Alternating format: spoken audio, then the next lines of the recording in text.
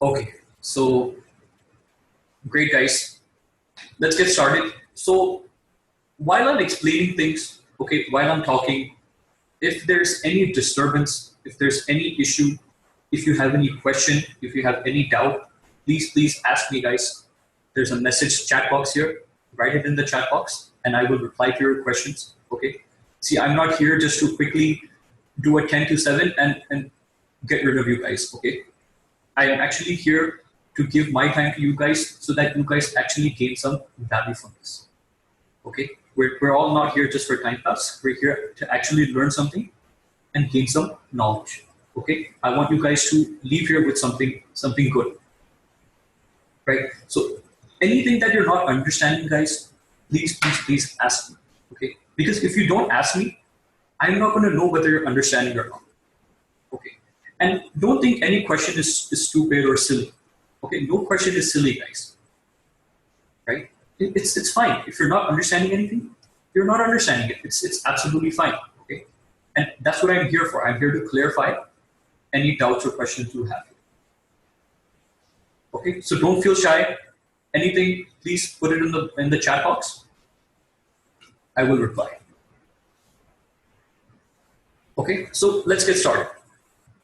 So the first concept that we're going to cover, right, we'll be starting from the basics and then we'll move to advanced concepts. So I'll just give you an overview of today, right? So today we'll just be going over a lot of concepts, okay? We won't be discussing trading related things today. It will be purely a technical based session today, right? We'll be going through all the technical aspects that you need to know about charts. And tomorrow, we'll get into the strategies, we'll get into the stock selection, and we'll discuss about psychology. Okay. So the first concept, guys, which is the most important, okay. If you just learn this one concept, guys, you don't need anything else in trading. You don't need any complicated strategy. You don't need, you don't need to spend thousands or lakhs of rupees in other tradings. This is it. If you understand this one concept, guys, this is it. Okay, you don't need anything else.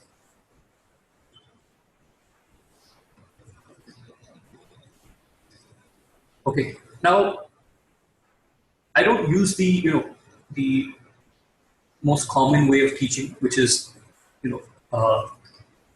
PPT or presentations. I actually like to teach like I'm in a live seminar or in a classroom, and I'm writing on a chalkboard. So I'll be using this paint. Okay. So if you guys want, you can take notes. Okay, and I do advise that you do take notes. You will be getting course material PDFs after the training. Okay, but I still advise if you can try to take notes. It's always better.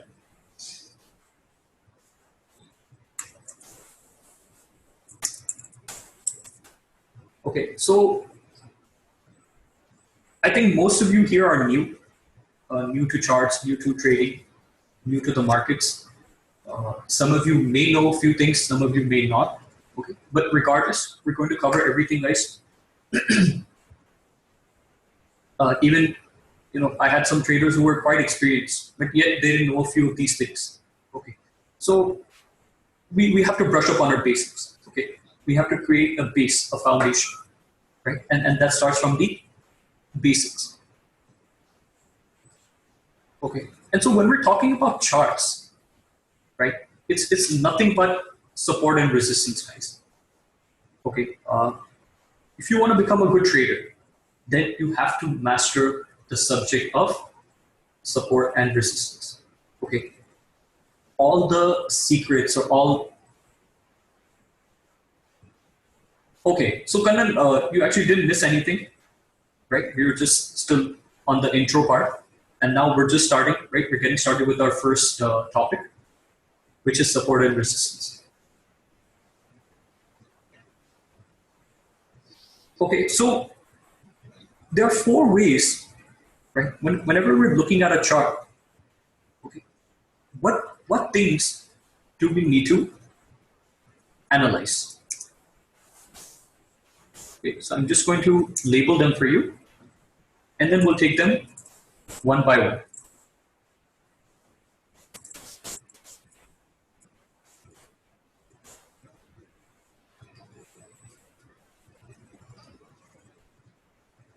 And a lot of people, what they do is, if you don't want to take notes, you can just take a screenshot of this or whatever you like. So our first concept is this OHLC. Okay, what does this mean? This simply means open, high, low, and close. Okay, so simply put, guys, if we have this candlestick, okay, I hope everybody knows what candlestick charts are, right? These are candlestick charts, right? So we have various types of charts. Okay, we have candle charts, we have bar charts. Okay, bar charts look like this. Then we have line charts, which is simply a line. And these are basically the most common ones. Okay, candle, bar, and line. So we use candlestick charts, guys, because it gives us a more precise picture, a more clear picture as to what is going on. Okay. So this is a candlestick chart, and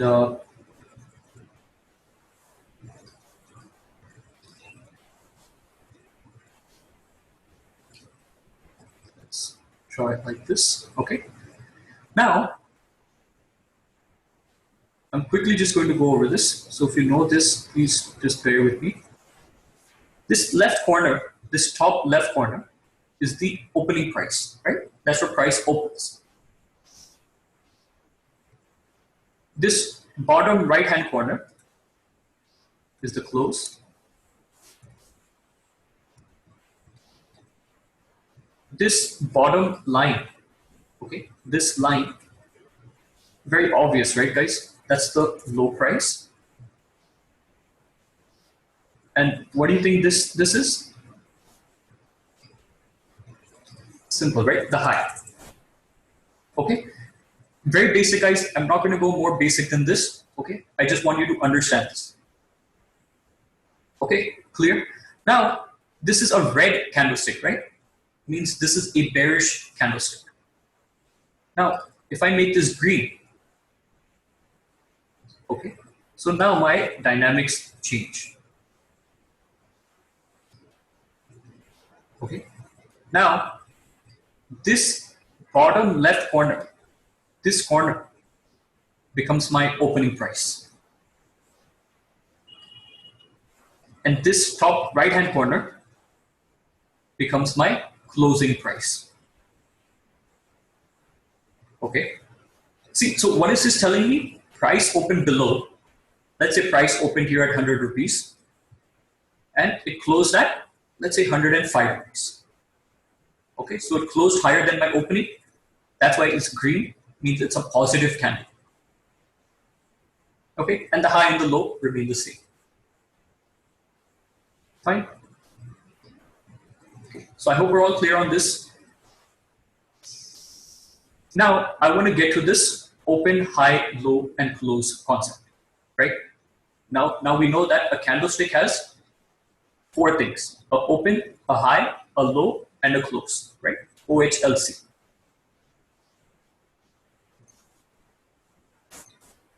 So let me just draw a picture for you and show you how we're going to use this for our analysis.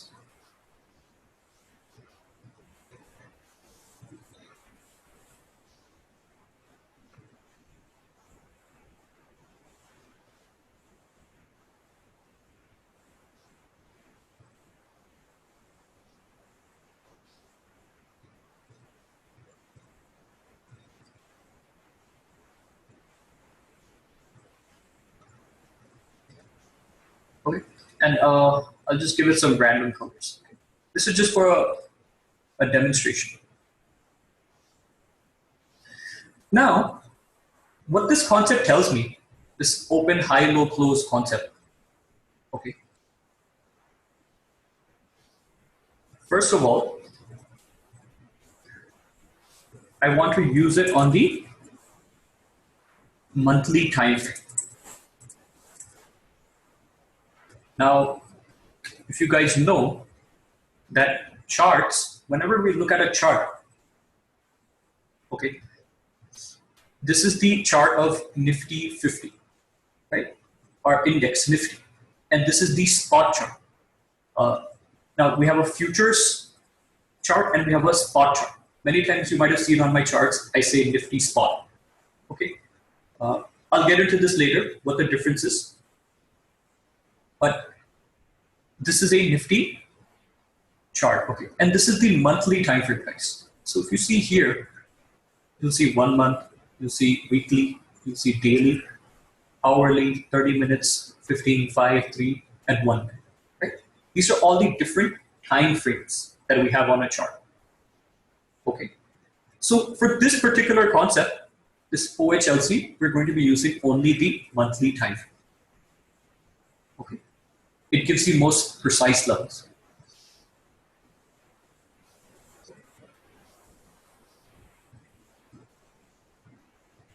Okay, now what we want to do is, guys,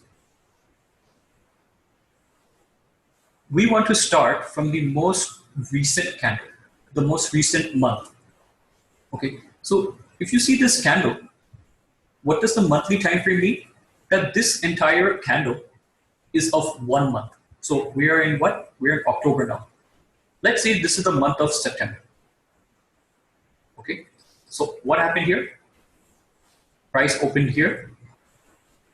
Okay, it made a high all the way here, and it closed here. Okay, this is the entire month of September. So what we want to do is, we want to start from the highest point and move down all the way to the lowest point, analyzing all 4 of these points, open, high, low, and close. Let me explain. So let's start from the high, okay? Let's start from the high of this candle. So what I'm going to do is, I will mark a horizontal line going left, okay? Now, when I mark a horizontal line going left, what I want to see is, I want at least 3 candles. Okay? I want at least 3 candles whose open, high, low, or close are exactly at that level. Okay? So now you can see that the high of this candle is on this horizontal line. Okay? The opening of this red candle is on this horizontal line, and the high of this candle is on this horizontal line. So we have 1, we have 2, and we have 3 candles, right? Whose open, high, low, or close fall exactly on this horizontal line. Okay? And if we get that, if we can find that on the charts, right? This will mean, okay, this will act as a very strong resistance for me. Okay? This will act as a very strong resistance for me. Okay. Now, just like this, what we want to do is, we want to go from the high to the low. So now we've done the high, right? Now, let's do the closing price. Now, if I come here to the closing price and I mark a horizontal line, okay, do I have any other candle whose open, high, low, or close falls on this horizontal line? Okay, so I have 1 here, 2 here, and only 2, right? So this level is not important for me, okay, because I need minimum 3 candles. Okay, so now I did the high, I did the close. Now let's go to the low.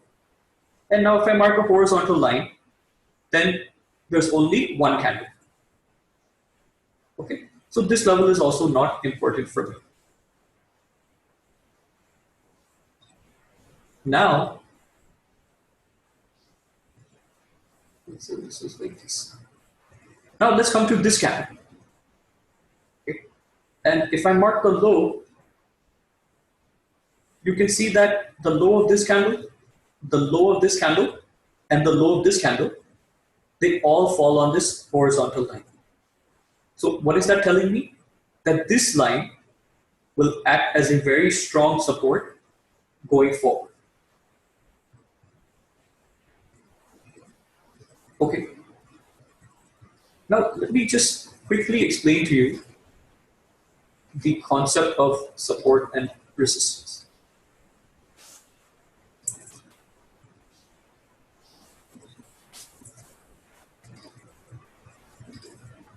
Now, suppose price is going up, going up, going up, going up like this.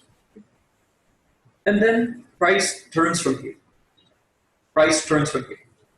Okay? What happened here? Price stopped here, right? Price reversed from here. Okay? So what is that telling me, guys? It's telling me that price is taking resistance here. Okay? So this ceiling, right? This ceiling has become my resistance. Okay? And now let's say price is going down, going down, going down, and then it turns like this from here. So what has happened here? Price stopped here, it reversed from here. Okay? It took support from here and it turned. Right? So this is called a floor. Price came down, hit the floor, and bounced. Now, let's say price goes down and it breaks this support level. Okay? Let's say price breaks this support level. Now, it breaks it and then it comes back and it turns from there. So now my support level has turned into resistance. Okay? Earlier this was a floor, right? Now the floor has broken, okay, and now it has become a ceiling again. So my support has become my resistance now. Okay, and same thing here, guys. If price breaks this, the ceiling, this resistance, okay, and it comes back, and then it moves up again like this. So what has this become now? Support, right? My resistance has turned into support. Okay, I hope everyone has understood this.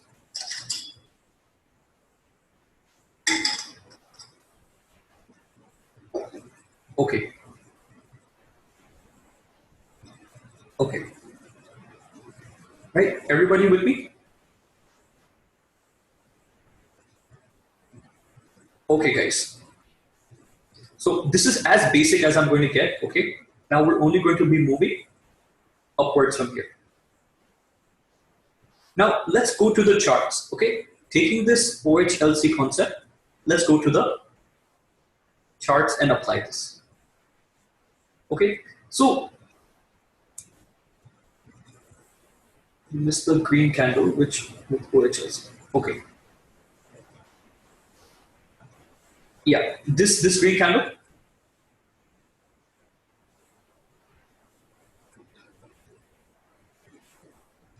Right, so Naveen, all we're doing is, okay, all we're doing is, actually, I'll just show you on the charts. It's better that you see a live example.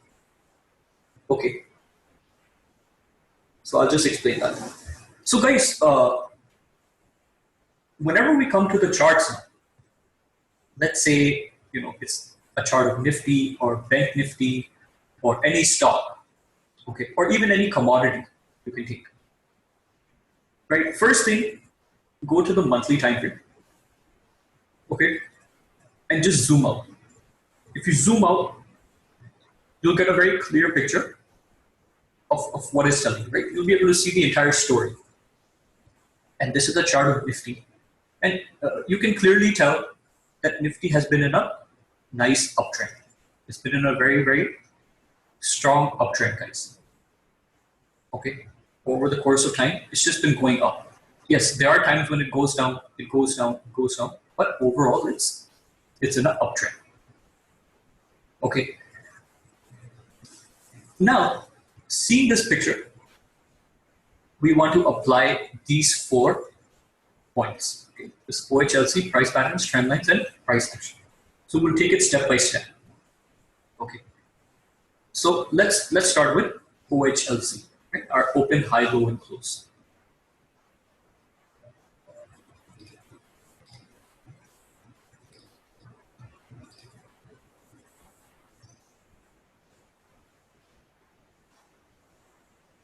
Okay. Now, what is the first thing we want to do is we want to start from the most recent candle. Okay. Now, this is the month of October, guys. This big red candle that you see is the month of October. Means it opened here.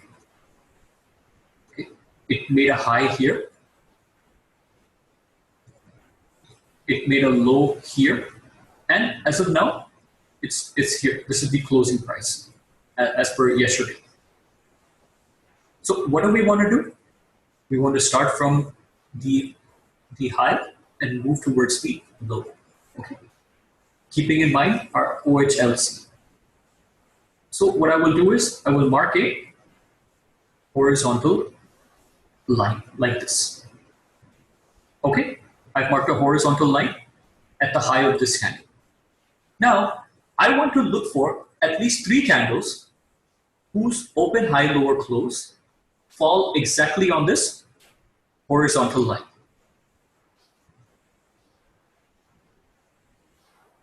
Okay, so clearly this candle's high is on this line.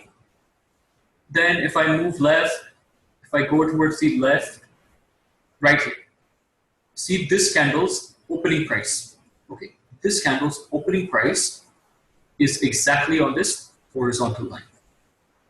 And this candle's closing price is exactly on this horizontal line. So now I have 3 candles, right guys? 1, 2, and 3. Now going forward, okay, if price comes back to this level, okay, this level here will act as a strong resistance for me. Okay, going forward, if price comes back to this level, it will act as a strong resistance for me. Right? So just like that, I want to start from the high. Yeah, color doesn't matter. Color doesn't matter. All we're looking for is the open, high, lower, close. Okay, so now, yes, Manoj, this is an ongoing candle.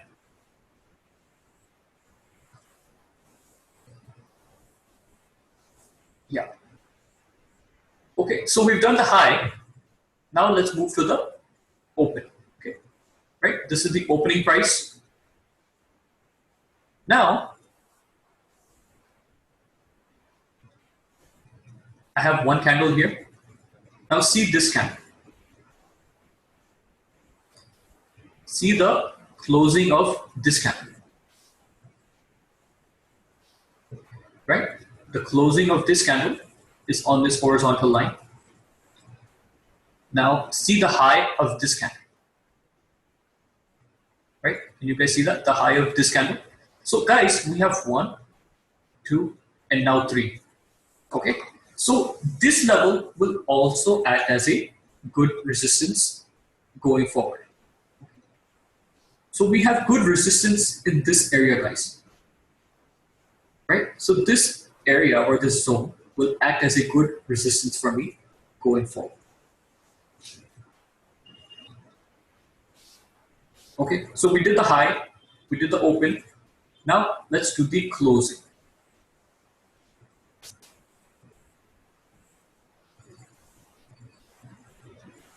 No, Hitesh, not necessary. We're looking for precise levels. Okay, see this method allows us to identify precise levels. Okay, so we, yes, see, it is also important to identify zones. Okay, uh, but this method also allows us to identify exact levels. Okay, and we use the monthly time frame because I'll explain why we use the monthly time frame. Okay, I'll explain that in a bit. Kannan, so from OHLC, any three should match, right? From OHLC, any three candles should match.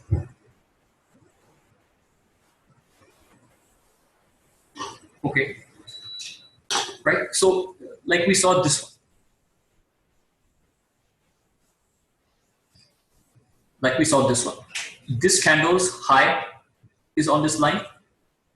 This candle's open is on this line, and this candle's closing is on this line, right? And so we have three candles, 1, 2, and 3.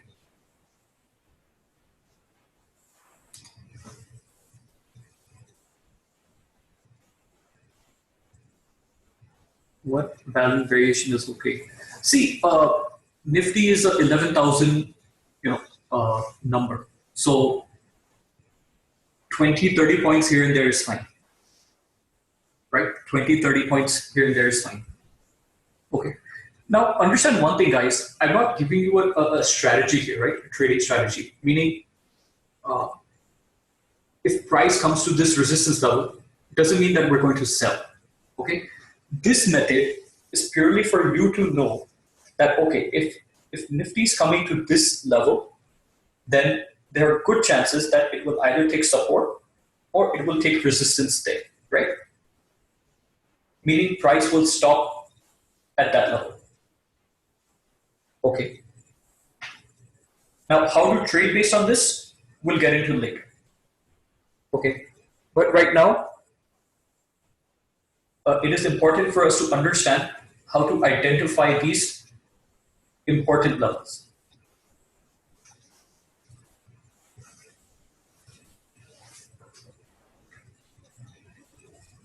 Okay. Now, let me show you the beauty of this. Okay. Let's look at a good example.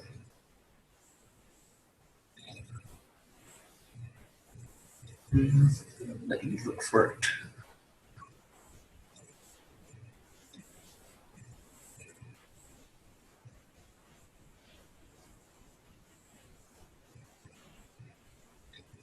Yeah. So let's say, see,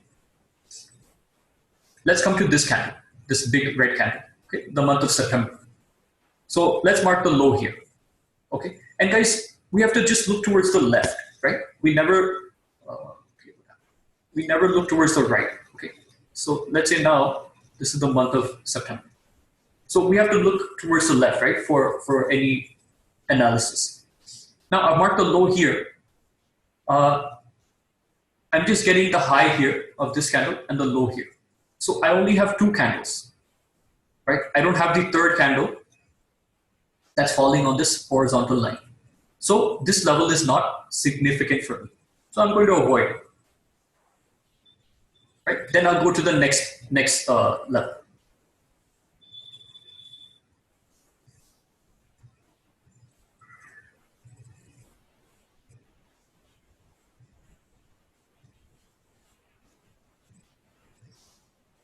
Okay.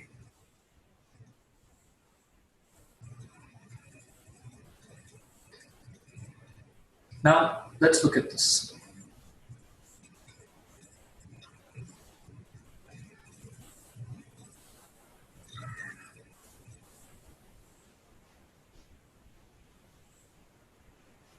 Okay.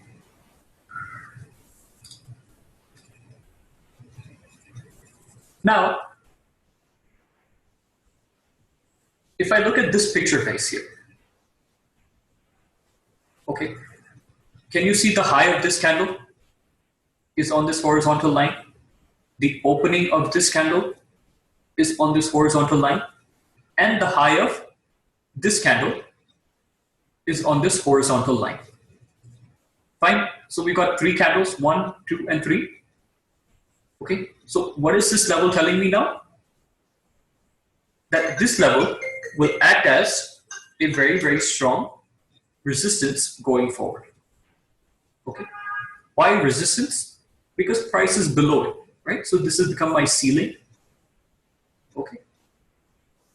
And so if price comes up, it may act as resistance. Okay, so now let's go forward and see what happens. Okay. Now, this candle has broken the resistance. Okay, and that's fine. Okay. Now, what do we know about the resistance? Okay, as we discussed here, if resistance is broken, it will turn into support, right? So now this resistance has broken, meaning this level will now act as support. Exactly true. Okay. Now see this candle. Let me zoom in. Okay. This candle came just below this level and bounced back, right? It came just below and bounced back.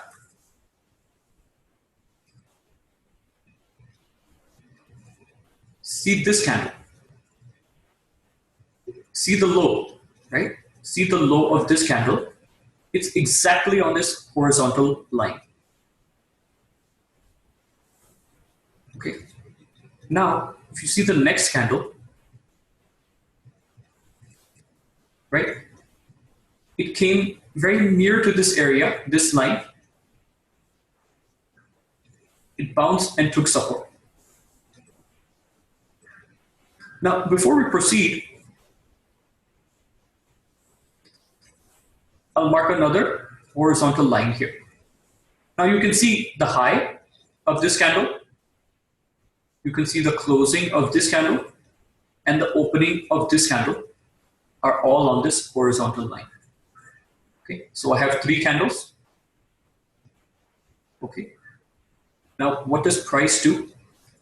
So this zone, okay, this has become my support zone, guys, right? I have this horizontal line here, and I have this support line below.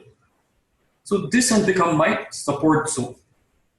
Okay, now look at this candle. Look how it comes slightly to this horizontal line, very near to it.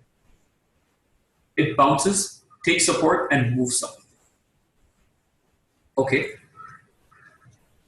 This candle itself gives us almost a 400-point move, right, in Nifty. And price continues to go up. Okay. Now, if you see these levels, guys, if you see these levels, this is 10,750.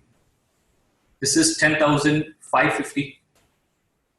Do you guys remember that I had posted a chart in the group, and I clearly said that 10,550 is a support for Nifty, and if it breaks 550, then it will go much lower.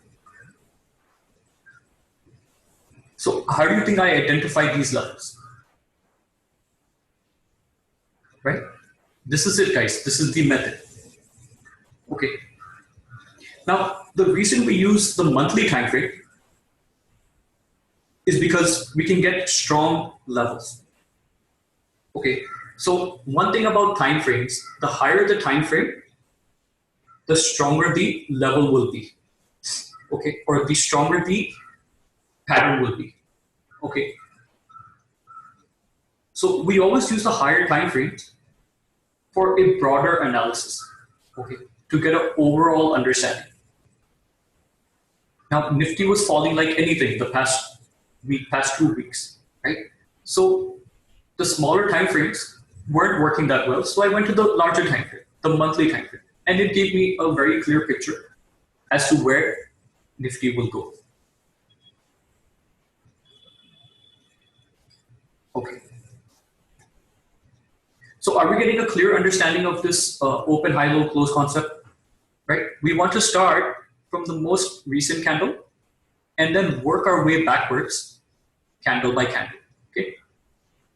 Then go to this candle, then this, right? Start from the high and move towards the low. Okay. Covering all 4 points, the open, high, low, and close. Okay. And see where you're getting support or resistance levels.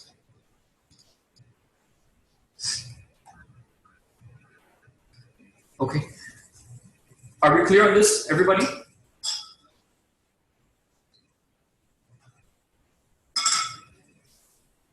Okay, perfect. It's a very simple concept, guys, but this will really help you to identify very, very important levels.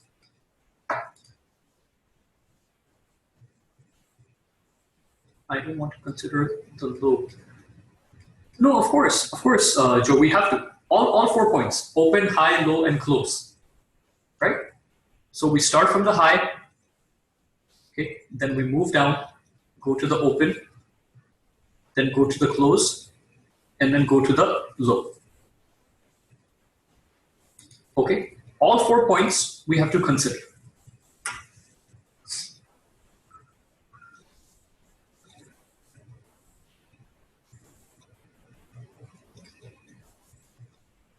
Okay. Fine.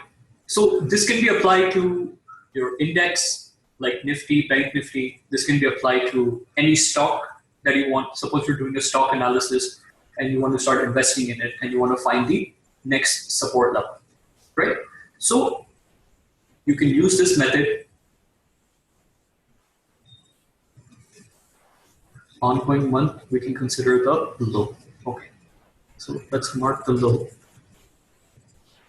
And okay, so the low here, the low of this candle, and the opening of this candle.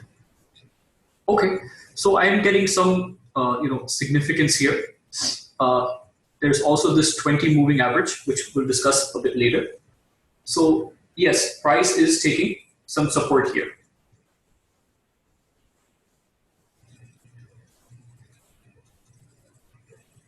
When you draw the lines and that cross the wicks, you need to ignore that. Yes, Manoj sir. So when we draw the line, okay, and if it crosses through any other candle, then we ignore it. Okay, we want that open, high, low, close to be exactly on that horizontal line, right? If it crosses through, or if it breaks through, then we don't consider it.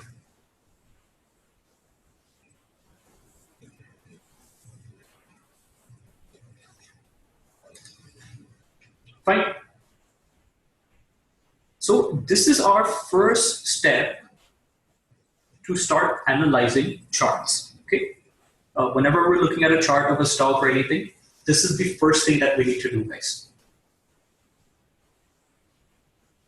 Okay, you will always see me posting charts of Nifty or Bank Nifty with the support or resistance levels, right? I don't use that to trade, okay, because I don't trade the index. But it helps me to understand that, okay, if Nifty will take support from here, and if I'm trading a stock, and let's say Nifty is close to the support area, right? So good chance that it will bounce. And if I'm short in a stock, okay, it means if I'm in a sell position in a stock, then I might want to look to exit, right? So I look at this concept, the open, high, low, close, just as an indication to help me, understand, okay, what is happening with the overall index. Because guys, stocks generally tend to move in the direction of the index, right? So if the index is going down, then most likely stocks will also go down, and so on. Okay, and this is very good, a very good analysis for, let's say you want to invest. Okay, so you pull up a stock that you like, and you look for, where it will take support or resistance as per this analysis, and then you can take a decision accordingly.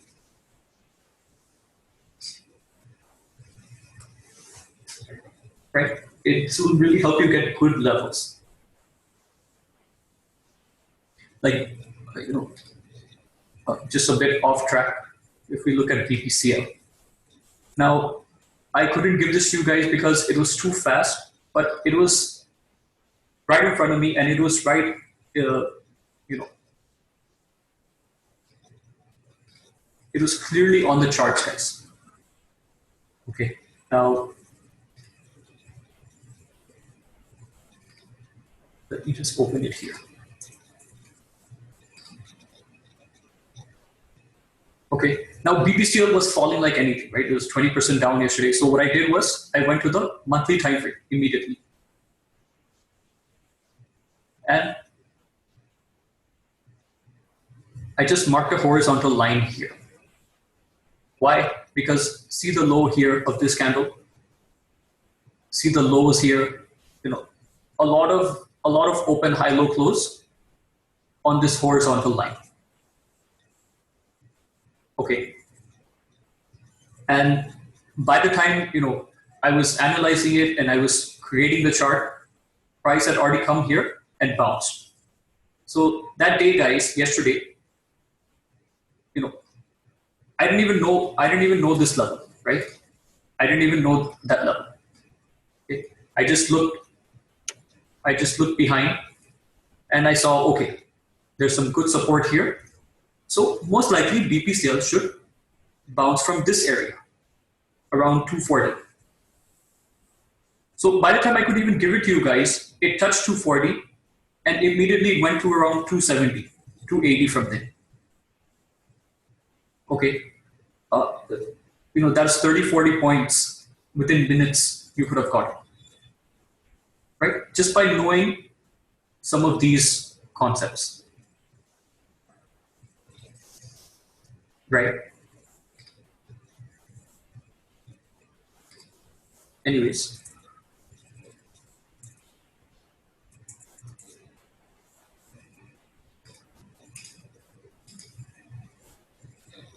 Okay, so I think we're all clear on this open high low close concept, right? Very simple thing, monthly time frame, look for 3 candles. Okay, as simple as that.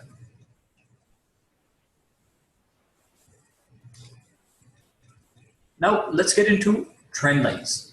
Okay, guys. Again, you might be thinking, oh, trend lines, why are we wasting time on that? Or it's such a simple thing. But guys, I'm telling you, you master the basics, you will master the art of trading. Okay, it's honestly, it's as simple as that, right?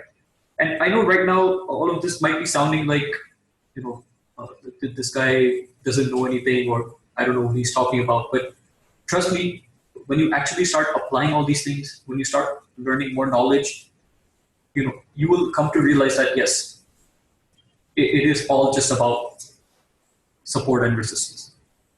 On same example, BPCL, if it falls below 240, breaking support again, next point, act as resistance, right? Yes, Raj. In most cases, yes, right? But in a case like this, because it's falling like madness, 240, it might go to 235. Okay, it might go to 230 and then bounce from there, right? Because there's some news and it's just falling like madness. Okay, so when a stock is so volatile sometimes, right, it is not necessary it will exactly hold that precise level. It might be few points here and there, right?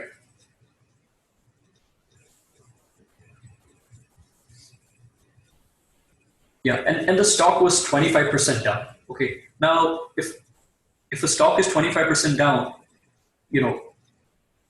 the chances of it going lower are quite less. Okay, So, and if you see a support level there and you see a stock is 25% down, you know, just be my guess. It's a blind buy, right? It's a blind buy.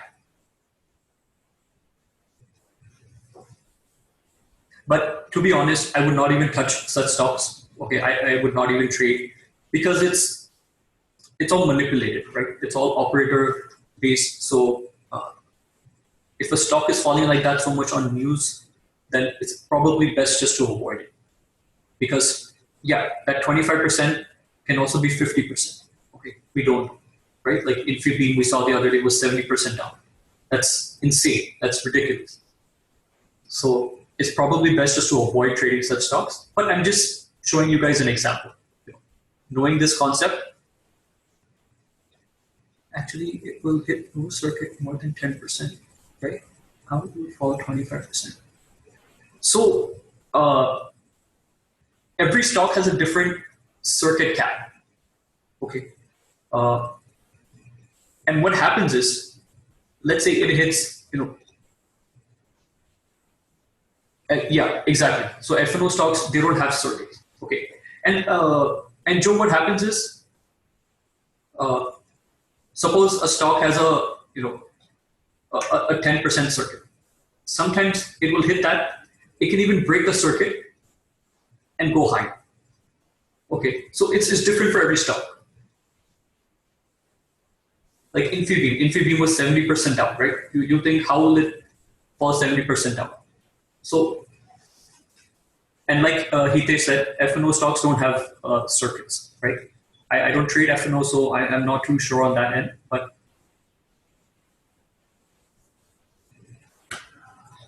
okay, anyways, back to the topic.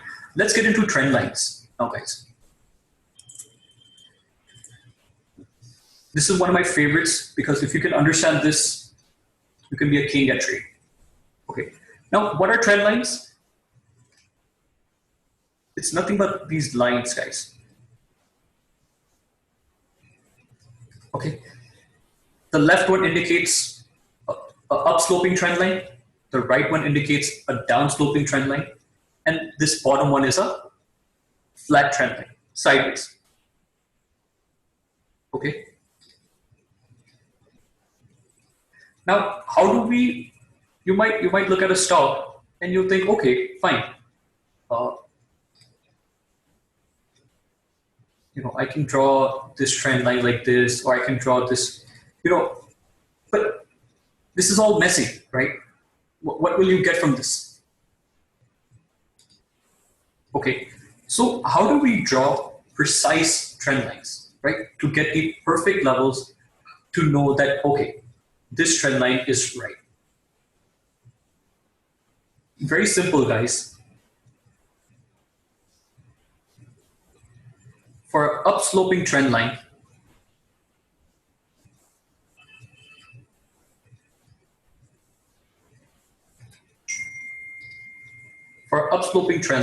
we want to connect 2 points. And for a downsloping trend line, in fact, for any trend line, we need at least 2 points. Now, what are these points? Okay, what are these points that we're connecting? Now, I'll bring you to this concept known as swing highs and swing lows.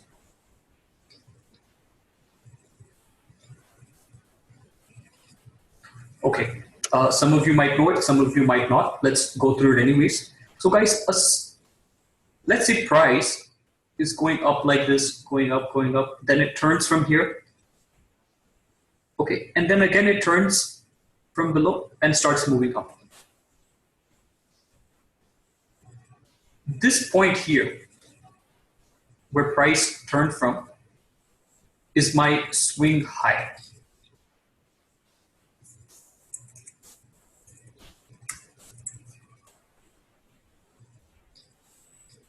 Okay.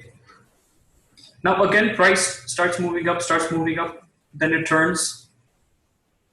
Okay, and then it turns again. So again, this point is my swing high. Okay, this high here, where price turn from. Swing high basically means the highest price where price turned from. Okay, now on the opposite end, what is my swing low? Okay, so price turns from here and then moves lower. Then again, it turns from the bottom and moves higher. So this point here is my swing low. Swing low simply means it is the lowest point where price turns from. Okay, is this making sense to everyone? See, now let's come to this picture. Price is going down, going down, going down. Then it turns, and then it turns again. Then it turns from the bottom, and then it turns again. So this is my swing low. This is my swing low. Okay, sorry. And these are my swing highs. And these are my swing highs. Okay. This is my uptrend. Okay. And this is my downtrend. Okay. How do we identify that? You can see price making higher highs and higher lows. Okay, you can see price going up, right? And this is my downtrend because you can see lower highs and lower lows. Okay, are we clear on this? So, keeping this picture in mind,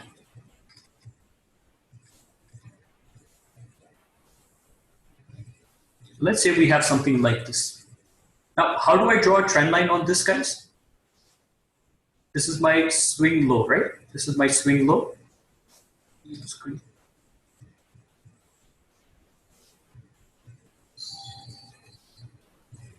Guys, just give me 1 second. I think somebody's here. Just 1 second.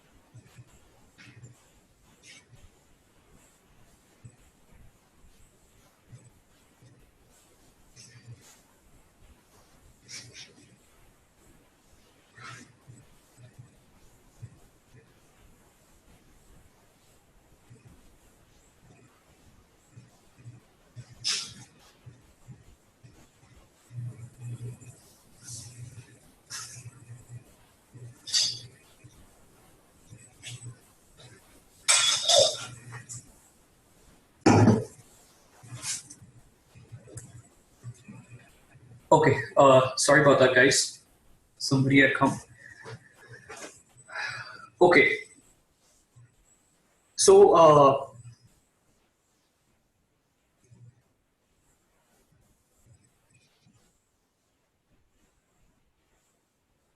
what I've done here is, okay, we have our swing highs and our swing lows, correct? Now, I've drawn 2 points at my swing lows. So what do I want to do? Simple, connect the dots. Okay, if I connect the dot, I will get a nice, crisp trend line, right? A very clear trend line. And I can do the same for my swing highs. Okay, and now all I have to do is connect the dots, and I get my trend line. Okay. Now we can do the same if price is in a downtrend, right? Now these are my swing highs. So I will simply connect the two dots. And these are my swing lows. Okay, I will simply connect the two dots.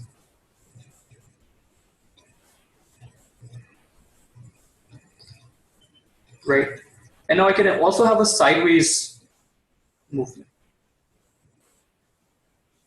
Okay, all of these are my highs, right? So connect a trend line like that. And I can do the same on the bottom. Now, the magic of trend lines, guys.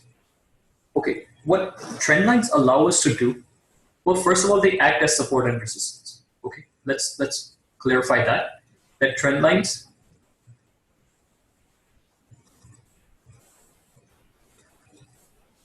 So see, as of now, there are only 2 points. Okay, I'll get to the charts. I'll show you this on charts, right? But right now, let's just try to understand. First, we need to identify our swing high, swing lows. And very simple, just connect the swing highs and swing lows, right? Just draw a line across. I'll show this on charts.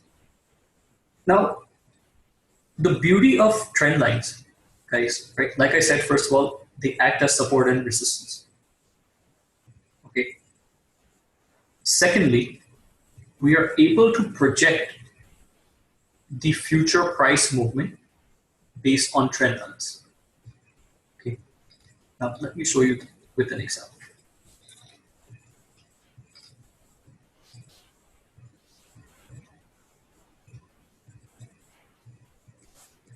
Suppose I have a picture like this, okay, and I will connect my swing lows, okay. So I get this bottom trend line, and let's say I connect my two swing highs, right? So I get my upper trend line. Now, what did I say about trend lines? They act as support and resistance. Now, what we can do with trend lines, guys, we can just stretch it for as far as possible. Okay. By doing that, it allows us to project the future price movement.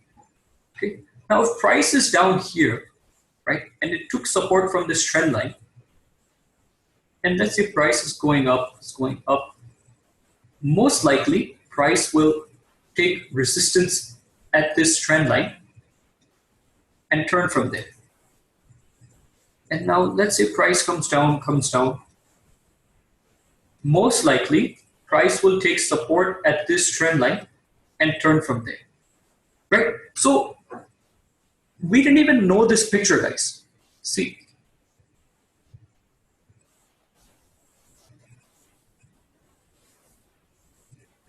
we didn't even know this picture. right? That price will go up there and then turn from there. Okay. But with the help of the trend lines, we were able to basically predict that, okay, price can go up to here, and then from here, price can go up to here. Okay. And because they act as support and resistance, there are good chances that they will turn from those levels.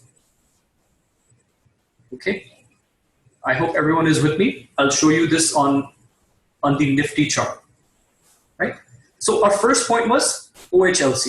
Okay. Once we've done that analysis, then we come to the trend lines.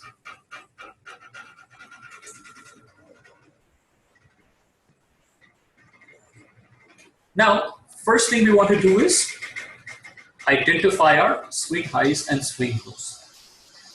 So this is a swing high. Okay. This was a swing high. Then this was a swing high. This was also a swing high. Then this is a swing high, and this is a swing high.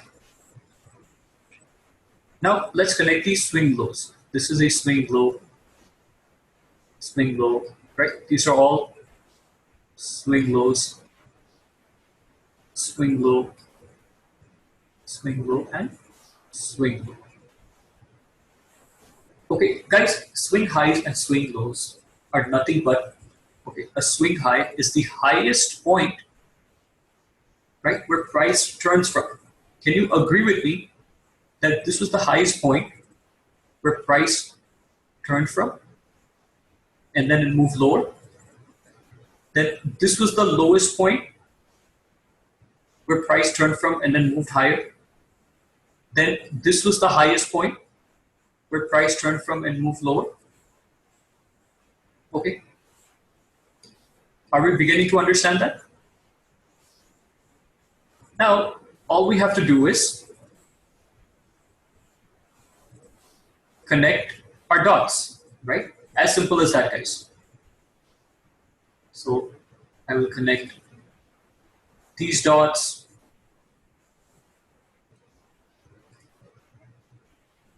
Then I can connect these dots.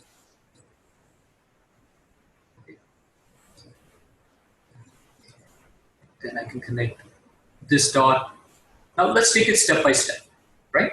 Let's take it step by step.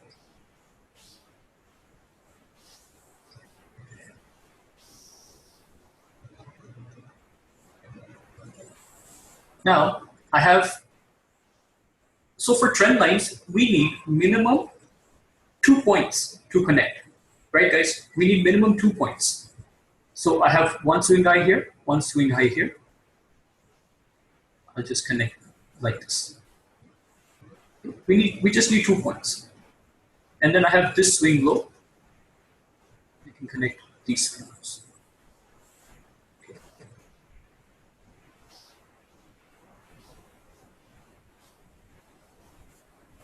Now, like I said,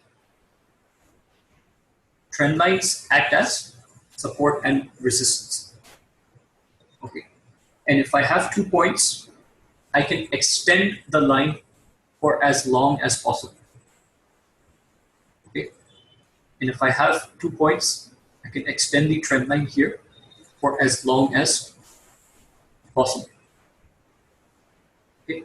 Now I have this line here and this bottom line here. Okay. So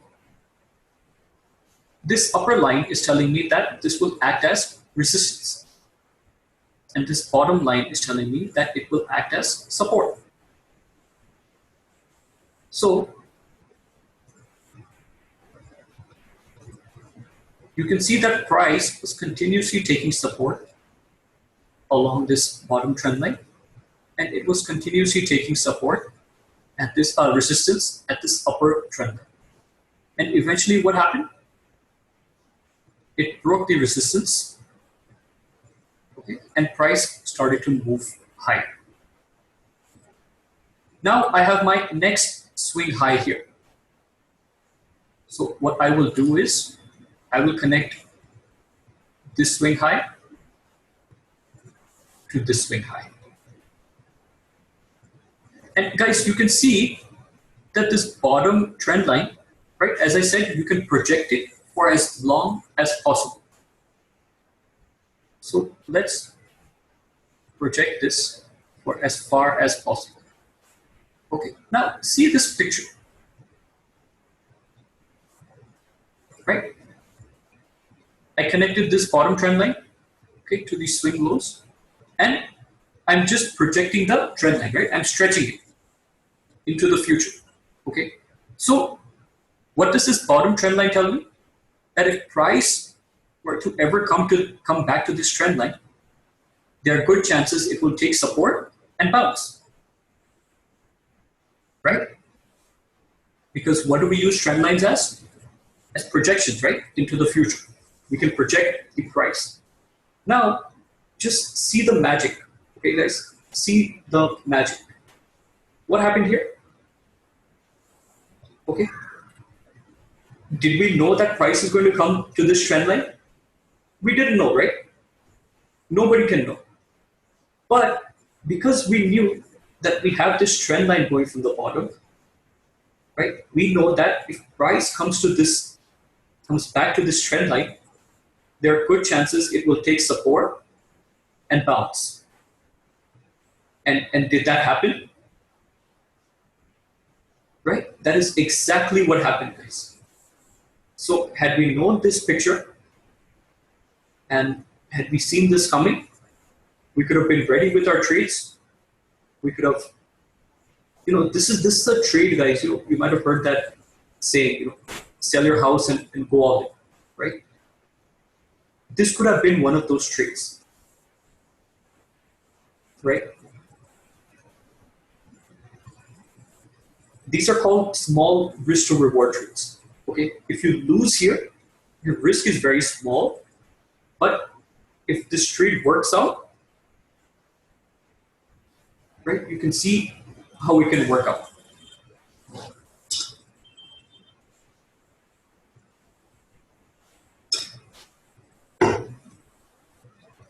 Now,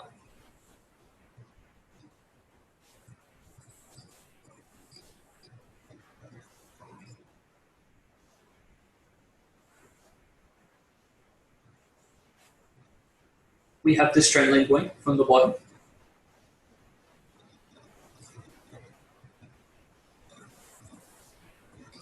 Okay, I connected this swing high to this swing high. Okay, so all I need is 2 points, and then I can project my trend line into the future, right, going forward.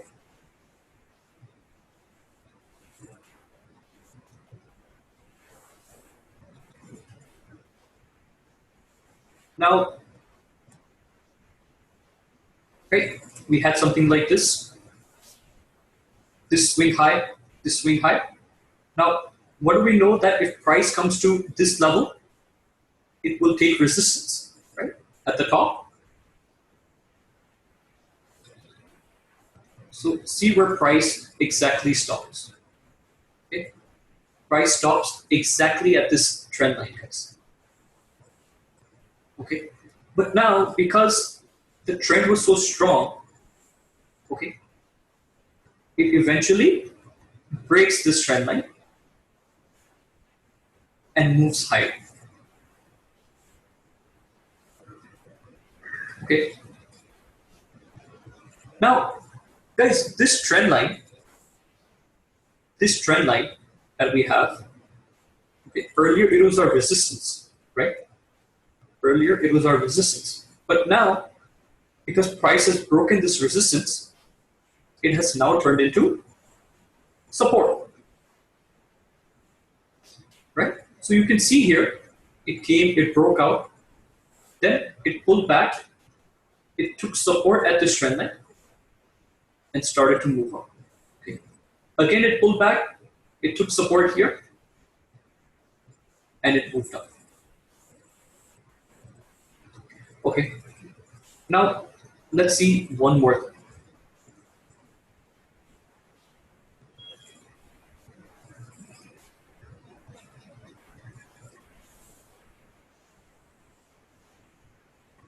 Okay, what I've done here is I've connected this swing low, okay, to these swing lows here, right? So now I have this trend line going as well from the bottom. Okay, I've got my 2 points, my first point here, and my second point here, right? All I have to do is connect the dots.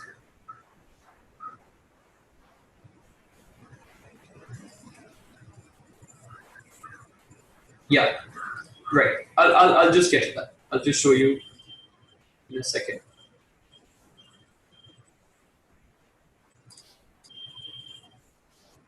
See, now, okay, guys, this is the line chart.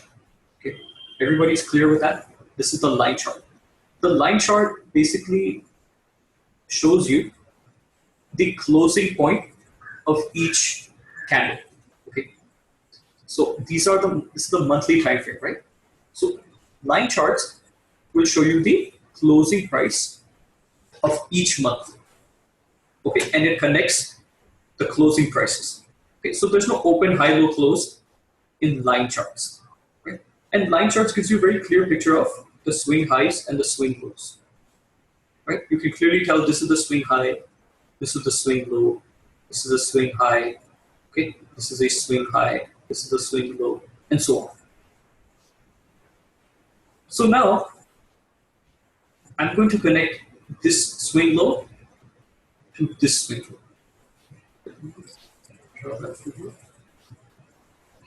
This swing low to this swing.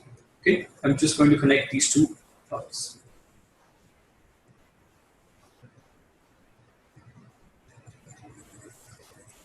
Okay, I connected this swing low to this swing low. Fine, guys. Okay, so this is my picture. Now I have the trend line projected, right, into the future. So what do I know about this? That if price comes to this trend line, there are good chances that it will take support and move higher. Okay, and you can see price came exactly to this trend line, took support, and moved much higher. Right? So by drawing these guys, we can be well prepared in advance with our trades. Okay. We can predict or identify that, okay, if price comes to this level, then there are good chances that it will bounce from there. And this we can predict much before.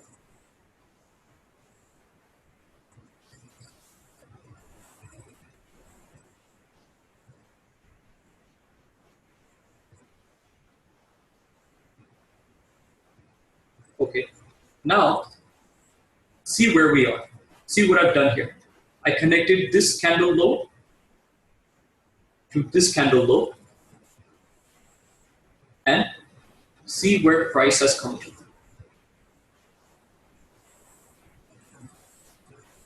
Okay, this is the monthly time frame. See where price is right now, guys.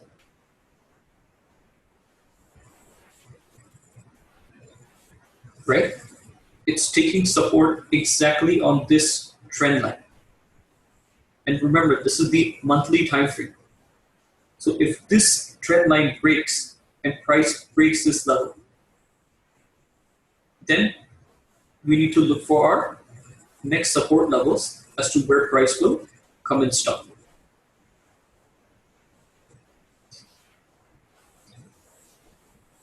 Okay. And I do this on the monthly time frame because monthly time frame, like I said, it holds a lot of substance. It means it has some strength to it. Okay, as compared to the weekly time frame or the daily time frame, what will be the next support? Okay, let's look at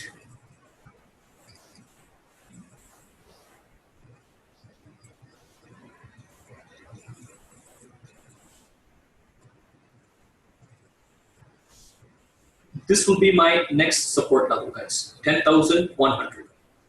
Why is that? See this. 1, 2, 3, 4, 5. 5 candles whose open, high, low, and close are all exactly at that horizontal level. Okay. Now, if we get a close below this level, guys, 10,100, then I don't know what to tell you. Okay, means 9,000. Then God knows, then only God can save us. In trend line, why we avoided March month low? This one.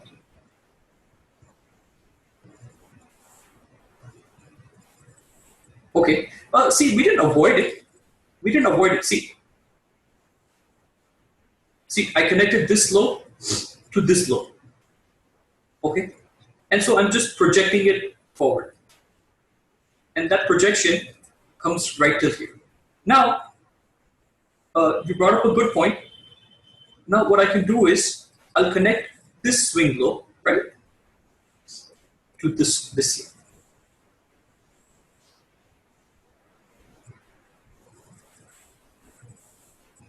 Okay. And guys, if you remember,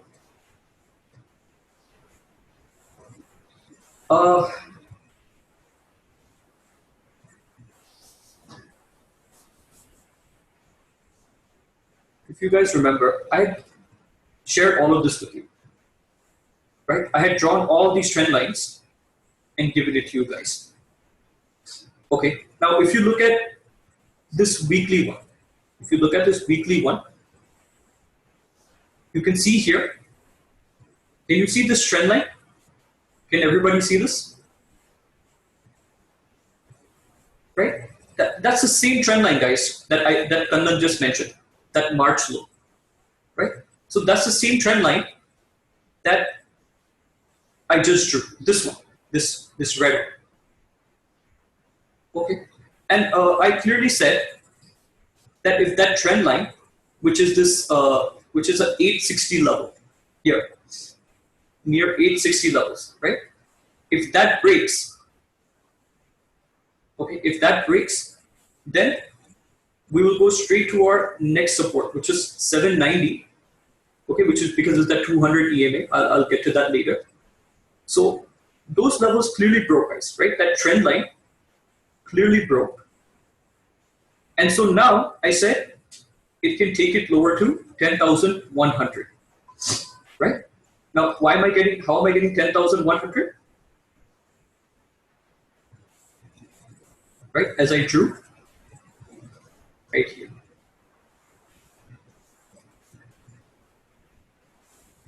Right? So when I give you these levels, guys, they all have some significance to it, right? I'm not just blindly giving it to you, right? They all have some meaning to it, some significance to it. So now we are sitting at a very crucial point. First of all, we're sitting at this trend line support. Okay? And also we have support at 10,100 as per our OHLC concept. Okay. So if this upsloping trend line breaks, it will take support near 10,100. If 10,100 breaks, guys, I cannot tell you how far this market will go. Okay, we may see 8,900 to 9,000 levels once again. And that is a highly likely possibility. Yeah. Okay, but one thing I want to tell you, that in markets, never create a view. If somebody tells you, ये आपको क्या लग रहा है, or what is your view on this? Okay, never create a view, guys. Never say that Nifty is going to 9,000. Okay, because the market will come right behind you and give you a straight slap on your face. Okay, and you'll be like, I thought it's going to 9,000, but it just turned from there. Okay, so never have a bias or never have a view when you're trading. Simply do what the chart tells you. If it's breaking the trend line, we will sell. If it's taking support at the trend line, we will buy. Last line drawn. No. Okay, you're talking about this horizontal one?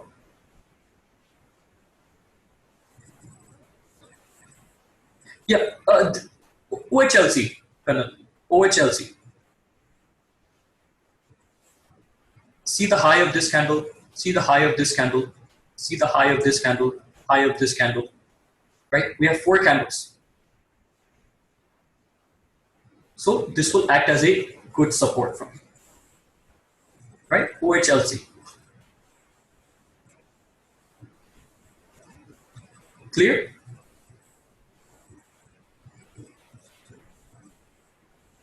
Yes, yes. Right? So this will be our next major support, guys. See, if we're on the monthly time frame, understand that everything is major. Okay. We're doing a broad analysis, or overall analysis. Now we can go to the smaller time frames, like daily, hourly, and we can get minor support levels. Right? Like the other day, I said that when price was falling, okay, when price was falling, I said that this level here,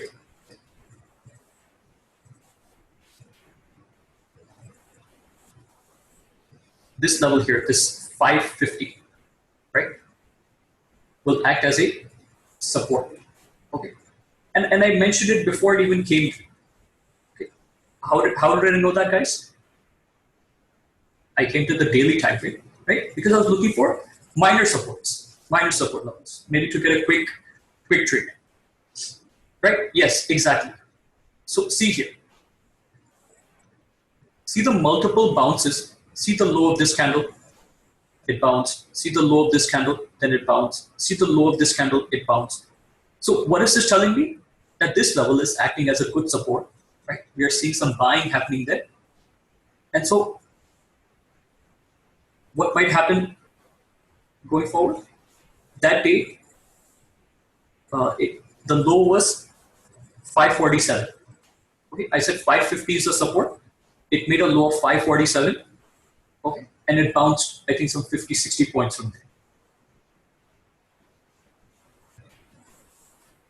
So coupling trend line. Yes, of course. See, if you want a broader view, just go to the monthly time frame. Okay, and just follow these steps. First step, OHLC.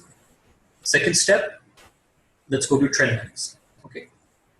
Now, third step will be our price patterns that we get into now. Okay. So this is the kind of analysis that we want to do, guys. On the monthly time frame, it will give you the major picture, the major levels, the strong levels. If you go to the lower time frames, like daily, then you will get minor support resistance levels. That maybe if you want to trade intraday, then you can use those levels.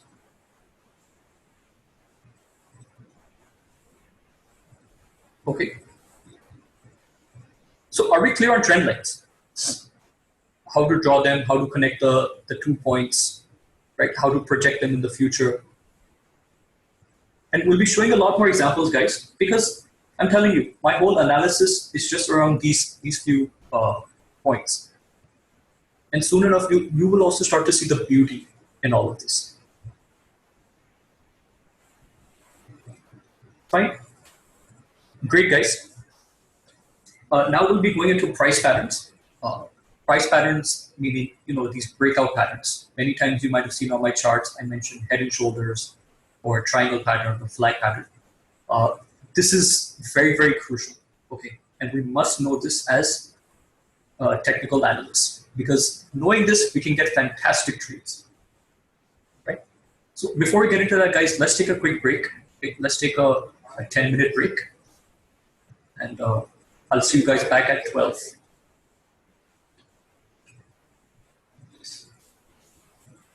Fine? Okay, guys, I'll see you in 10 minutes. Lunch, I think around, let's say 1:30, whatever everyone is okay with. Do you guys want 1 o'clock lunch or 1:30?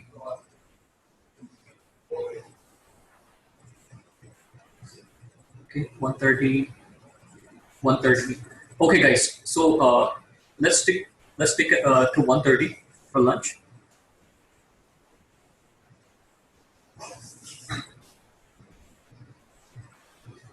(1:30 to 2). Yeah, 30 minutes, 45 minutes, that's fine.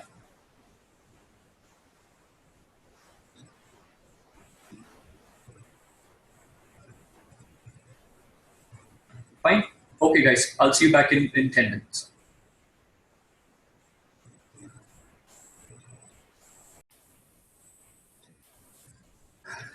Okay, so we've done trend lines. Okay, and guys, we will be touching upon these topics going forward, right? Because like I said, this is the crux, to technical analysis. And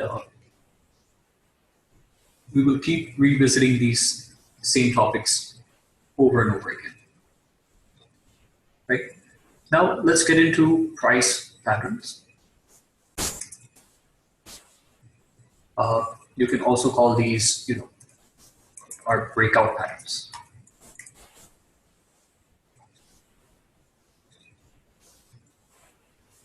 So we have head and shoulders, we have cup and handle, we have triangle patterns, we have channels, then we have double top, double bottom, then we have flag patterns, then we have wedges, and so on. Okay, so these are some of the most commonly used or some of the most important ones.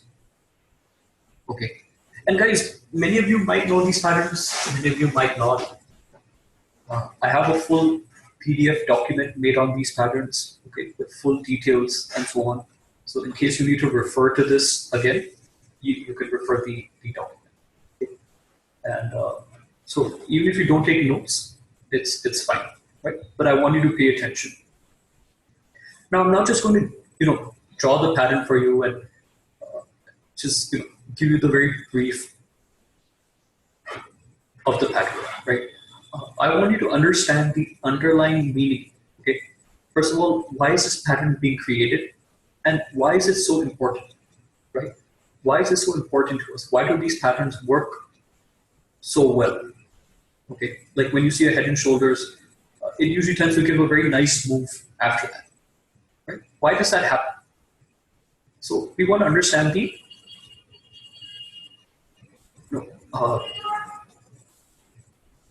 we want to understand the significance of that. Okay, why is this so important? So we'll completely break it down and try to understand why. Okay, so let's get into it. Then let's start with the head and shoulders.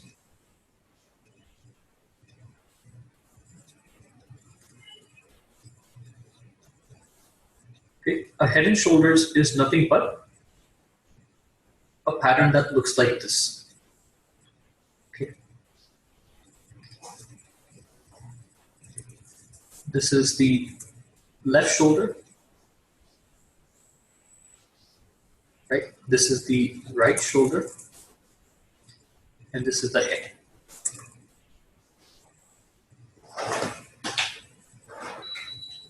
Okay. Now we can also have the same on the flip side, which is known as the inverse head and shoulders. Hideshi, we will, okay, I will only be going over two particular candlesticks because as per my uh, definition, as per my experience, I feel you only need to know these two candlesticks and you're set to go. Okay. So we won't be going into all the candlesticks because I have more important things to cover with you, apart from candlesticks. But what I will be giving you is I have a good course on candlesticks, right? By some other expert. So I'll be giving you those videos, right? So in your free time, you can go ahead and watch those videos and you'll get a complete understanding of candlesticks. Okay.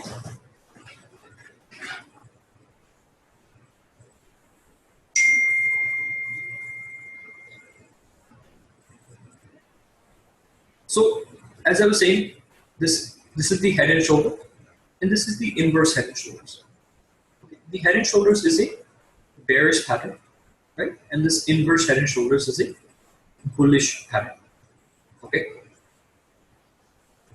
Now, a head and shoulders can also look like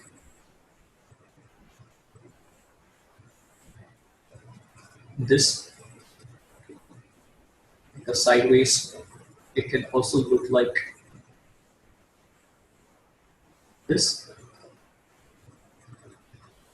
Inverse head and shoulders can also look like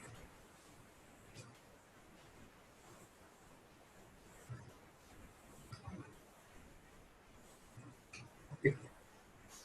Or it can also look like this.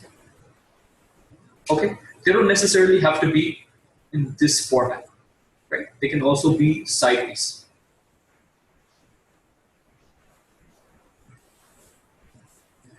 Now, this is the head and shoulders, okay? And this line that is going from below is known as the neckline, right? We call it the neckline. Okay, so this pattern gets activated once this neckline breaks. Okay, so the moment this neckline breaks means we will enter the trade. Okay, now let's say this level is 100. Okay, so we will sell below this level, right? We will sell below this level of 100. Okay, now what are my targets and what are my stop loss? My stop loss is nothing but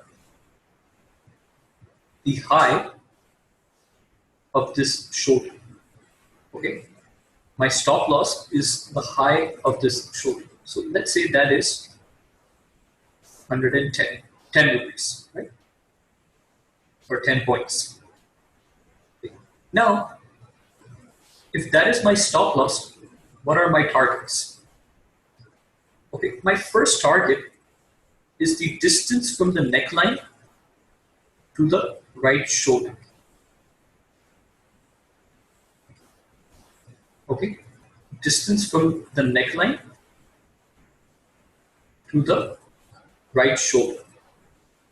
So what is that? If this is 100 and this right shoulder is 110, okay, so my first target will be 10 points, right? So my target, first target will be 90. Okay, simply the distance from the right shoulder to the neckline. Now what will be my final target? The distance from the head to the neckline. Okay, distance from the head to the neckline. Now let's say the head is 120.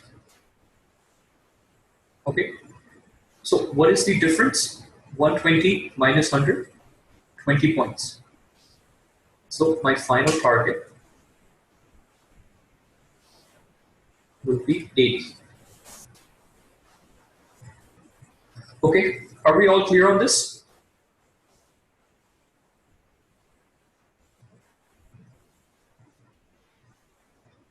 Okay, now the same thing will be on the bottom.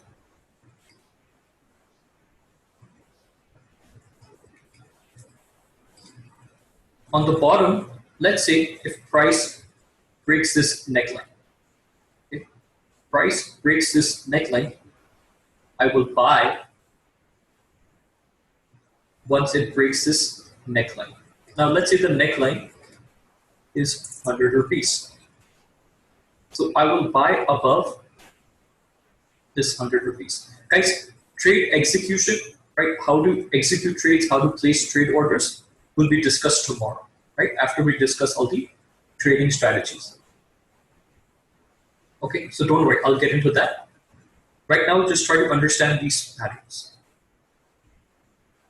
Okay, so I will buy above 100. Now, what is my stop loss?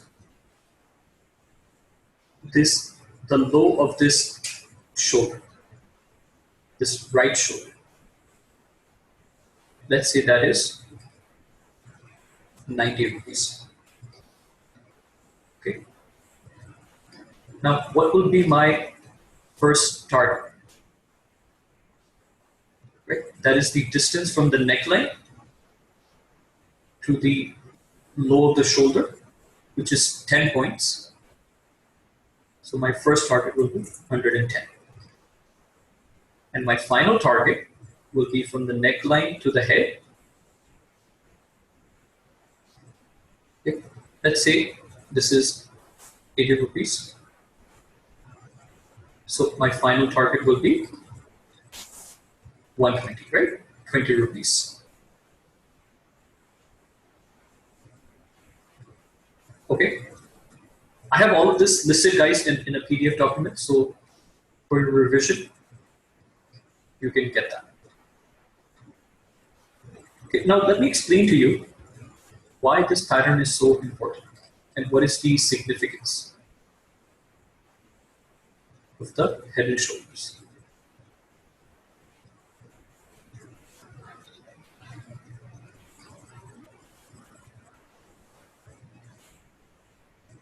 Now, let's start from here. Okay, what happened here, guys? Okay, what happened here? Buyers came in and they took price up. Okay, buyers came in and they took price up. Now price came back. It came back to the same level.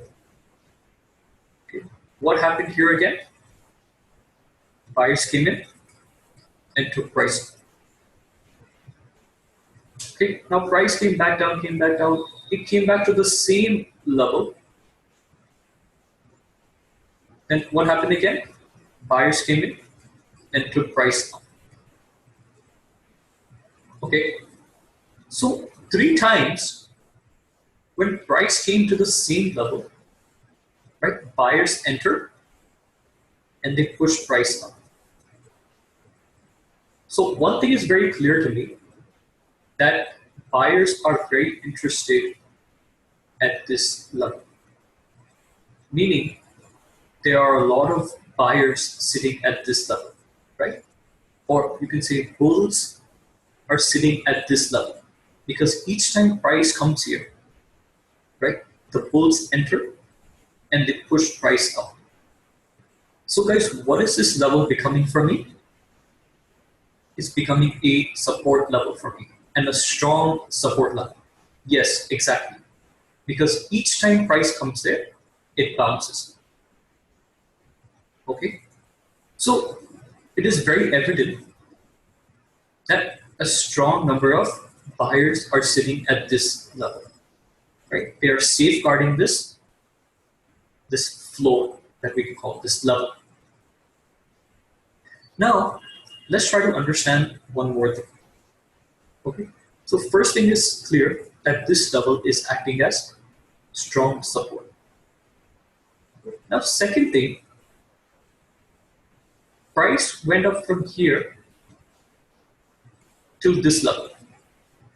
Okay. Now, price again started to move up, and this time it went even higher, right? It went even higher. Means more buyers came in, right? More bulls came in and they pushed price higher.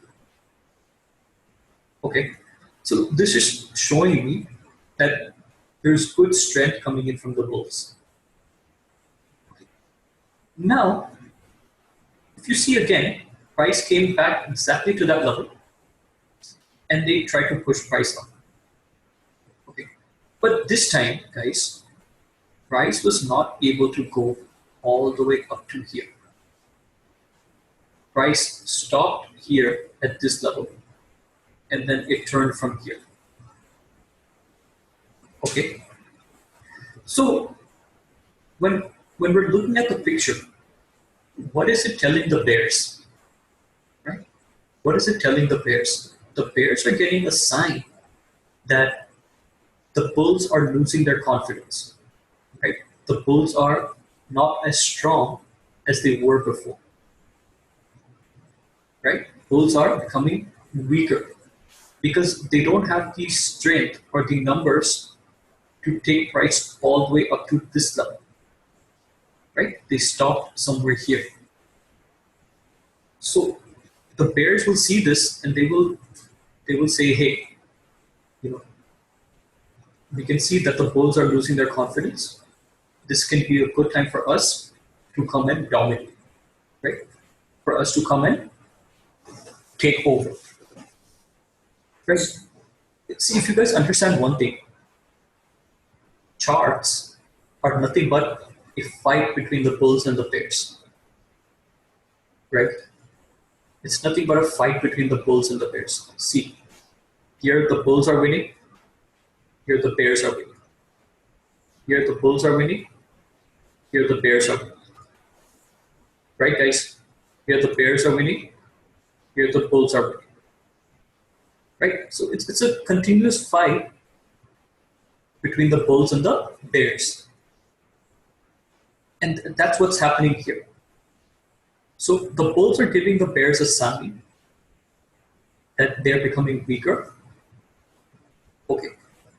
Okay, so now bears see the sign, but they're not just blindly going to enter, right?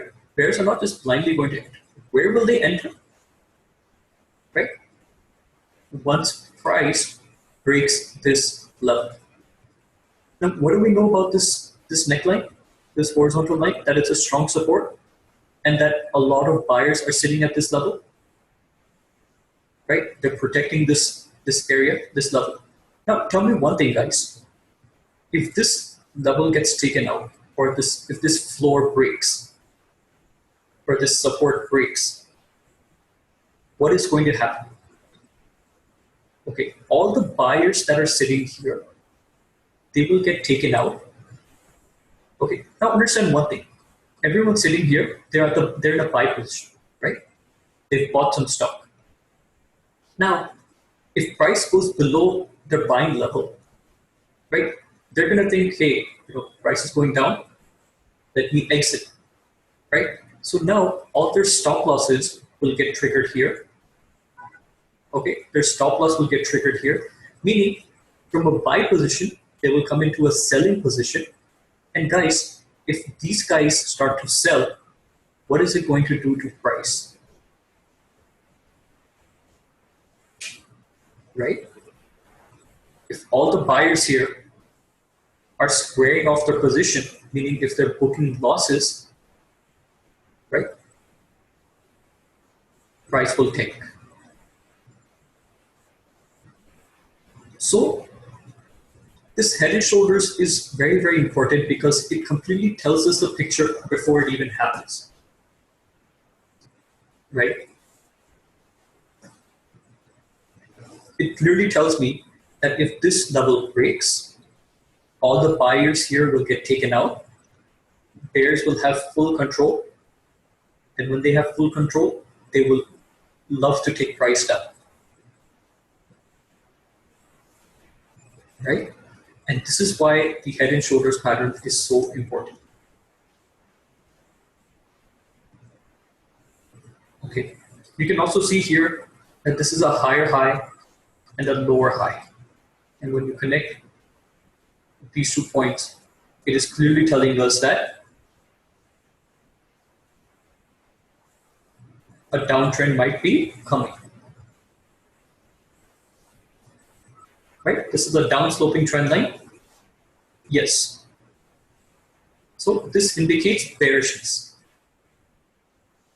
But we only get confirmation once this neckline breaks, right? This level.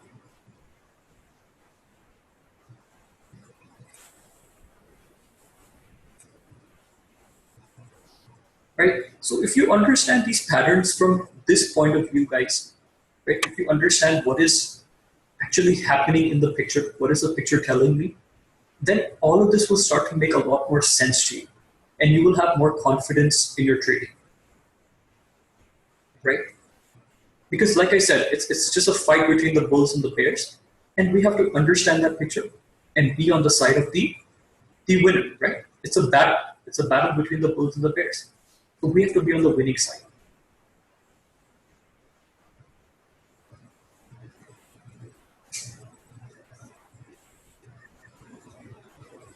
Okay, and one more thing about the head and shoulders pattern, or in fact any pattern, you know, the picture might look like, it might look like this, okay, or this right shoulder might be a bit larger, might look like this, or we can have a large left shoulder and like this, right? This is also head and shoulders, guys. Now let me show you some examples on charts.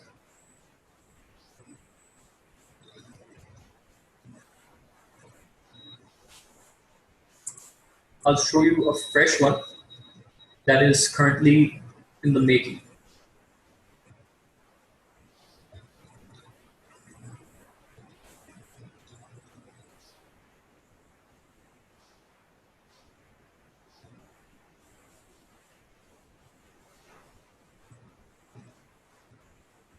See, this is the left shoulder. This is the head.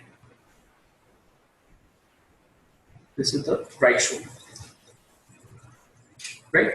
This is Ashok Leyland. Okay.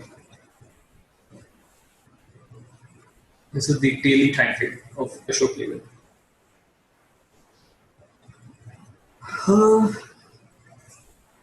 Let's see one more recent one, which is Hexaware. Right? I had even posted this in the group. Left shoulder, head, right shoulder. Right? Sometimes, you know, just by seeing the chart, you might not be able to see the picture, but with time and practice, you will be. Right? You can see this is the left shoulder, then this is the head. Okay, price went all the way till here, came back, okay, took support exactly here, right?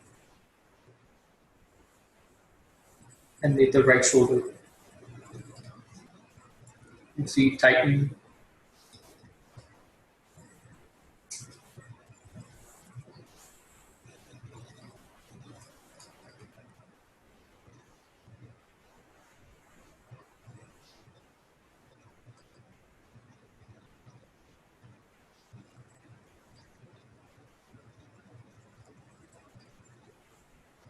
Here's the left shoulder, here's the head, and here's the right shoulder. Okay.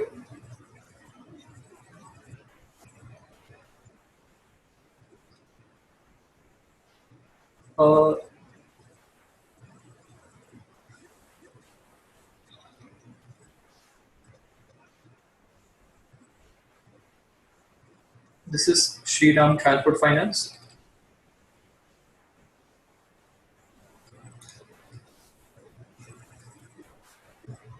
This is the neckline, left shoulder, that's the head, this is the right shoulder. Right? So see, it doesn't have to be perfect. Okay. Don't look for a perfect picture. Try to just understand the price behavior and see whether that picture is forming or not.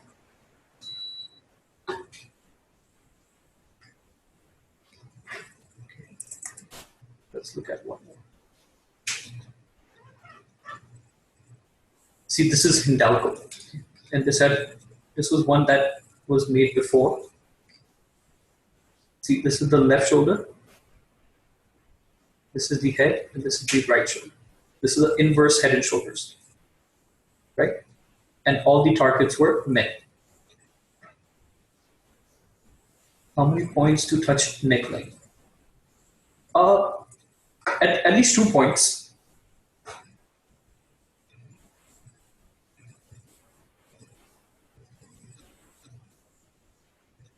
At least 2 points, Hiteshi.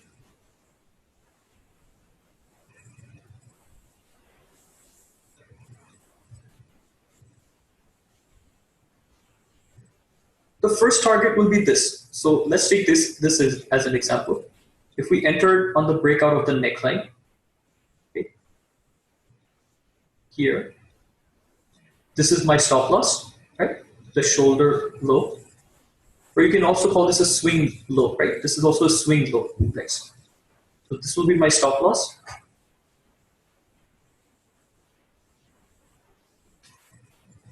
Entry should be close of the candle below neckline. Yes. So see, in this case, my neckline is 230. Okay, this is 230. So my entry will be just above 230. Let's say 231. Okay, my entry is at 231. This is my stop loss. So this is around 214. So 214 is my stop loss.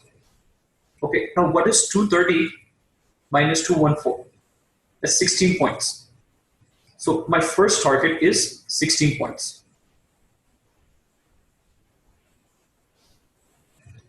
Okay. Now my final target would be this 230 minus this level, which is around 190. So 40 points. 40 points. Okay. So maybe 270 or so is my final target.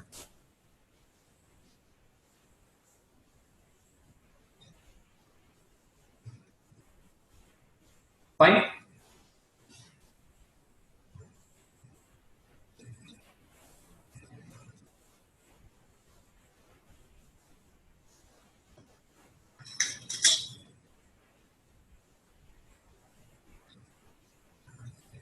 This pattern is for positional. See, it depends on which time frame you're using it. Okay, now if it's on the daily time frame, then, and if you're playing it for the targets as per the pattern, then yes, it's positional, right? But if you're playing it simply for intraday breakout, okay, then it's not position, right? Then you take it intraday. Like let's see, this is Shriram Transport Finance, right? This day, right? This candle you can see here, it broke the neckline, right? It broke the neckline. So I would have entered the trade just below this neckline here, right? Which is about 1100. Now, the target would be around 120, about 100 points as per the pattern, right? It would be about 100 points. So if you're playing it positionally, then your target will be 100 points from the entry. But if you're playing it intraday, then you want to capture whatever move is there below the neckline, right? You can capture that intraday. And this we'll discuss more tomorrow.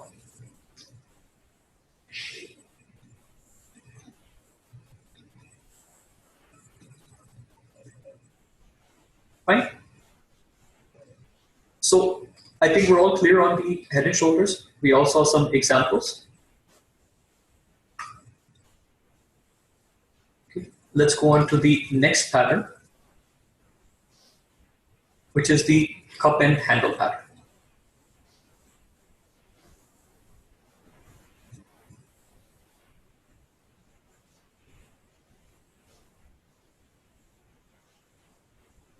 Okay, this is the cup. This is the handle. Okay, you can also draw it on the flip side like this.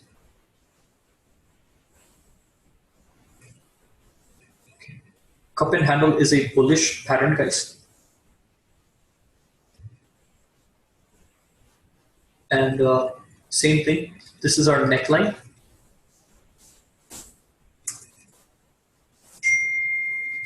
Okay, now let's say our neckline is 100 rupees.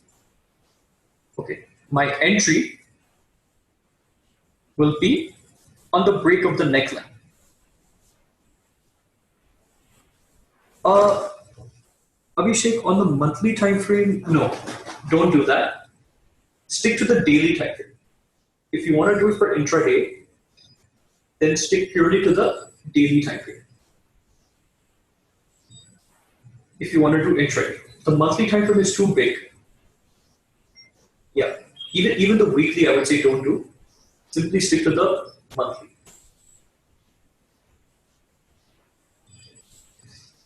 That's a very good question, Raj. To be honest, there's no such pattern. Okay, if you want to identify these price patterns, there is no such scanner. Okay, and I have come across scanners, but they're not proper. Okay, they're not proper, uh, and if they give you a picture, meaning the pattern will have already formed and it would have already broken out, then it will scan it and give it to you. So that is of no use to us, right? That is of no use to us. We want to identify these before the breakout happens, not after. So to answer your question, no, there is no way to scan this. We have to do it manually. But when we come to the stock selection part tomorrow, I am going to show you a much quicker and easier way where you can probably get these patterns faster. Yeah, right. And a lot of people ask me, is there any scanner or a screener which gives me stocks quickly? And I always tell them that don't look to take the easy way out. Okay, where the work is required, you should put in the work.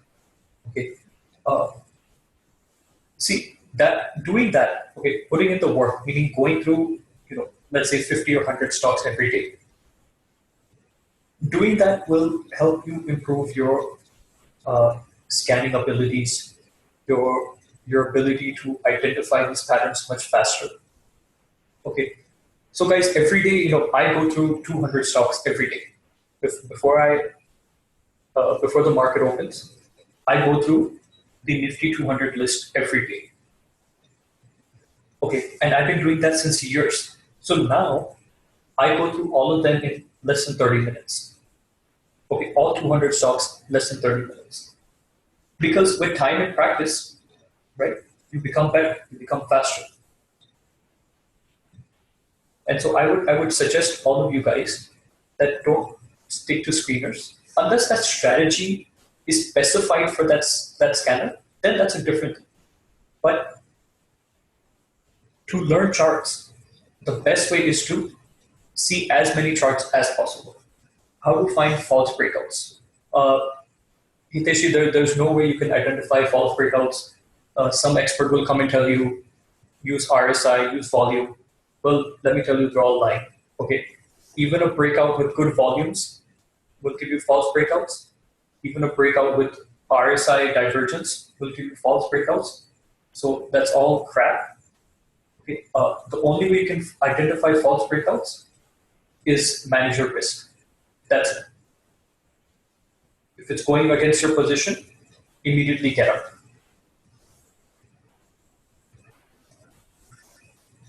Right?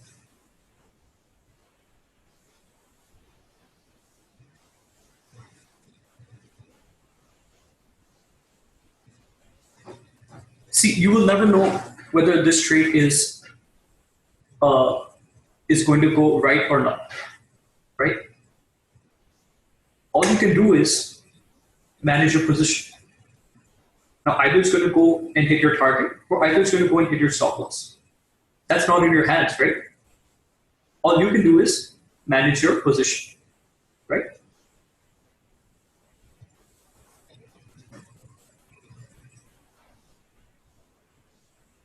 I check the daily time frame.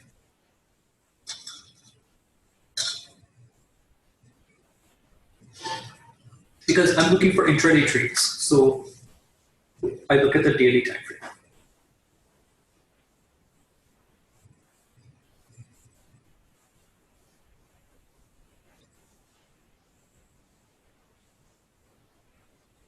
Fine. So watch. Let's discuss this tomorrow during stock selection. Yeah. Okay. Yeah. Exactly. Fine. So we'll discuss that tomorrow. Don't worry. So now we were coming to this cup and handle, right? Now, where does our entry take place? Very simple, on the break of the neckline, right? If you see this pattern, right, that looks like this big cup, this big handle, right? It simply looks like a cup, okay? And if it's breaking this neckline, then we need to take our entry. Now, if the neckline is 100 rupees, we will look to buy above 100 rupees, maybe 120 paise, right? Just slightly above 100 rupees. Now, what will be my stop loss? This handle low. Okay, let's say this is 90 rupees. Now, what will be my target? The distance from the neckline to the handle, okay, which is 10 rupees, right? 100 minus 90. So my first target will be 110. And final target will be the distance from the neckline to the cup. Okay, and let's say this is 70 rupees. So 100 minus 70, 30 rupees. So 130 will be my final target.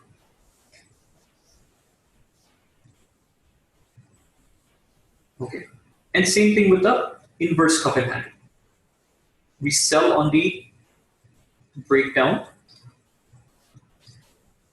right? If it's breaking the neckline, we will sell below the neckline. This is my stop loss. Okay. This is my first target, the distance from the handle, and this is my second target, distance from the cup. Okay, very, very simple, guys.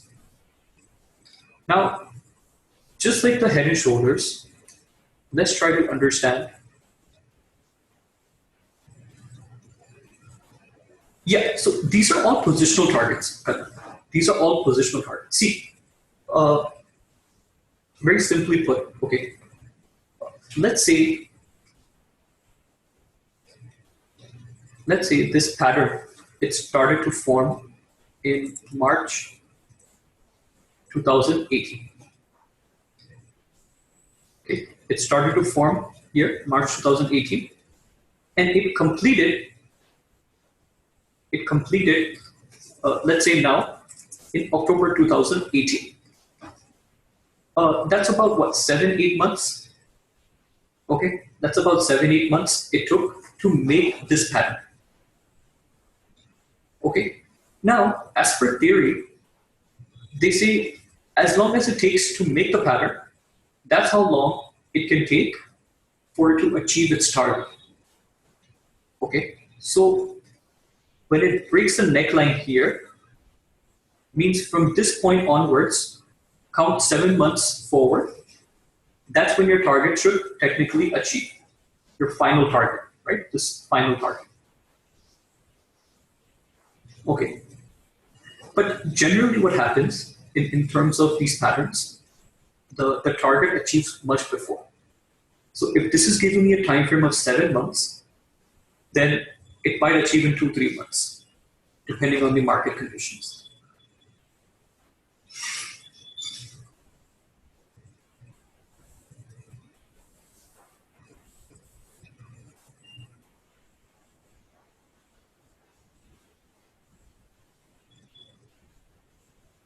Okay.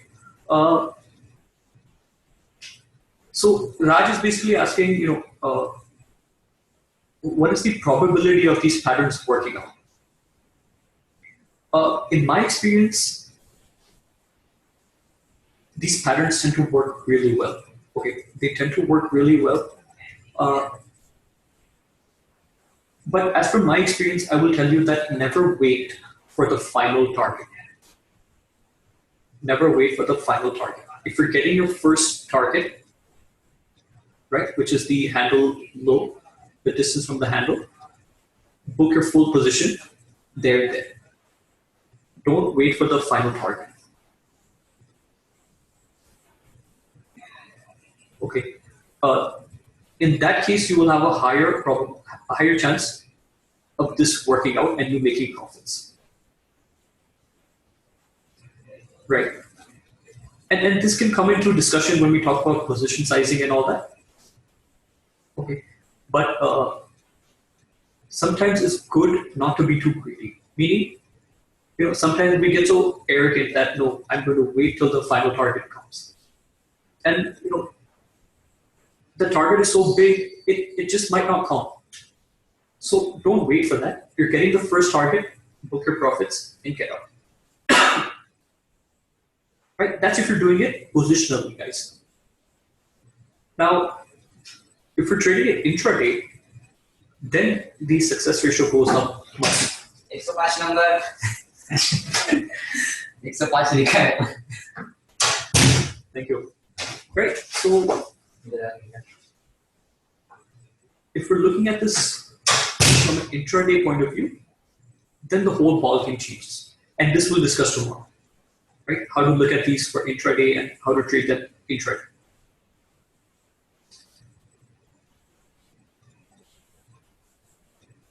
Okay, Lakvinder's asking, these patterns look like same as lagging indicator, correct? No, Lakvinder. So in this training, these 2 days, okay, we won't be talking about anything that is lagging, right? We won't be using any lagging indicators. We want to know things before it happens, okay?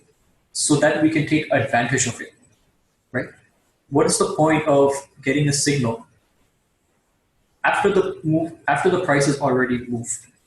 Okay, we want to get into stocks before the price moves or before the move happens. So these price patterns are one such tool, right? That if you identify, you can catch a big move before it happens. Okay, let me show you a very clear example. Okay, let's just look at Nifty. Okay, this is the monthly time frame of Nifty. Now, just follow me here.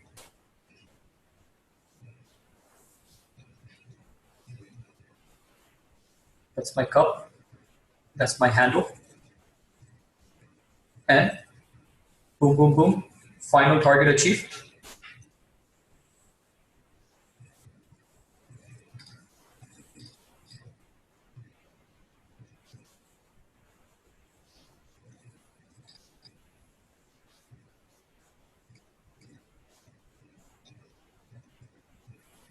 Cup,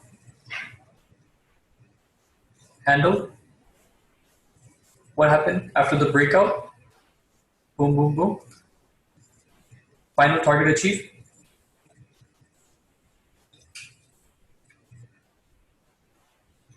Right? So this clearly told me, right? This is the picture. This cup, this handle, So this picture was clearly telling me, guys, that if the breakout happens, we will get a big up move going forward. Quickly identifying cup and handle. See, Raj, it really depends. If you're trading intraday, then you want to identify quickly. But let's say the market closes, and let's say you're looking at Nifty 200 stocks. Okay, maybe do 1 hour homework, go through the daily time frame of all these stocks, and within 1 hour you'll be able to identify. Okay, it might take you 2 hours. That's fine. But with time and practice, you'll become a lot faster. Okay. To be honest, it takes me 20 minutes every day to go through 200 stocks. Okay. I reach office at 8:15. I go through all the stocks. Okay. Then I make the drawings and then I send it to you guys by 8:15, 9 o'clock. So I do all of that in, 30 to 40 minutes. Right? So with time and practice, you can do this, right?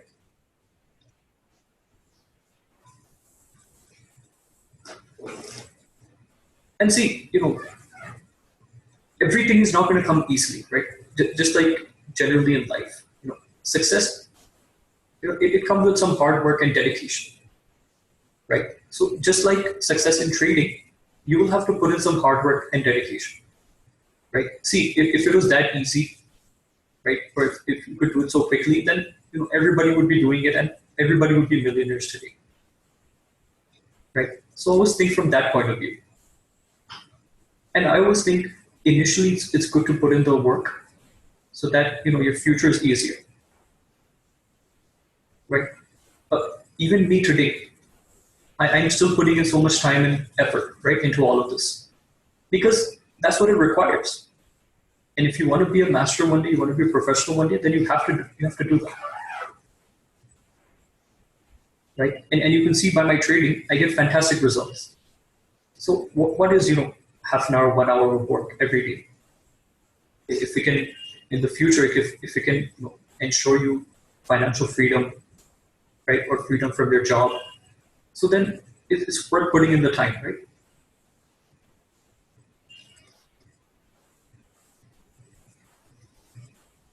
Okay, now let's come to the cup and handle. We just saw two very nice examples on Nifty. Okay, and let's try to understand why this pattern is very significant.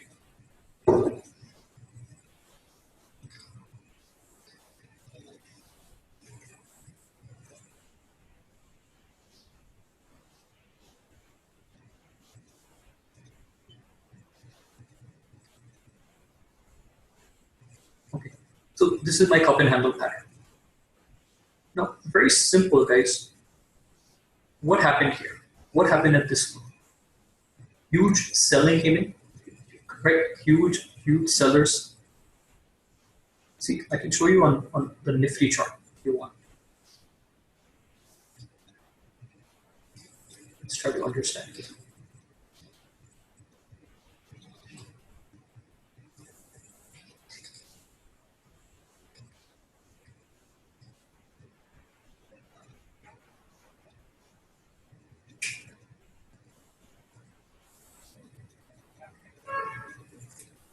Okay. So what happened here, guys? Huge selling happened, right? See how price tanked, right? Price dropped heavily from here all the way till here, right? This was a big correction, meaning huge selling happened at this level. Okay, now price, after falling so much, it again tries coming back to the same level. Okay, and what happened exactly here? Same thing. The same sellers that were here, they entered the picture again, and they started to sell again here. And so what happened? Price again came down, right? So what is this telling me about this picture? That at this level, right, at this neckline, we have big number of sellers sitting there, right? We have a large number of sellers sitting at this level, meaning the bears like this level to sell, okay? And they are holding this ceiling. They're not allowing the bulls to pass. So guys, see this picture, right? Initially, price came down all the way till here, but this time the bears were not that strong and confident, and so they couldn't take price all the way till this level, right? They stopped here. They stopped here, right? They stopped here because they were losing their confidence. They weren't confident enough to take price all the way down. So the bulls came in and they saw this picture, right? And they simply took advantage of it. They saw, okay, bears are becoming weak now, so we can enter and take advantage of this, right? But the big players, the big bulls, will enter once this neckline is broken. And what is this neckline? It's a strong resistance point for us. Why? Because we are facing heavy selling at this level, right? We have a strong number of sellers sitting at this level. So now, guys, what will happen if this level gets taken out? Means all the sellers there that are blocking the way will get taken out. And if these guys are selling, okay, and now price goes above their sell level, what will happen? Their stop losses will trigger, right? Their stop losses will trigger, and the shorts will cover their positions, right? If you've heard of short covering, this is what short covering means. The sellers, right, will have to cover their position, means they'll have to buy, right? If they've sold 100 shares, they will have to buy back 100 shares because they're booking loss. Now, if they come into the buy position, what is that going to do to price? Boom.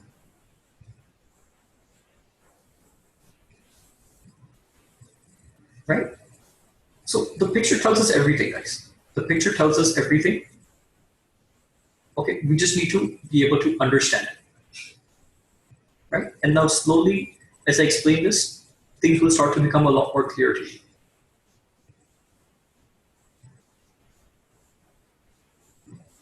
Okay, so that is why this cup and handle pattern is so important, right? And it tells us everything beforehand. Before the move even happens, it tells us everything.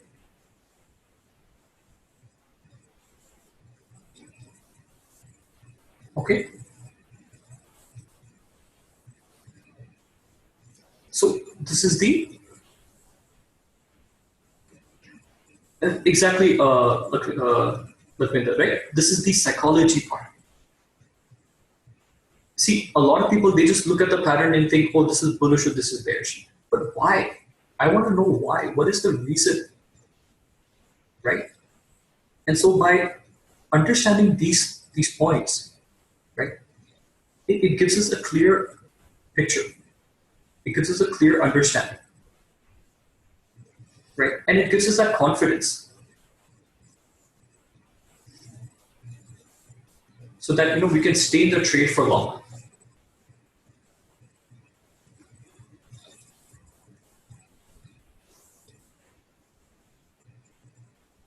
Fine. So let's move on to the next pattern.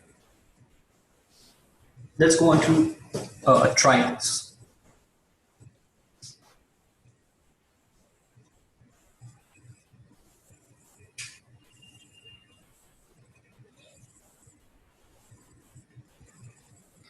So we have 3 types of triangles.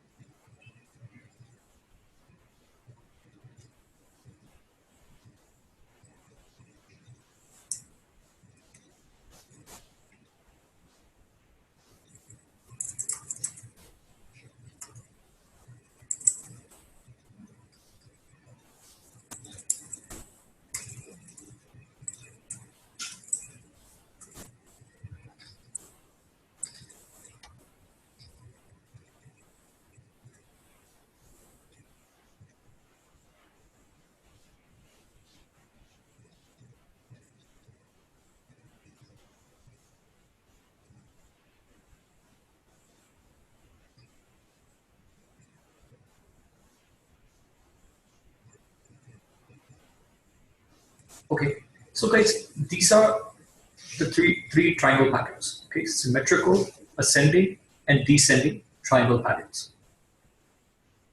Triangle patterns are nothing but price coming into a narrow range, right? And price contraction happening, right? Where price is just narrowing down as it goes forward. And eventually it becomes so narrow that it has to expand, right? It has to expand somewhere. And that's when the breakout happens. So in triangle patterns, our breakouts can happen either on the upside or on the downside. It can be both ways. And our entry will be on the side of the breakout.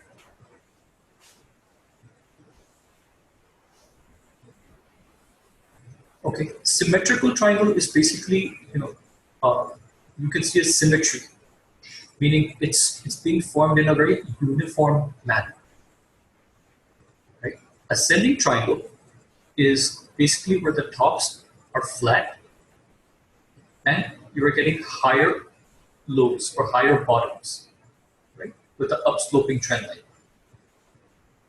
Okay. Descending triangle is nothing but flat bottom, okay, and lower highs. Okay. Now, guys, our breakout can be on either side, right? So if we're looking at a symmetrical triangle and it breaks out towards the upside, right? Our entry will be on the breakout. Our stop loss will be on the flip side of the triangle. Okay. Now my targets, okay, my target will simply be, it can be these swing highs. Okay, does everybody agree with me that these are swing highs? The points that I've connected, right? This is on the buy side. Now, if I'm going on the sell side, then my entry will be here, right? And my targets will be the swing lows. Okay. So this is my first target. This is my second target. Okay, now coming to the ascending triangle, let's say it breaks out towards the top. So I will buy on the breakout. My stop loss will be simply on the other end of the triangle. Now my target will be this parallel line to this triangle. Okay. You can see how I drew this parallel line. So this will be my target.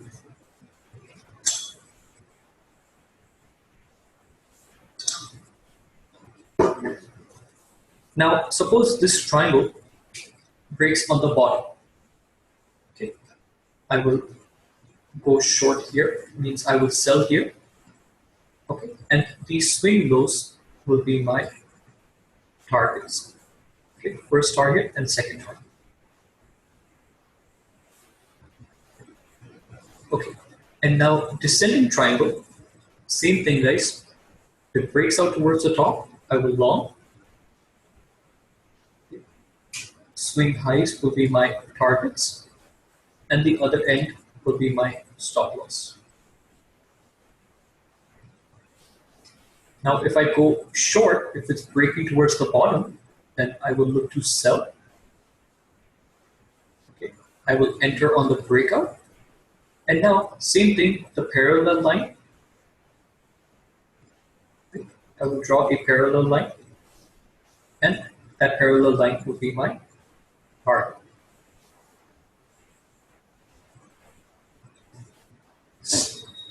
Okay.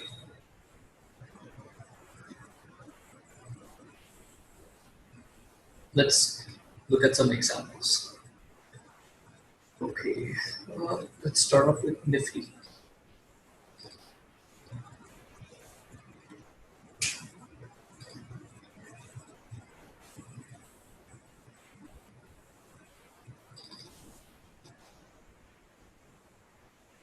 Okay, so recently we just had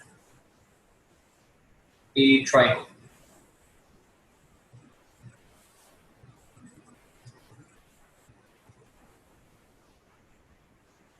Okay, so this is a descending triangle,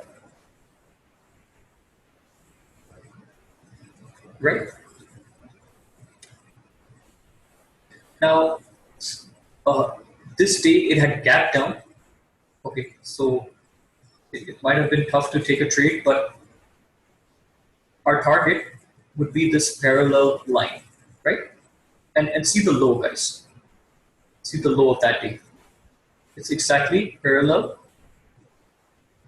to our triangle, right? And so that would have been our target. Now, let's look at. So,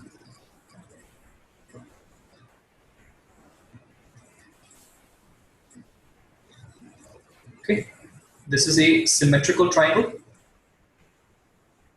right? My entry on the breakout. Okay, now guys, keep one thing in mind. If the stop loss is too big, okay, if the stop loss is too big, then what you can do in that case is you can keep it at the midpoint. Okay, you can keep the stop loss at the midpoint, right? And you don't have to wait all the way till the other end of the triangle. Sometimes the stop loss is too big, so just keep it midpoint. Okay, and in this case, if you draw the parallel line, then that can be our target, right? Something like that. And so even in this case, our target would hit. Let's look at some more examples.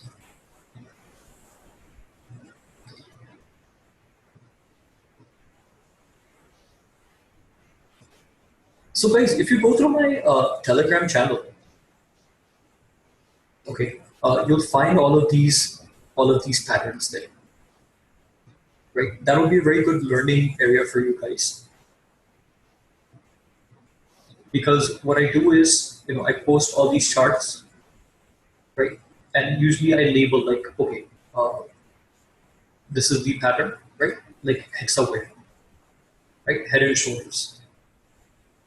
So just for your reference, you can go and have a look how I drew these charts, why I drew them, these lines, and so on. So you'll get to know. Now this I'd given yesterday. This is M&M Finance. Okay. And this was the pattern that I saw. Right? Descending triangle.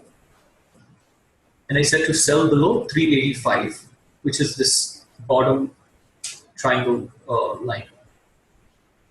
Right? Which is 385.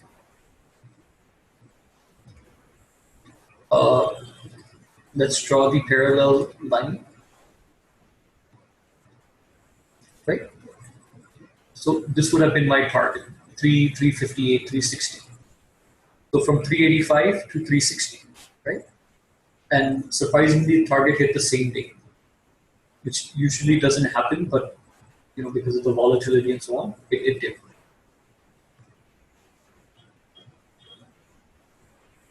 How did I put? So in this case, right? You could have probably put it at maybe day high, right? Or you can simply put it above the triangle.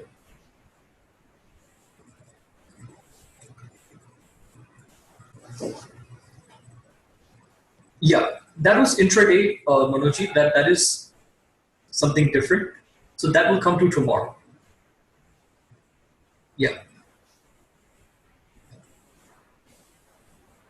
Right? But these patterns are basically meant for positional trading. So we're discussing it in those terms because they have some reasoning behind this, right? These patterns, they have some theory behind it. And so the targets and the stop losses are not just randomly placed, right? They're properly defined levels. So I won't explain the entire theory to you right? And then whether you trade it intraday or not, that's a different thing. But these patterns are meant for positional trading. Okay? See here, this cup, and see this hand, right? And the final target was achieved.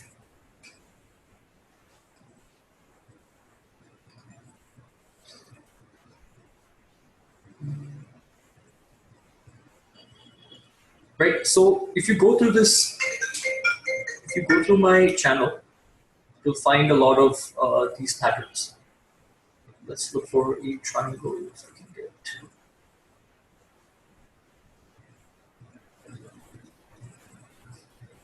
Okay, so here was one.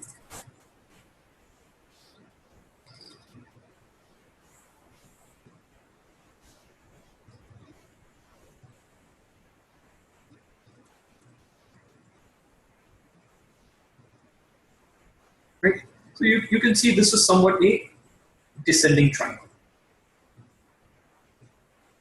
Okay, and the same one I had given, right? This is Godrej CP.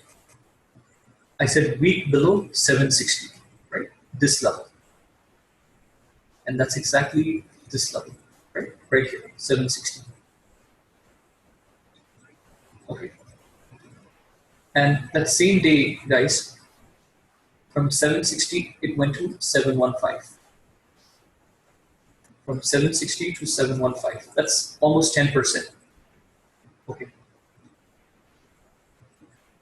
So I'm also going to teach you, right? We'll be coming into to today. I'm going to teach you that why exactly 760, right? It's not a random number, guys. These are very precise, very particular levels. Okay, which I'm going to teach you today. Okay. Because see, many times you will see that if I like this, BP sale, I will say if it sustains above 382, right? Many times I say if it breaks above 382 and if it sustains above 382, right? So usually when I say it breaks, means that's a very precise level. Okay? That's a very significant level. But if I say sustains above 382 means it's very dicey, right? Like it might not. What time frame needs to see candle? Look at the daily time frame, Hiteshi. Right? If you see my charts, they will 90% be the daily time frame. See, daily, then this is daily, daily, right? I love the daily time frame because that's where I can get the best trades for intraday, right? Don't get me wrong, I'm saying it for intraday. Okay, and I'm going to show you how to find these precise levels and so on.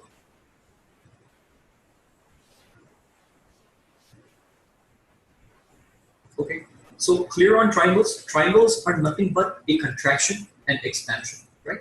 Price is coming into a narrow range, like a pressure cooker, right?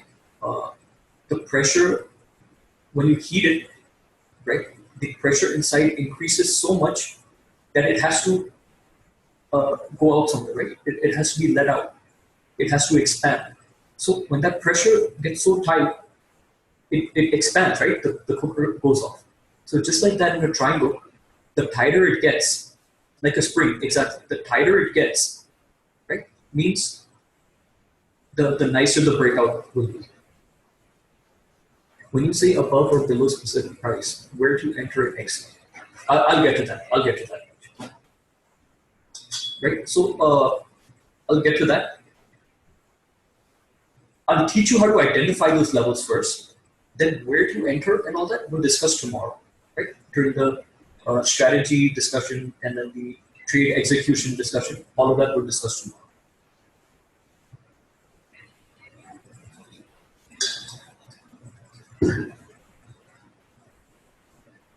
Okay, now let's get into channels.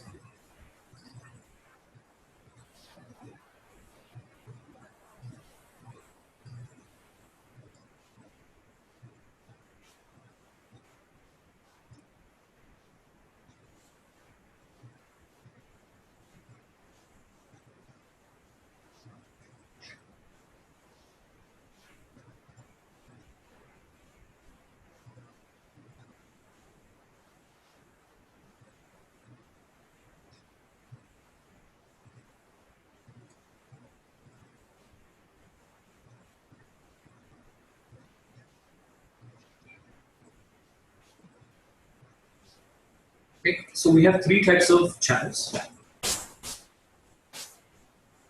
We have a sideways channel. We have a rising channel, and we have a falling channel. Okay, channels are nothing but, if you see guys, it's nothing but two trend lines being put together. Right? I'm connecting two swing lows and drawing the bottom trend line, and I'm connecting two swing highs and drawing the upper trend line. And if you put them together, you'll see that they're moving in a symmetrical manner, right? A parallel manner. Okay. So if it's moving in an upward direction, it's called a rising channel. If it's moving in a downward direction, it's called a falling channel. And if it's sideways, then it's sideways, right? Now, there are two ways to trade channels. Okay. First way is we trade the breakouts. Okay. We buy above the breakout, or we sell when it's breaking below. Second way is we sell at the resistance and we buy at the support level. Right? So let's look at the sideways channel, for example. If price comes from below and comes to the upper end of the channel, right, we can sell here with this as the target, right, the lower end of the target. And if it comes to the lower end of the channel, we can buy here with my target as the upper end of the channel. Okay, my stop loss on both ends will be just above the channel and just below the channel.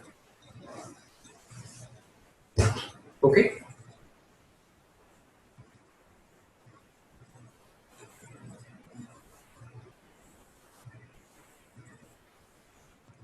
Now, we can also trade the breakouts. Let's say this sideways channel is breaking towards the upside. I will enter here on the breakout. My target is the distance of the channel. So if this is 100 rupees and this is 50 rupees, so my target is 50 rupees from the entry. So 150, right? 150 would be my target. And same thing here on the lower end. If it's breaking the channel towards the bottom, right? I will enter on the breakout, and this 50 rupees would be my target towards the bottom.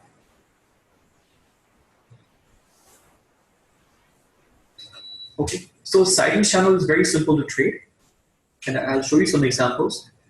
Let's come to rising channel. Yes, only 50. Okay, let's come to rising channel. Now, one thing you guys have to remember about rising channel and falling channel. Okay, and please note this down. This will help you,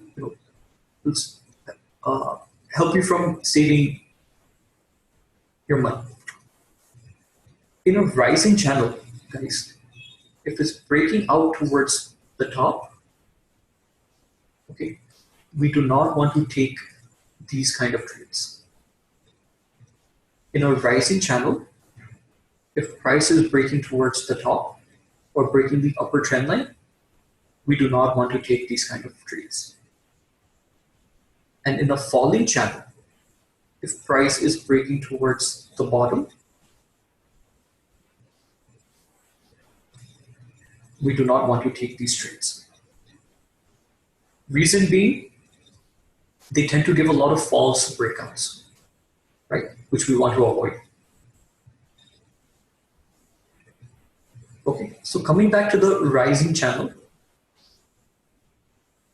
let's say price breaks down. So we will enter on the breakout. My stop loss can be midpoint, midway. My targets will be the swing lows. Okay, this is the first target. This is the second target. Now in a falling channel, I will enter when it's breaking out towards the top. Midpoint will be my stop loss, and the targets will be the swing highs.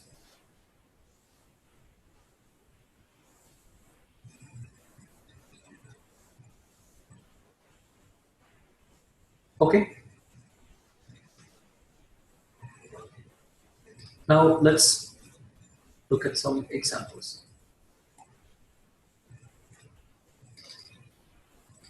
See this, by the way, guys. This is a nice triangle pattern here, descendant triangle, right? And boom, boom, boom, all targets achieved. Okay, let's look at channels.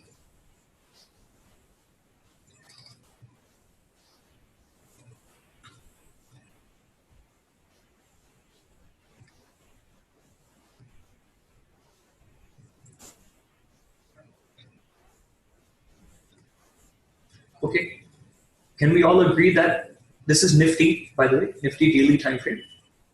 Can we all agree that Nifty was in a nice rising channel for the longest time, right? From June 2018 till September 2018.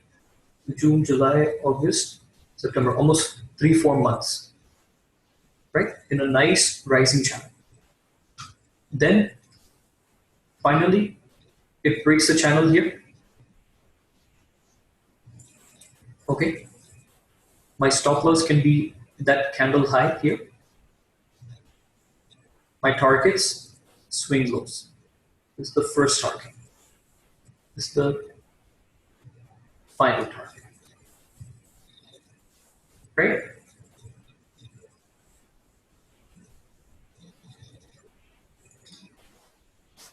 Let's see if we have any more channels.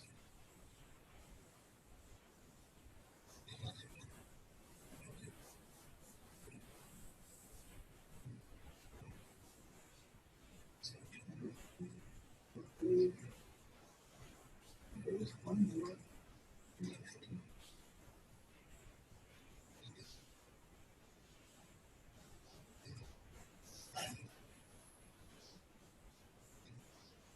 Right? So what do we need to form a channel, guys? We just need 2 swing points. Right?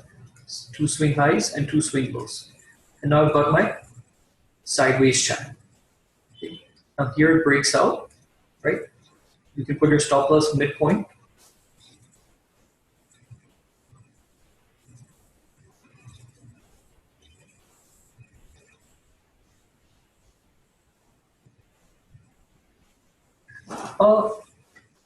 So that's what I'm showing you, right?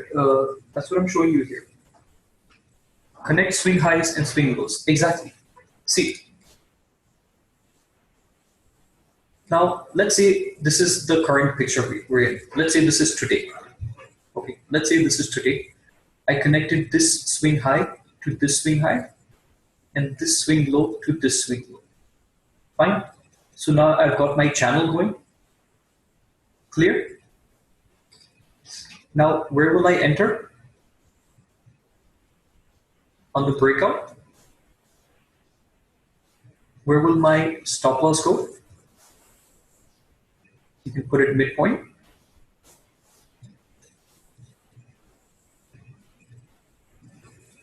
Okay.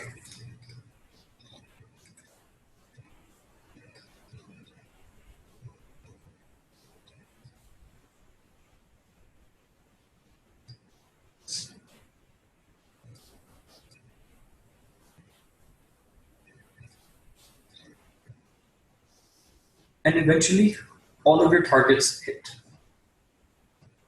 Okay. Your target is basically the distance of the channel, from the high to the low.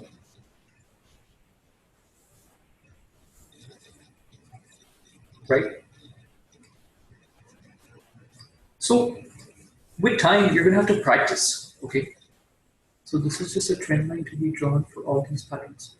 Exactly. See, what are these patterns? Like I said, how do we make this pattern? I connected this swing low to this swing low, and I connected this swing high to this swing high. And so if they're both parallel, means it's a channel. Right? See, eventually all of these things are interconnected. Okay, and I will show you at the end that these patterns are nothing but the concept that I told you is the most important, which is support and resistance. Okay, I will show you how all of these things are connected. And then you will start to see the beauty in these things. Right? I'm telling you, today, sorry, I am a successful trader because of these things. I have mastered these principles, right, that we're learning today. Nothing else. Okay, but I'm going to show you some small tweaks, some small, methods or secrets that will completely improve your trading. Okay. But we have to take it step by step, and we must learn these patterns. We have to know these patterns. Let me show you one more example, then we'll move forward. Let's look at Reliance, right? Everybody loves Reliance.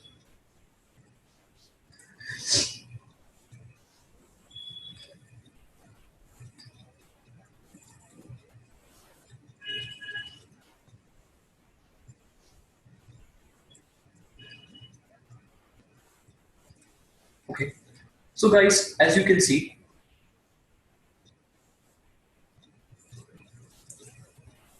I connected this swing high to this swing high, right? My 2 points on the top.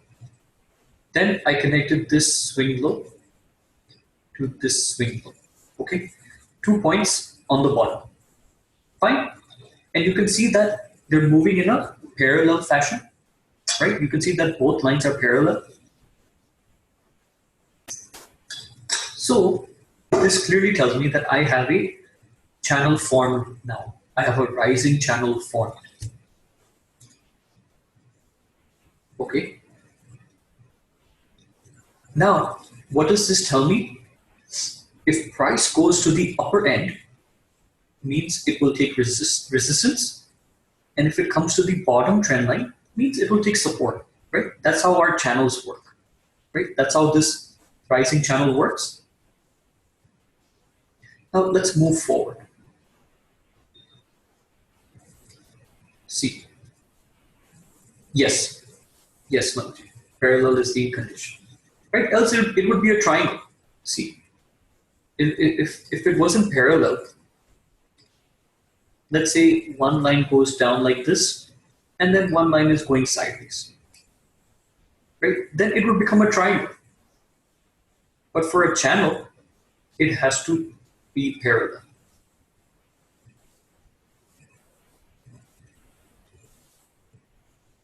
Okay, Joe, you missed 10 minutes. Okay.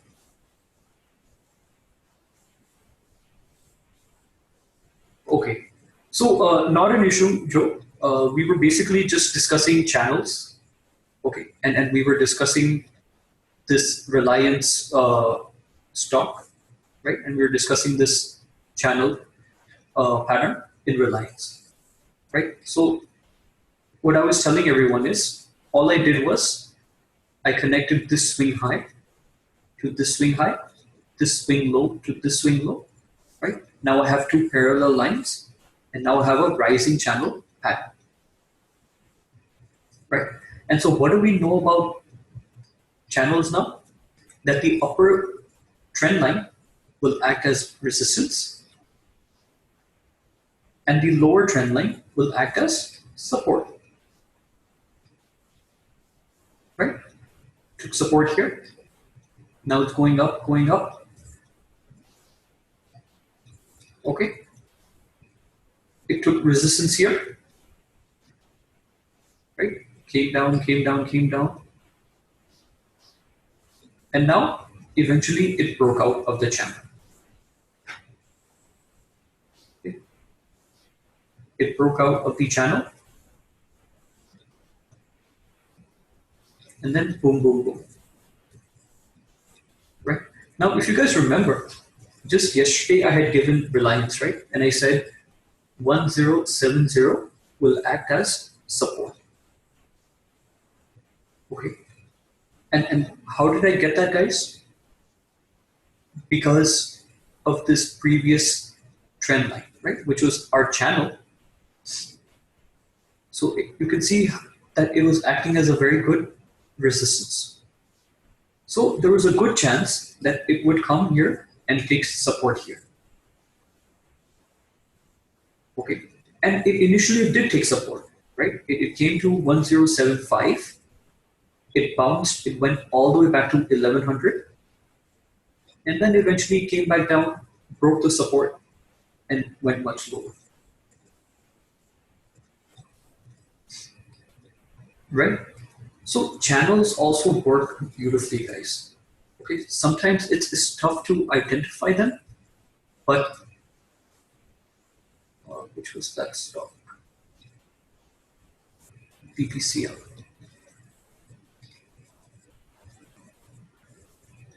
Yes, there's a very good chance. There's a very good chance.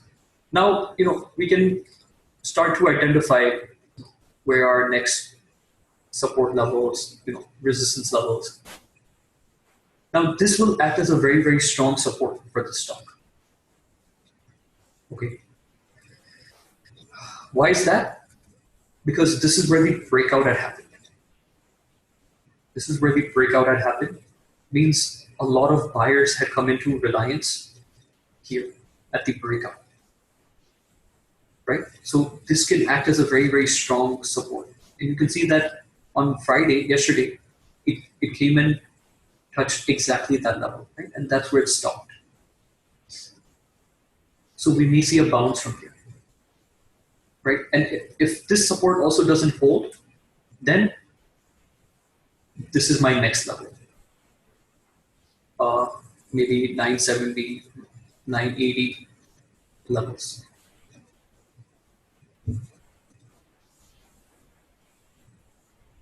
Which support resistance is priority? It all depends. So this is the priority now because this is the first one. So if this level gets breached, okay, like OHLC channels, etc. There's no priority, sir. There's no priority in this, right? All support and resistance, they act in the same manner.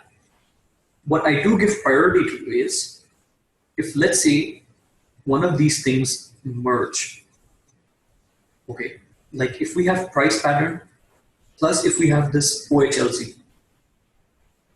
right, then that becomes even stronger, right? That's called conformity.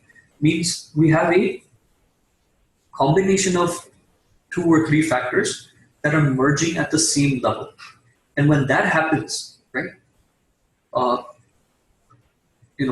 close your eyes and buy, right, or sell, whatever.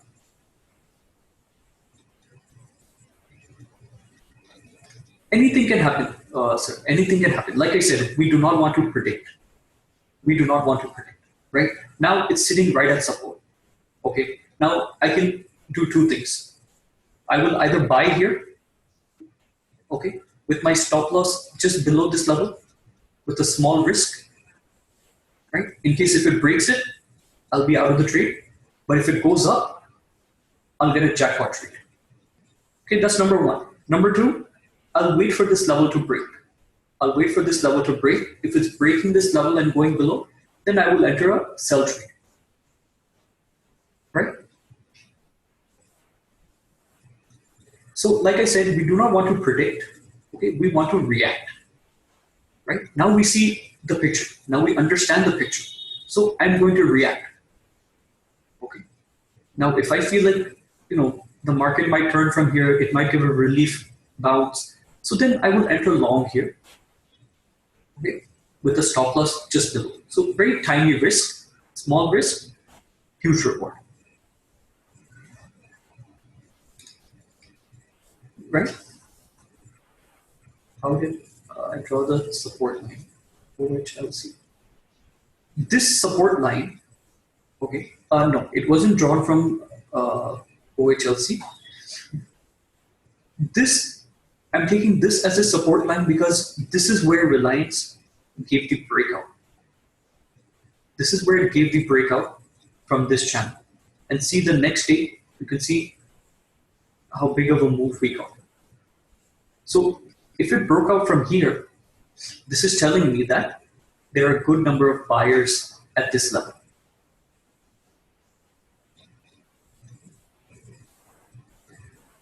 Right? So it's simply understanding price action.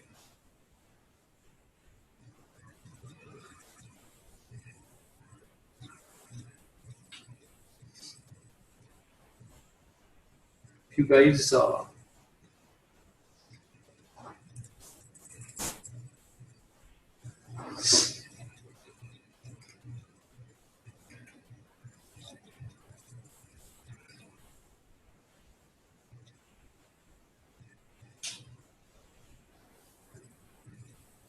what is the other line?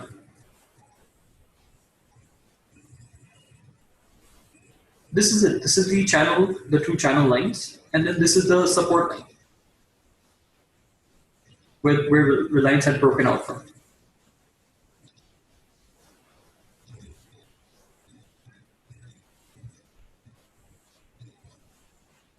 Right? I had let's see, what's this?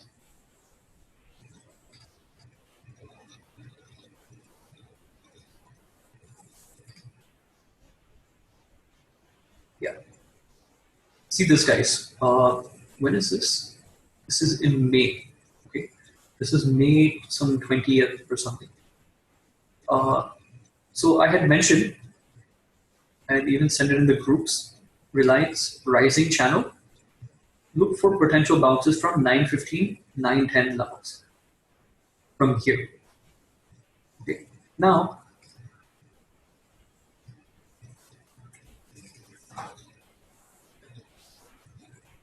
I gave that, guys, right here.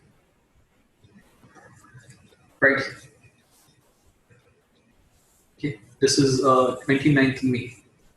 Right. And I said 915, 910 levels. Okay. And you can see Reliance bounced. Reliance bounced exactly from there, guys. Is it possible the charts of your channel in PC? As in, Raj? To download?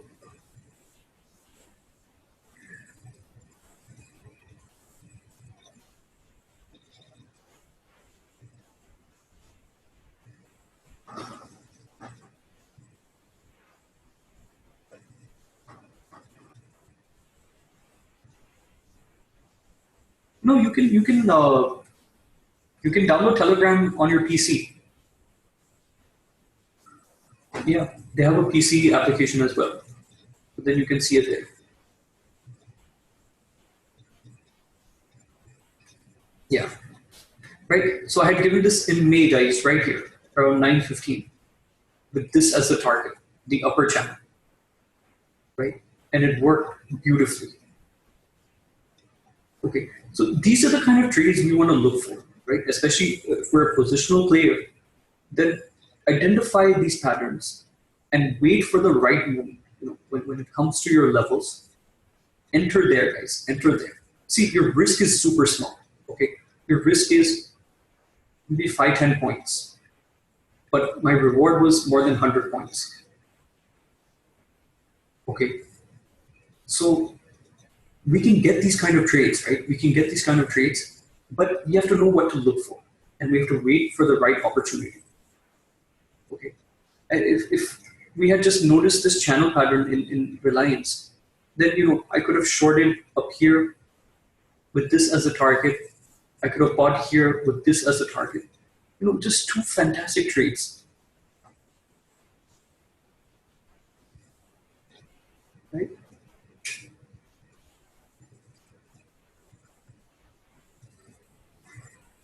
So are we clear on channels? We saw some nice examples.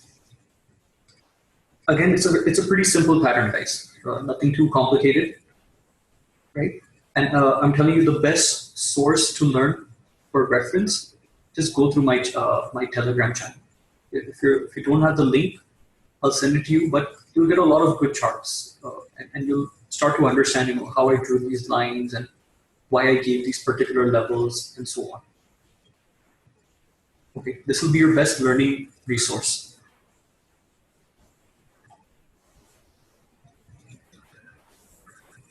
Of course. As soon as the training ends, you'll be getting the PDFs, of course. And Manoj sir, you'll be getting a lot of videos. Okay, so what I've done is I've taken a lot of trainings from other experts, in the past 10 years. To be honest, I spent maybe around 4 lakhs, or maybe even more, on all these trainings. So I have the videos and the course material for all these trainings. Okay. I won't take the names here, but after the training, you'll be getting all of them. So that would really help you, to learn all these things even more, right? If you want to refer to any material, then you'll have it there. So a lot of good courses there from a lot of experts. So you'll be getting all of that after the training.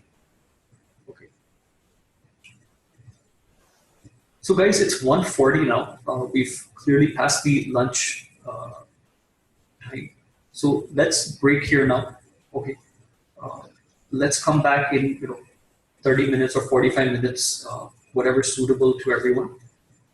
Maybe by 2:15, if that's okay. 2:15, everyone can come back. We can continue the session. 2:30. Okay. Is that fine with everyone? 2:30.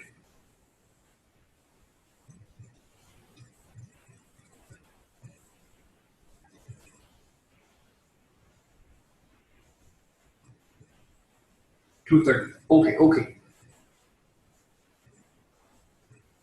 Okay, great guys. So let's break for lunch now. Have a good lunch. Right? I'll see you back at 2:30.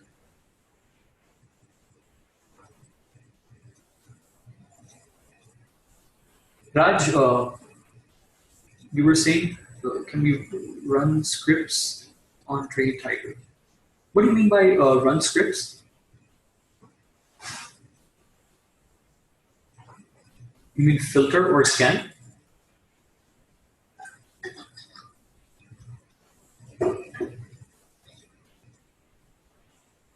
Scan. Yes, they have a scanner. Okay, but they're very limited as to the parameters that you can put.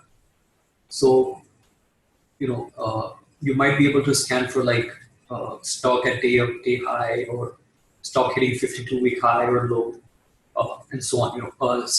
Stocks with open high, low, the same. Preset, RSI, EMA. To be honest, I don't have much awareness of this because I've never explored that to that extent. But yes, they do have some scanners, and maybe you can go through them and decide for yourself.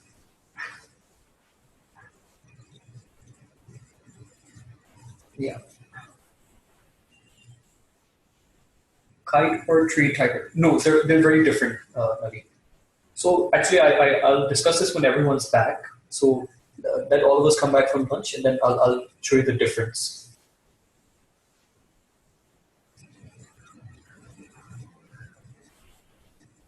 Yeah. Okay. So fine, guys. I'll see you after lunch.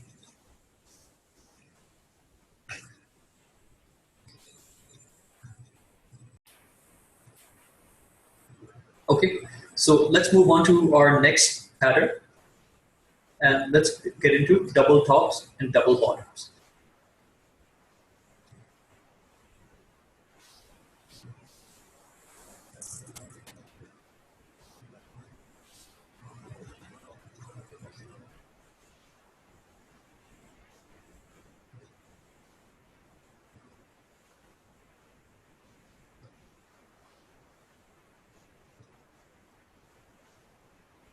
Okay, this is basically a double top.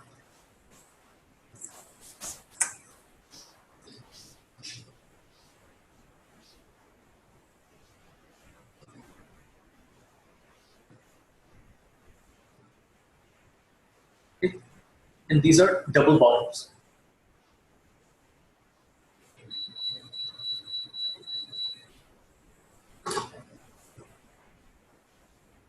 Okay, so double tops, guys, I call them the M pattern. Okay, because it very evidently looks like an M, and double bottom, I call it W pattern because very clearly looks like a W, right? So if you ever look at a mountain, you'll always see a mountain, shaped like this, right? You'll always see mountains shaped like this. You can also call this a mountain pattern. Anyway, a double top, guys, is nothing but price making uh, a double top, right? Price goes up, it stops at a particular location, pulls back, then it stops nearly around the same area.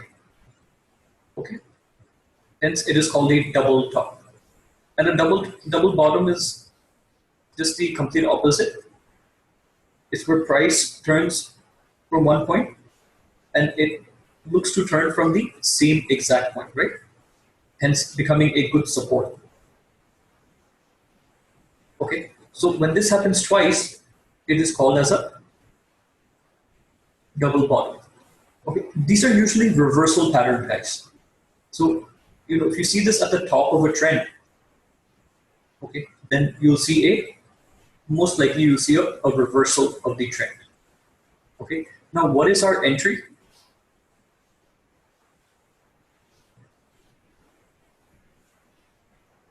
This is the neckline. Okay, so in a double top, we will look to sell once the neckline breaks. Okay, our stop loss, you can either keep it midway or the double top high.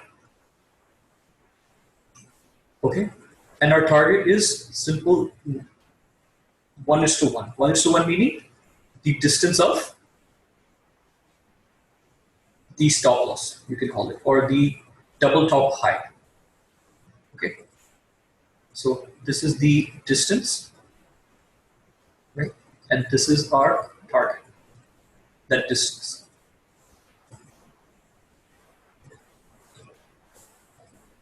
Okay, same thing with the double bottom.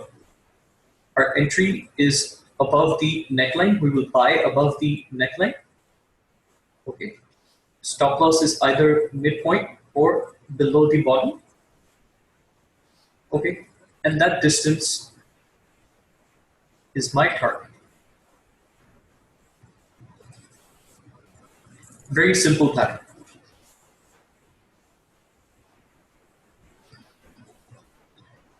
Okay, now let's look at some examples.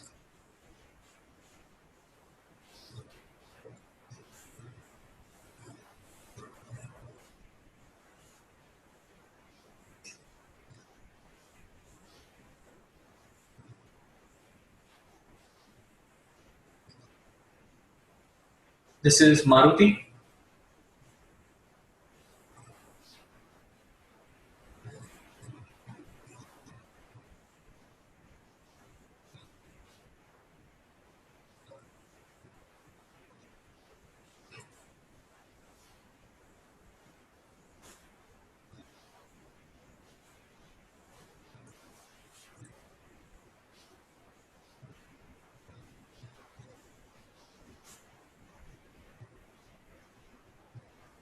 Okay, this is Maruti monthly time frame. One top, two top,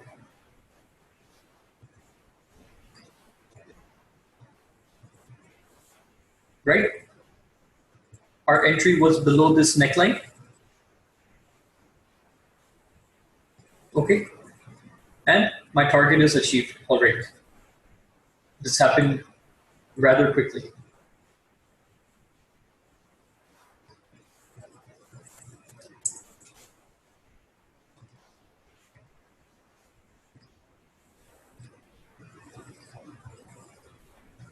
Okay, this is UVL.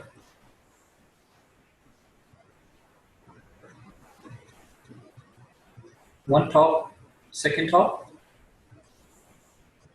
Okay, what just happened here? Right? Sell below the neckline, and target is almost achieved.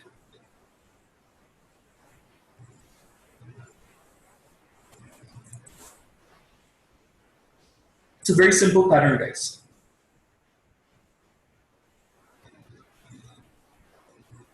This is Edelweiss.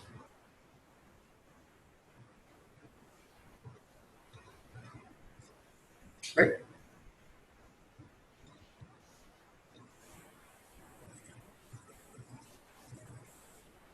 Can I show you an example of double bottom?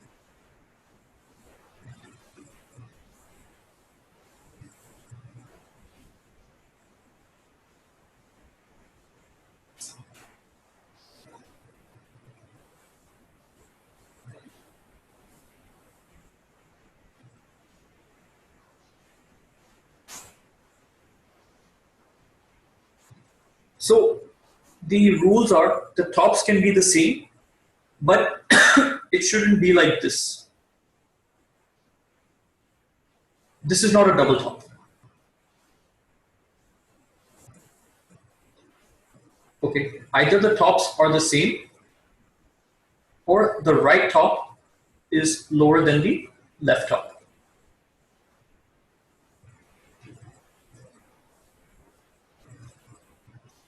Fine?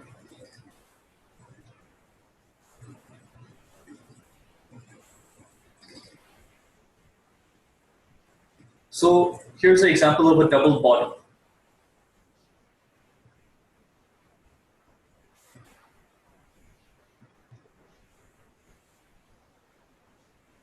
Okay, and I think target was achieved.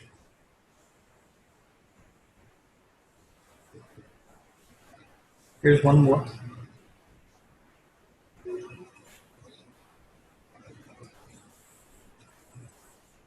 Okay, so for a double top, the tops can be the same. Okay, but the right top should not be greater than the left top.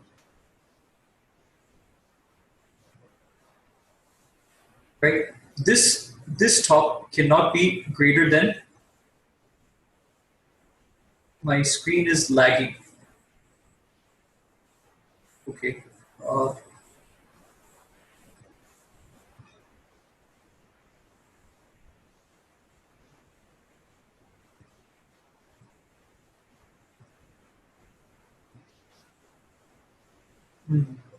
okay.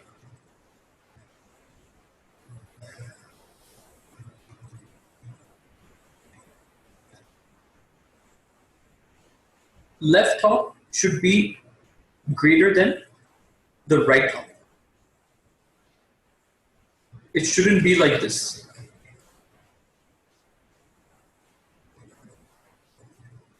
Either the tops should be the same or this left top should be higher than the right top.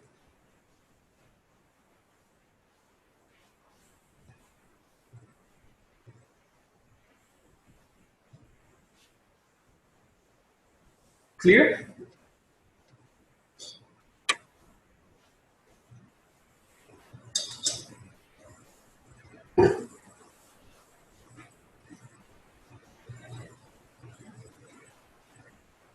Okay, can I show in Zerodha?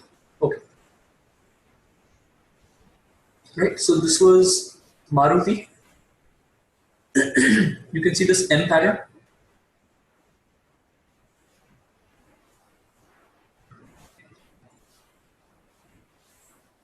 Then what was that other stock? MFSL.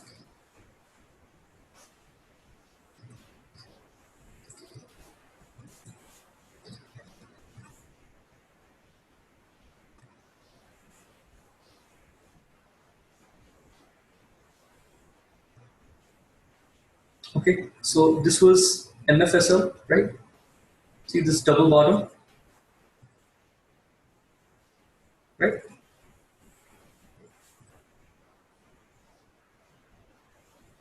Again, we had one more double bottom, one bottom,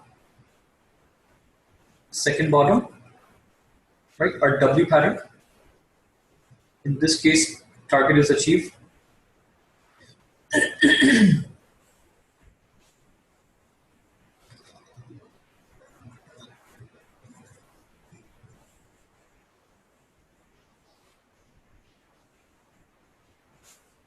Right bottom is more than left.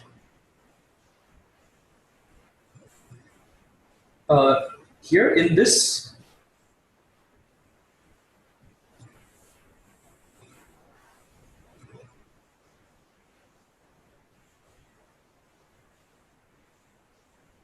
right bottom is less than left, right?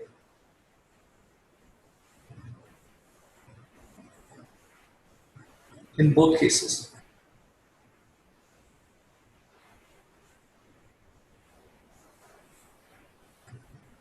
Hiteshi, clear? I hope you're not getting confused.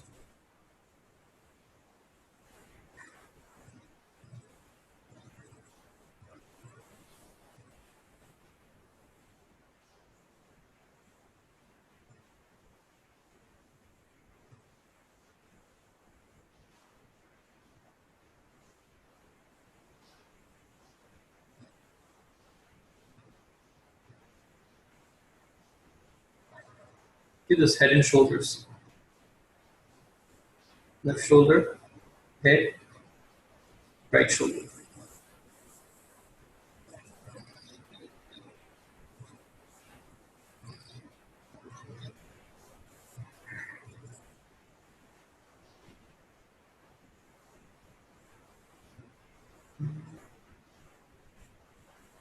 Not able to find more patterns.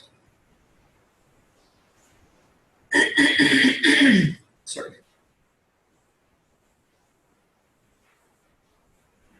Okay, so just keep in mind, if something like this happens, if the right shoulder is greater than the left shoulder, it's an invalid pattern. Or if it's something like this, okay, this is not a double bottom.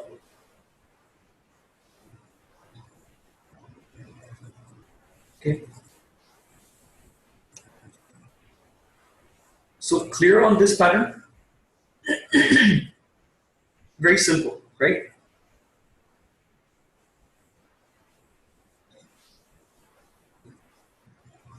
Just have to remember M or W. How much variation? You mean between the two tops? There's nothing defined as such. Okay, there's nothing defined as such. If you can see the picture, then you can take the trade. But only remember one thing. In double top, the right top should not be greater than the left. And in the double bottom, the right bottom should not be greater than the left one.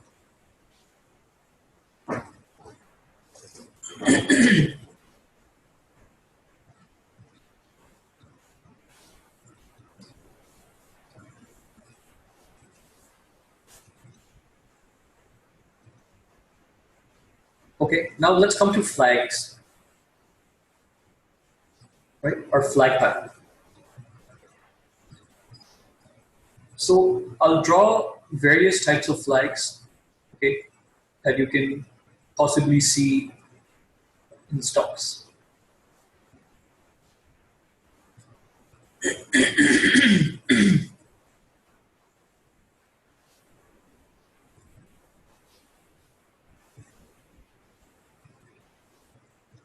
Okay, so all of these are bull flags, and the ones on the bottom are bear flags.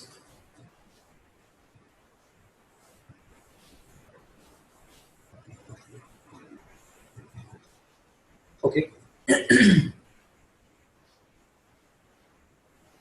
so in flags, right, price goes up and then it consolidates. Price goes up, consolidates. Price goes up, consolidates. So these are the different ways bull flag can look like.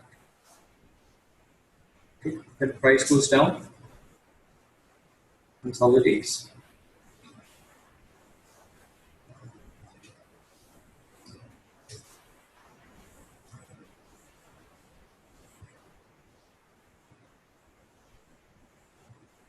Okay, now my entry for the bull flags is on the break of the flag. So guys, here you can see this is the pole, okay, and this is the flag. Right? So actually this pattern is called the pole and the flag pattern. Pole and flag pattern. But for simplicity's sake, I call it the flag pattern. Okay. Our entry is on the breakout of the flag. Okay. My stop loss, you can either put midway or just below the flag. Right? My target is the distance of the flag. Right? Just like a channel. And same with all of the other bull flags. Right? My entry is on the break of the flag. Entry here is on the break of the flag. And entry here is on the break of the flag. Stop loss is either midway or below the flag. Now, same thing with bear flags. Okay. We enter on the break of the flag just below. And my stop loss is midway or above the flag.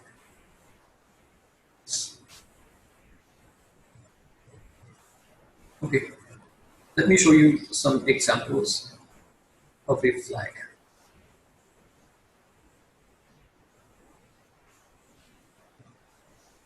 Now, one thing to remember for a flag pattern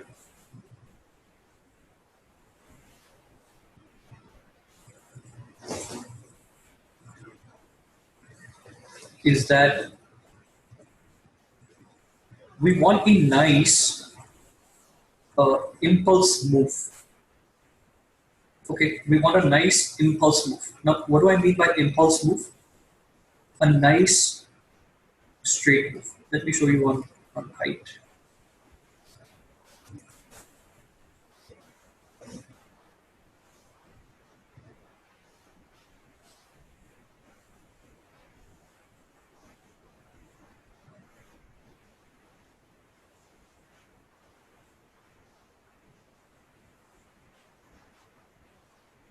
See this nice straight move, okay? And then it flags out, right? It consolidates. Okay, now I don't know what happened here that day, but let's just ignore that. That might have been some earnings play or something. So let's avoid that. My entry will be here, okay, on the break of the flag. This can be my stop loss to midway, okay, and my target can be the distance of the flag, right? Now the distance is basically this, guys, from here to the lower end of the flag. Okay, in this case, it's about 40 points. So this would be my target approximately.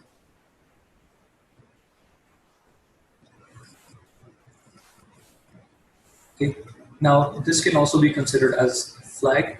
Nice impulse move, right? Nice straight move.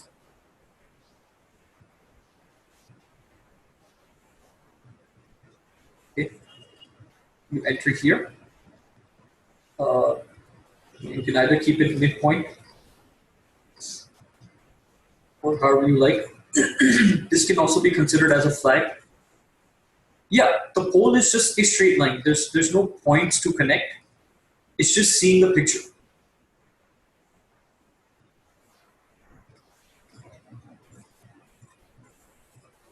For flag, there will be points, yes. So for flag is basically like drawing a trend line, right? See this nice straight impulse move, okay? This is a one-sided up move. Now,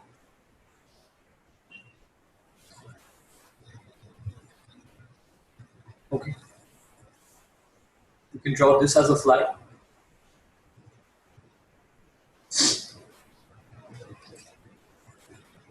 Let's see if Nifty has any.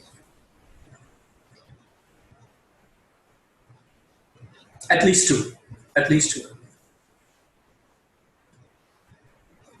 Okay. See this nice impulse move.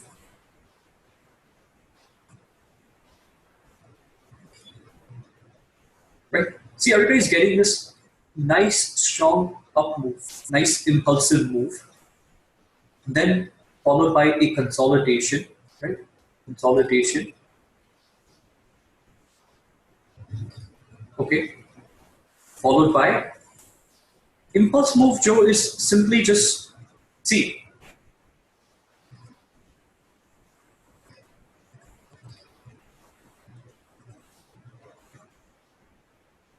This is an impulse move, one-sided straight move. No, I don't want this, right? I want this, right? See, this is also going up, but it's not going up in that kind of a manner. See this. This is straight, just going up. So when I have something like this, followed by a consolidation, okay, most likely the trend will continue. Right? So flag patterns are basically a trend continuation pattern. And when do I get that? When I get a nice strong uptrend like this.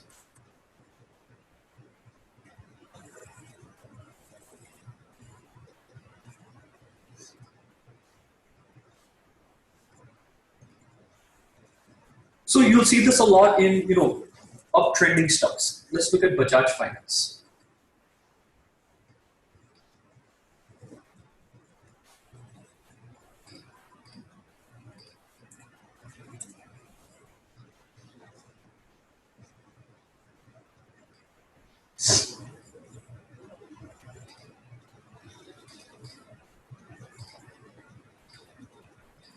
Flag,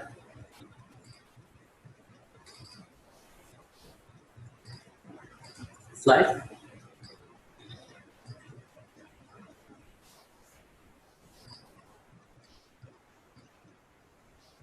flag,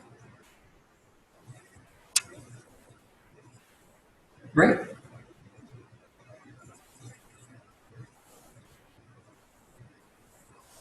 Now what's been in a downtrend since long? Tata Motors. Let's look at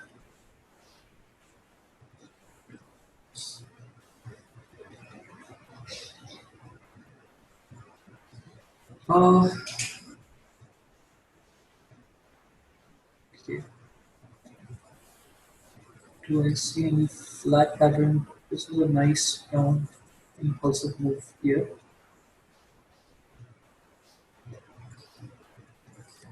Okay, this is a flag pattern.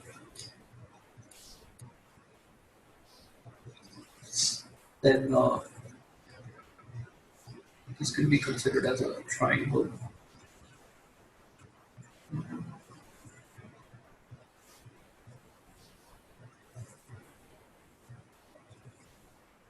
Let's see, let's use stock.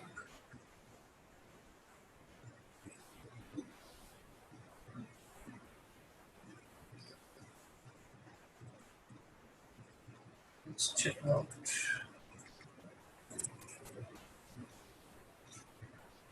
Okay, no flag.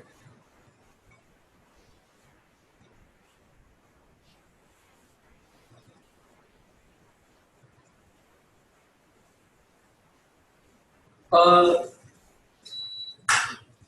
yeah, so technically, yes. Okay. But flags, understand flags are trend continuation pattern, right? So if we get an impulsive move uh, straight up like this,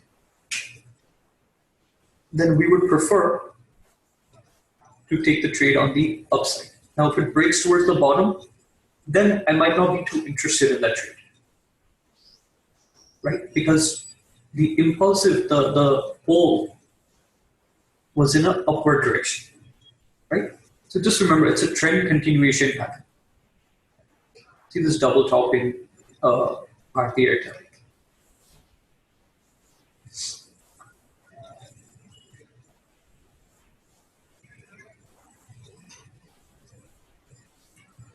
Okay.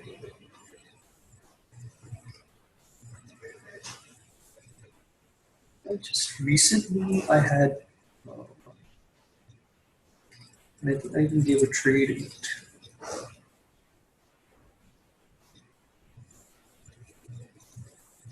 So, let's see, there's one flag here. Okay. And then I've given this trade. I think this one.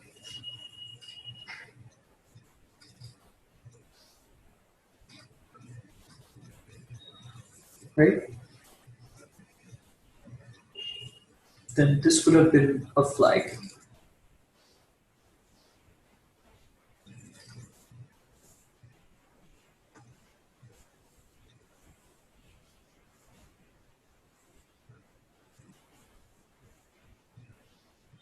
This would have been a flag.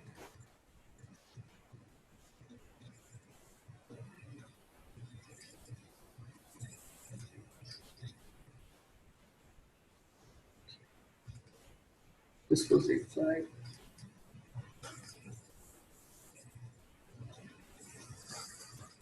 So you'll generally find these in trending stocks. When stocks are trending, right? So stock goes up, okay, and then it pulls back or consolidates, and then it continues the trend. That's simply a flag. Okay. So quite a simple pattern, but just remember it's a trend continuation pattern.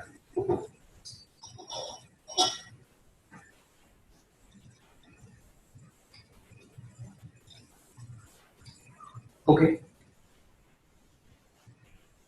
Clear on this, guys?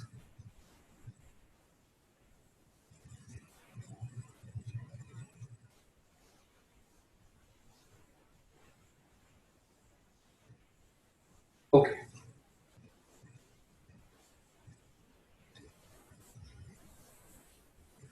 Now let's go on to this pennant.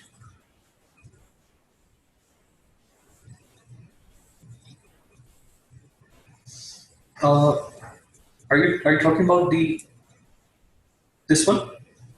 Will it be a closed triangle?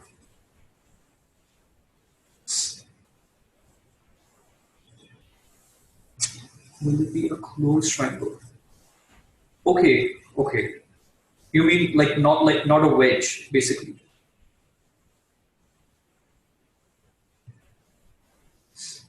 Uh, okay, so there's no requirement as such.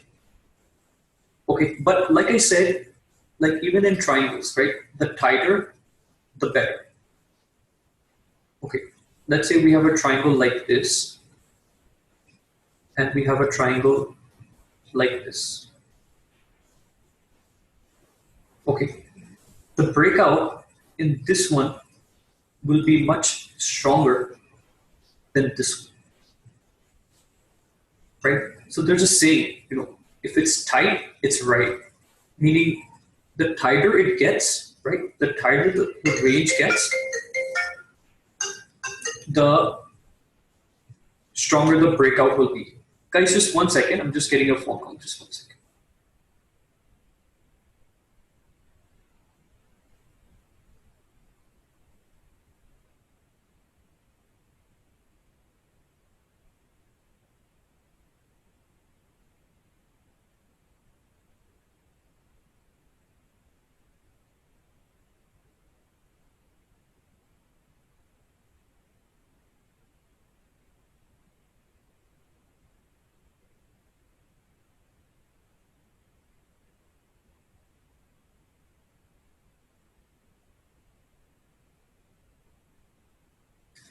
Right? So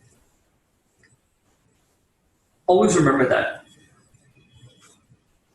So, Hiteshi, to answer your question, it doesn't necessarily have to be a closed triangle, but if it is, it's all the more better.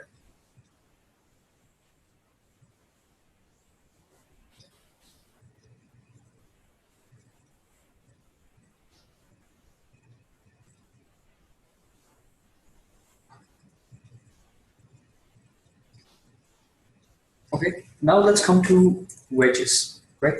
So we have two types of wedges, guys.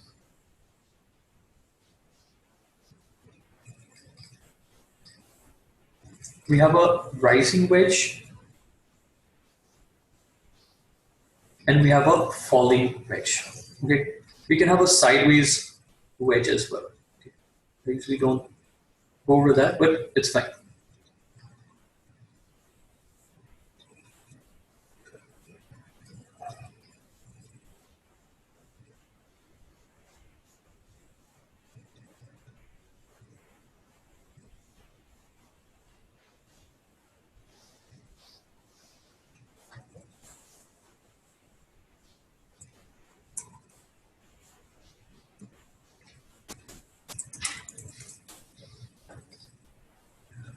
Okay, this is what rising wedges, falling wedges, and sideways wedges look like. Okay, the ends are open, as what we were just discussing right now. They don't completely close like a triangle, and they're basically a triangle pattern, right? But shaped this way. Okay, see, you cannot have triangles like this, right? Triangles are either symmetrical, they're either ascending, or they're either descending, right? But wedges, both of the trend lines, right, are basically merging or coming close to each other, but in a upsloping manner, right? So they're basically like channels, is basically like a rising channel with the ends closing in. Okay, so in a rising channel, just in a rising wedge, okay, just like in the rising channel, we will not take the trade towards the upside.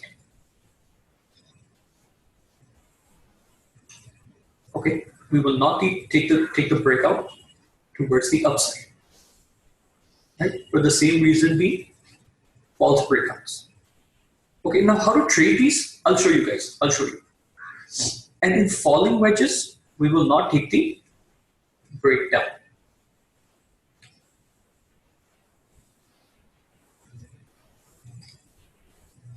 Okay, now in a rising wedge, guys, we will look to sell on the breakdown.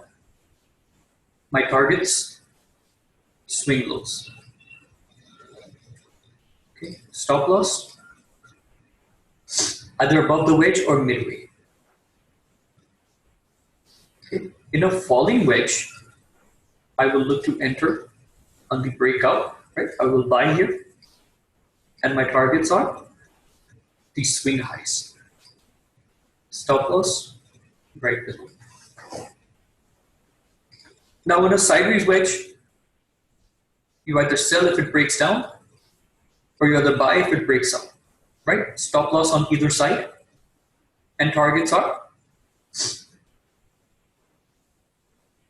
Targets can be your swing highs or swing lows.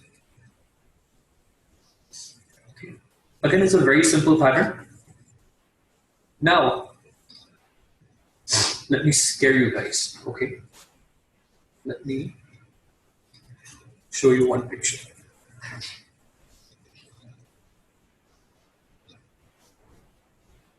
This is truly where the scary part comes in. Can you see how Nifty has just been falling, like from here, right? See, the up move started from March till September.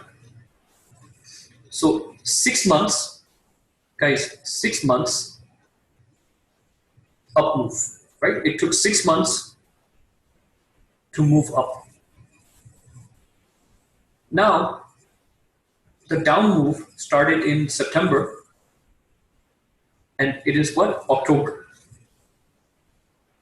1 month to come back to the same levels. Right? 6 months to rise, 1 month to fall.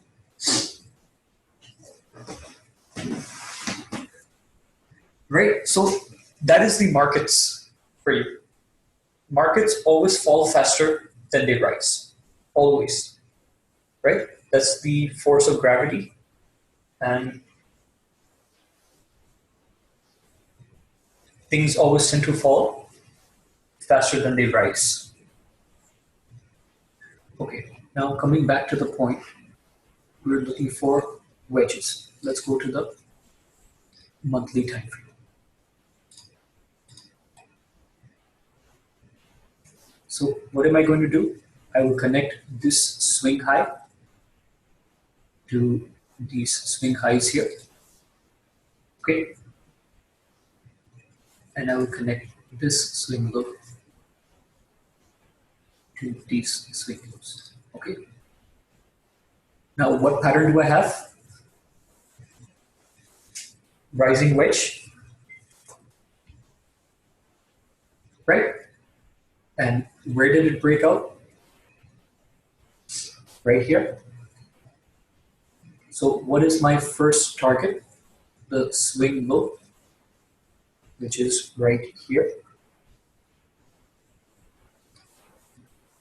Okay, it's coming around 10,000 level, guys. Right? It's coming around 10,000. So remember earlier we said 10,100 was my support. So you can expect 10,100 or 10,000 even. That will be my first target of this pattern. Now, where will be my second target, guys? Right here at 8,900 or 9,000. Right? You can you can just say 9,000. Okay, these are the pattern targets. Why this line only? What do you mean this line? Which line? Okay, second target. Because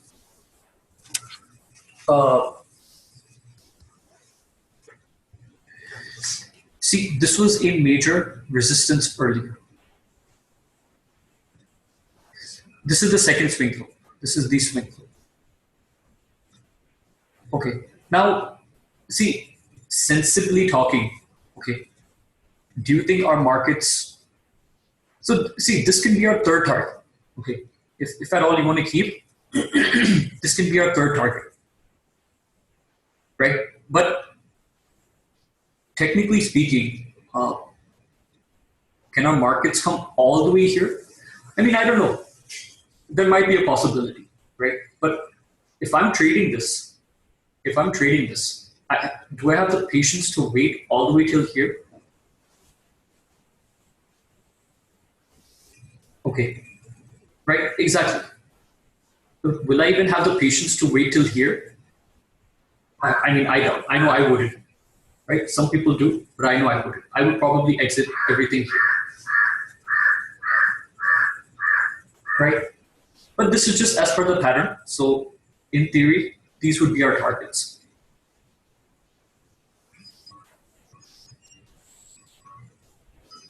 right? And this is that same picture I had given.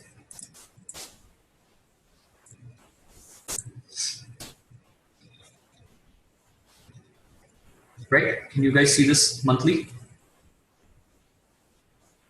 Nifty is forming a rising wedge on the monthly chart. Break of this can be devastating for the markets. Right? So this is not magic, guys. Okay. I had sent this chart on 29th September. Right? Today is 6th October. And this was before the move happened. Okay. And if you see today's picture, right? That's exactly what happened. So these things do work. Okay. They work like magic. But we need to be able to identify them first. And how do we identify them? By learning these patterns, by learning how to draw these lines. You have many crows.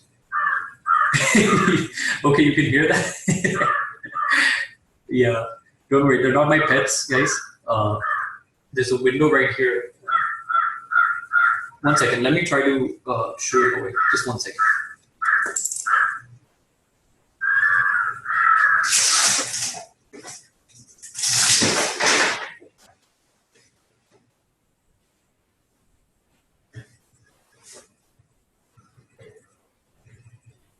Okay, is that better? Okay.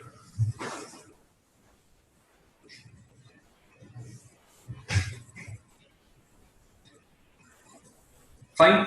So let's look at more examples. Right, this is the rising wedge, and it's being played out beautifully on Nifty. Let's see the daily time frame of Nifty.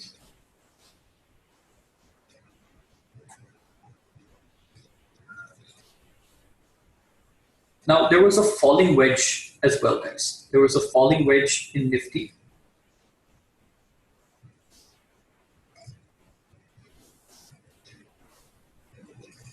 Okay. You can either connect it like this, or you can stretch it all the way to here. Okay. This is a falling wedge in Nifty. We would enter on the breakout, stop loss midway. This is my first target. And this is my final target.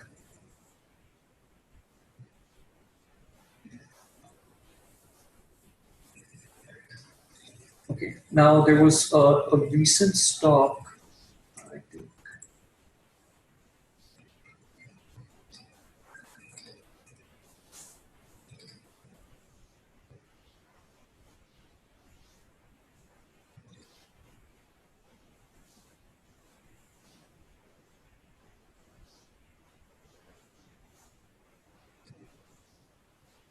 Okay, so this was TVS Motors, right? This was a falling wedge, so it's a bullish pattern. Enter here on the breakout. Okay, midpoint, stop loss. Now, this was the first swing high, okay? But you know, guys, that's too small of a target if you're doing position, right? So technically, this is the swing high, and this is my next swing high. Okay, so technically, you could have booked your profits here, right? Had you entered, right? We had this double bottom as well here, if you see.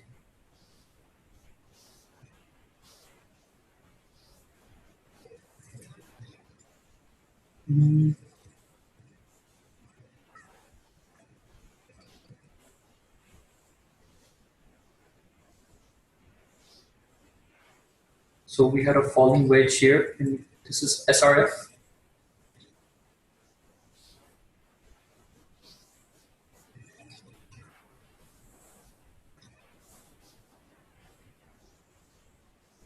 Okay, nice pattern, really nice pattern. Entry goes here, stop loss here, first target.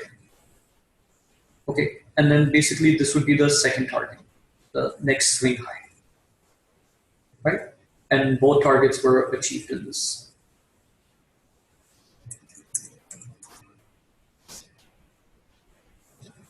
Now, this is HUL. Okay. We had a rising wedge in this.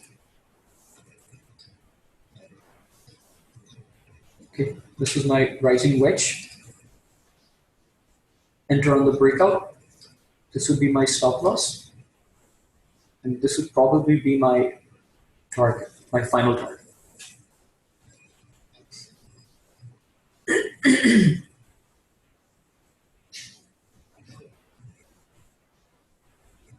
Okay, so are we getting a clear idea on these wedges?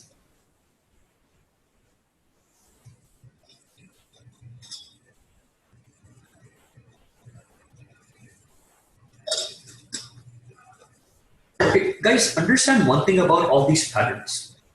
Okay, there's no particular way or proper way of really drawing this. It's more of a visual thing that if you see it, if you can see it visually, then that pattern exists.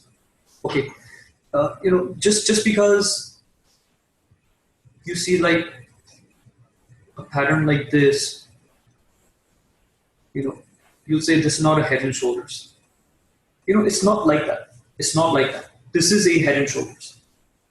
Okay. So that's what I'm saying. Don't be too precise, or don't go, as per the textbook way of drawing it, right? If you can see it, if you can understand what the pattern is telling you, then you can trade it. Okay. So, see, this is all man-made. Okay. All these patterns. Let me explain that to you.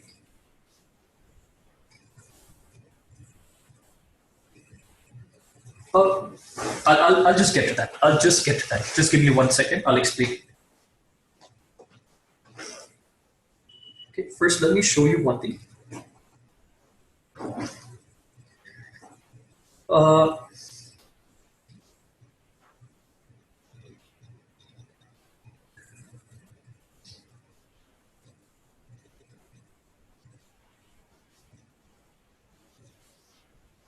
Okay, so we all know that this is a cup and handle, correct?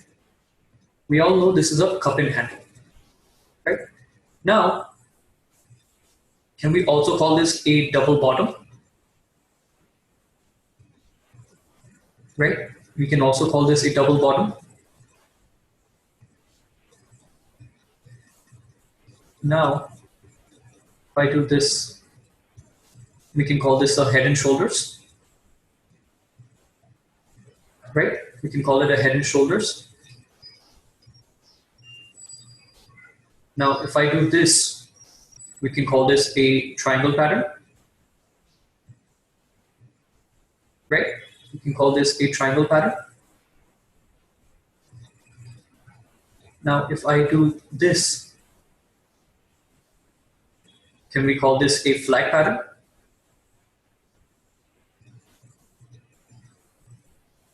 Right? Making sense, guys? You see where this is going?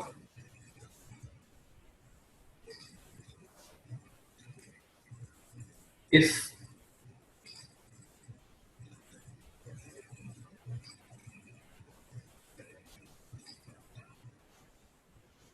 I have something like this is my channel pattern. Right? If I draw this, I have a flag. Okay, so understand one thing, guys. Understand one thing, that all of these patterns, okay, they were just given different names, different shapes by us humans, because we humans like to be creative. We like to be, innovative, so we like to keep doing new things, right? Because we have no other work in the world. So all of this, right? They're all the same thing. All the patterns, right? They're all breakout patterns, but people have arguments and discussions that no, this is not a head and shoulders. This is a cup and handle. No, this is not a cup and handle. This is a double bottom. No, you're wrong. No, people have arguments like this, and I simply look at them and laugh and tell them, they're all the same thing. I just showed you guys in one picture that they're all the same thing, right? Now, why are they all the same thing, guys? Why are they all the same thing? Because these patterns are nothing but support and resistance. Exactly, Raj. They're nothing but support and resistance, right? They're called breakout patterns because either it is breaking through resistance or it is breaking a support level, right? It's nothing but that, guys. It's nothing but that. Okay. See, this is how price moves. Okay. You will have contraction, then you will have expansion, then contraction, expansion, and so on. So my triangle patterns are my contraction, and then we get expansion. My channel patterns, contraction, and then expansion. Right? So these price patterns, these breakout patterns are nothing but support and resistance, guys. They've been given different shapes and different forms. God knows for what reason, but it's nothing but support and resistance. And that is why I keep emphasizing on the point of support and resistance. If you can master support and resistance, nobody can stop you in this market. But people think, oh, support and resistance is such a basic concept. And why is he spending so much time just on support and resistance? Because that's what it is, guys. There's nothing more. There's nothing more. I'm not here to teach you any fancy indicator and all that, right? I'm here to teach you what is the bare fact and what is the reality. What makes a chart? What creates a chart? What is a chart made of? Right? This is purely human emotions, guys. This chart is purely human emotions. Okay. Now, seeing this, I want to understand, at particular levels, what is the emotion there? Why is price continuously stopping here? Why is it not going above this? Because the human emotion or the human psychology is saying that they find this price too expensive. They find this price too pricey, right? Buyers do not want to enter at such a high price for this stock because they feel it's overvalued. So you will see multiple attempts for it to go up, but it is not going beyond this level, right? So what is it telling me? That it is facing resistance here in technical terms. But in our human psychology terms, it means that buyers find this price too expensive, which is why continuously, whenever price comes here, they sell. Whenever price comes here, they sell. Whenever price comes here, they sell. And then what happens? Boom, right? And now we define that by these patterns, right? This rising wedge pattern or this triangle pattern, whatever the name. I don't care about the name, guys. I care about the picture and trying to understand the picture. And the picture is clearly telling me that price is facing multiple resistance here.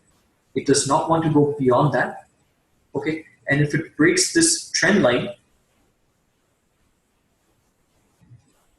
exactly, it's all on support and resistance. Hiteshi, you're absolutely right.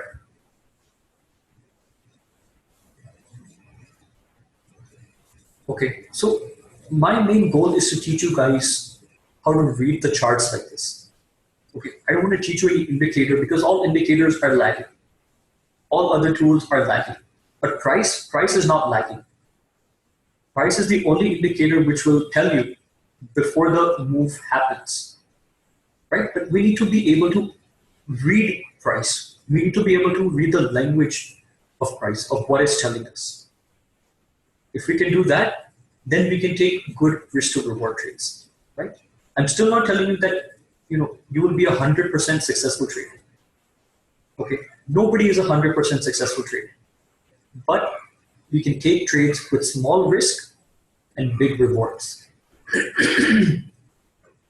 Right? You might have seen my trades. I take very small risk, but if the trade goes right, they're usually big winners. So that is our goal as traders. Right?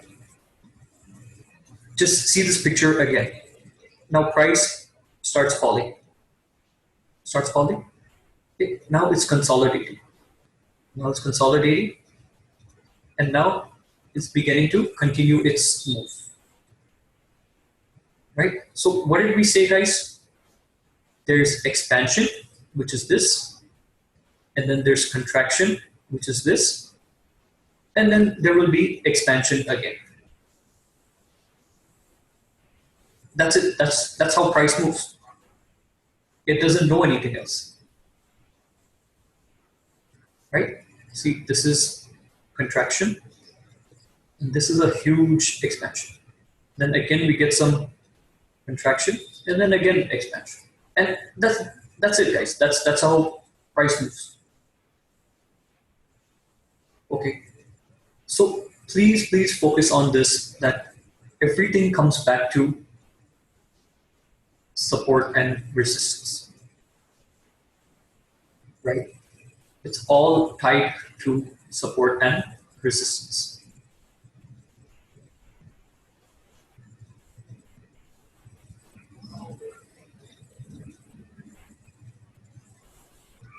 Okay, so these were the price patterns, right?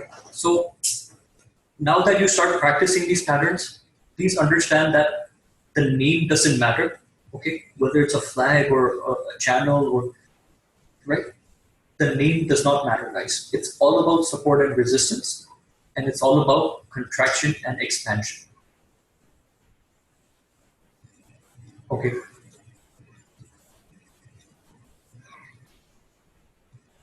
Are we clear till here?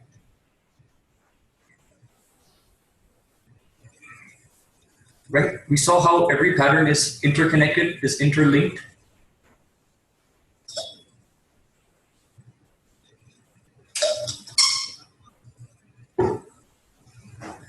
Okay, great. Now I want to share one thing with you, which is probably the most important thing that I share with you, which is basically, the way I identify most of my trades.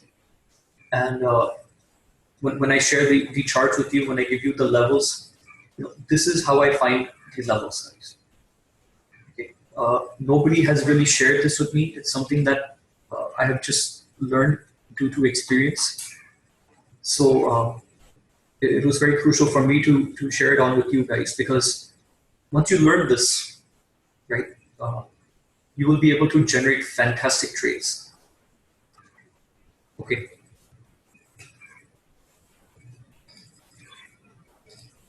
Let's get into it.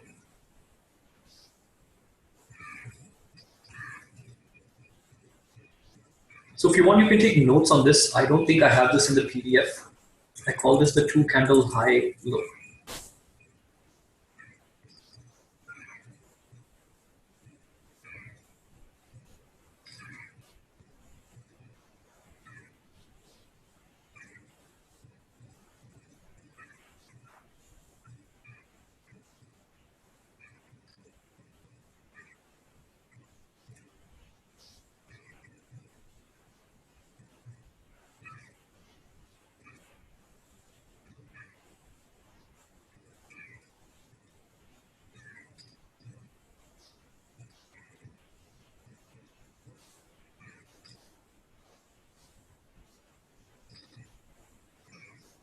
Okay, the color doesn't matter. I've just given it for a reference, just an example.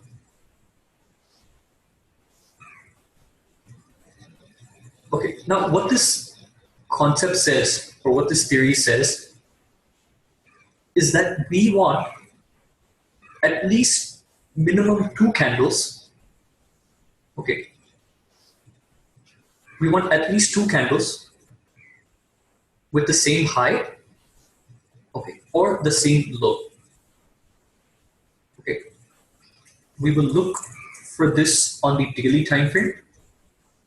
Okay, and keep one thing in mind, that this cannot happen if the 2 candles are back-to-back days. Okay, so they cannot be consecutive days, back-to-back days.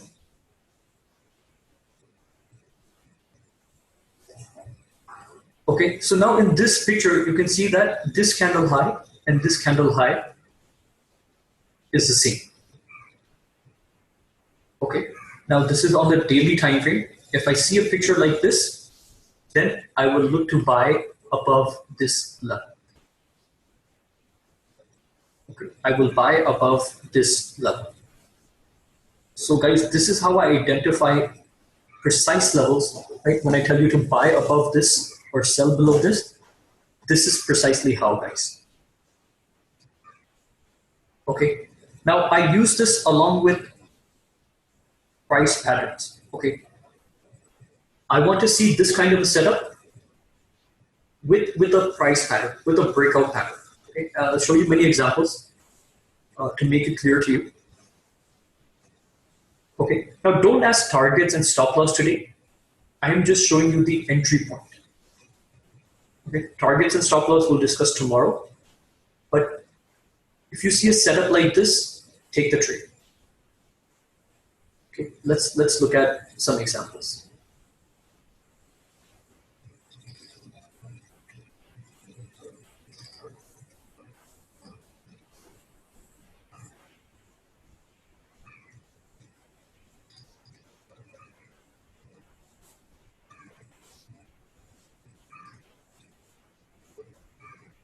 So I was watching this continuously yesterday and I forgot to give it to you guys. We could have gotten a fantastic trade yesterday. Now, see the low of this and see the low of this. Okay. Now guys, 1-2 points here and there is fine, right? Like this is like a 1600 rupee stock. So 1 or 2 points here and there is fine. Okay. A small variation is fine. It doesn't have to be dot to dot exact, but a little bit here and there is fine. Right? When I draw this horizontal line, it should look like, okay, both are the same lows. There can be, yes, there can be, but you can stick to 20, not more than 20. Okay, so it shouldn't be a difference greater than 20 days, right? These are all 1 day candles. So the difference shouldn't be more than 20 days.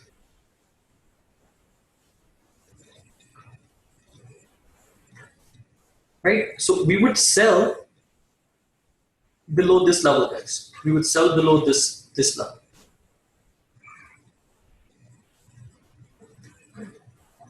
Okay, and that same day we would have gotten a fantastic trade.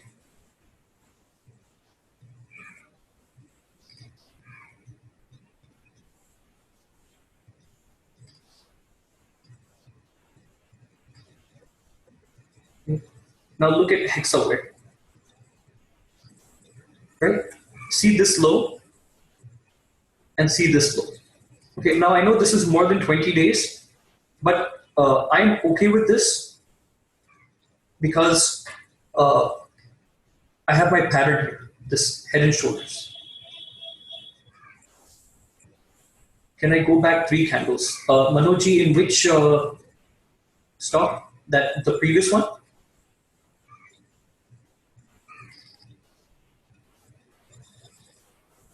Mhm. Okay. Can I go back 3 candles here?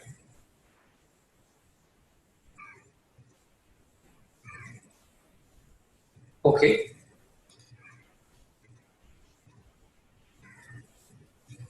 Okay. Yeah. So the low of this is 1598. This is 1600. So it's about 2 points. So yes, this can also work. This can also work. Yeah, this was a good find. I didn't see that, but this can also work. Okay. And guys, understand one thing. I'm taking a minimum of 2 candles. Okay. Now suppose we have 10 candles whose highs are exactly at this level. Okay. So let me tell you one thing. The more number of candles we have, okay, means the stronger the breakout will be. Yes, exactly, Raj. The strength, right? See, let's say this is my ceiling, okay, and each time I'm coming in, hitting it with a hammer. Okay? I'm again coming, hitting it with a hammer. I'm again coming, hitting it with a hammer. Again coming, hitting it with a hammer. Guys, eventually, enough number of times when I hit it with a hammer, that ceiling is going to break. And I'm going to get a hole to go through. Right? So 2 is just my minimum criteria. But if I have more than 2, then I'm going to hit that thing very hard.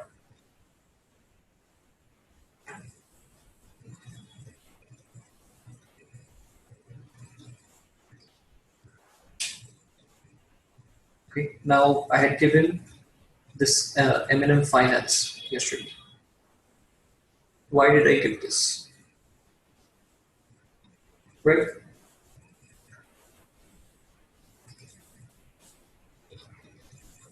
See, there's nothing I'm going to hide from you guys. Okay. Uh, I'm going to be very frank with you. You have invested your time and money with me. You're here, we're learning for these 2 days, and I really, really appreciate that. Right, guys? It's not easy to remove 2 days, especially around 8 hours for the entire day to sit and learn all this. Sometimes I know it can get boring, but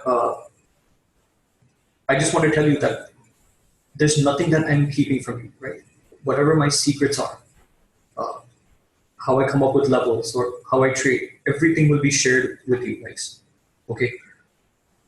There's no reason for me to keep anything from you, and I have all the reason to share everything with you, right? Because my goal is not just to teach you bits and pieces and for you to go, right? I actually want you guys to become successful traders, right? I actually want you to maybe one day leave your job, become full-time traders, and be good at this, right? So that defines success for me, not the fees I've earned from you, right? That's when I will feel like yes, I've achieved something. If you attain success, right? So it really feels good. It feels good when students come and share their P&Ls with me. They tell me because of you, I'm making money and so on. So that feels like achievement, okay? Not the money being earned from this. So that's why I'm going to share everything that I know and the things that I know that work, right? Not just useless things. So like this one thing that I'm sharing with you, okay, guys, I've taken so many trainings from others, but I've not learned this from anybody. I've seen so many videos, but uh, nobody has really shared this. Okay, it just comes with experience, with spending time in front of the screen. So I'm sharing it with you. Okay, and in the group as well, right? I share all of these charts. I even draw all the lines, right? It's all in front of you guys, right? It's all in front of you guys when I share these charts. See here, break above 956. Why did I give that? Because multiple times price was taking resistance at 956. Yeah, you're welcome. You're welcome, Manojji. And I still have a lot more things to share, guys. So just hang in there. You're gonna enjoy these 2 days, right? So all of this is given in the groups, but I don't know. Maybe people don't take the time to spend and learn this, or I don't know. But I'm giving so much stuff for free in the groups that if somebody actually pays attention and learns this, then they don't have to take any trainings, right? But sometimes it's also that until someone doesn't show you the way, you don't really see it, right? Like in many trainings that even I took, some were eye openers for me, right? It's like something was right there in front of me, but I couldn't see it until somebody showed me. So here it is, right, guys? This was Eminem Finance. I said to sell below 385. Why? I am using different time frames. Okay, 5 minute. Yeah. So Joe, 10 minute or 20 minute. Okay. So why do I do that? Why do I do that? I'll just show you very fast. I simply do it for visual purposes, not for any analysis purposes. Okay. So I make all of my charts that I share in the groups. I make them all here in Charting. Okay, this is free charting software. So let's go to Nifty.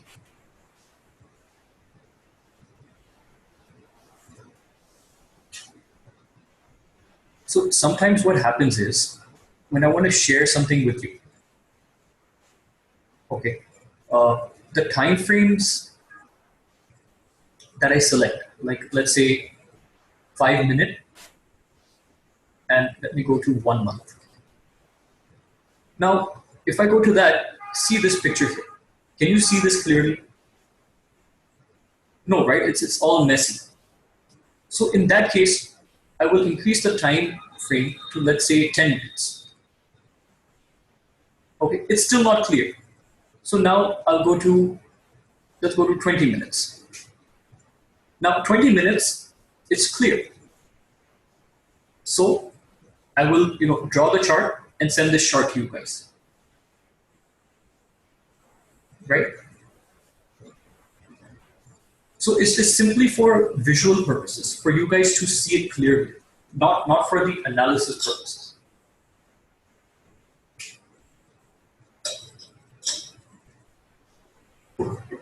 See, I'll be very frank, okay? When I share charts with you guys for trades, 90% will be on the daily time frame. Okay, sometimes I might send hourly charts just to give a clearer picture. Okay, just to give a clearer picture, because maybe I'm not able to see that on the daily time frame. So I'll go to the hourly time frame. Okay, that's simply for you guys to see a clearer picture. Right?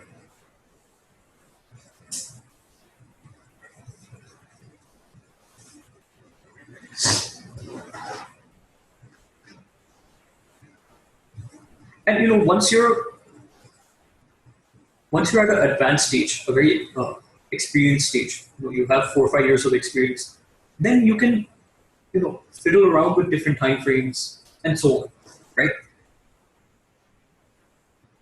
But even me as a trader, I majorly stick to the daily time frame, and then I go to the intraday time frames. Okay, 1 minute, 3 minute, 5 minute, and then I take trades there. I'll discuss more about this tomorrow.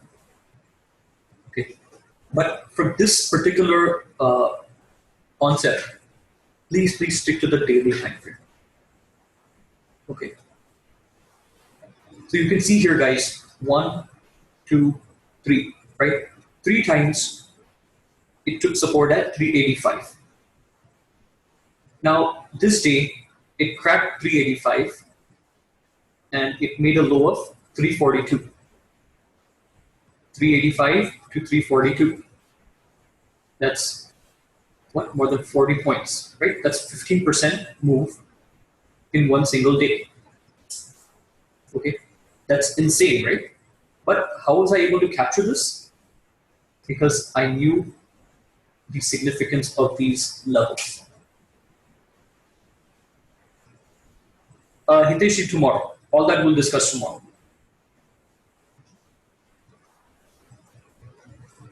Fine. What was another trade? I can show you hundreds of these kinds of trades next.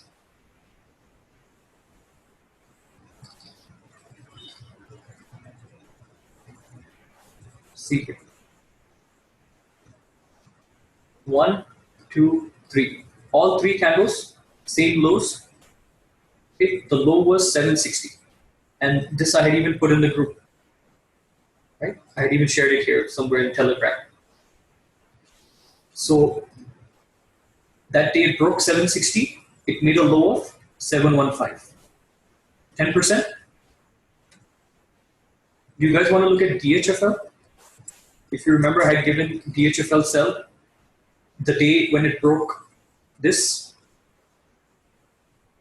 Do you guys want to know why? How?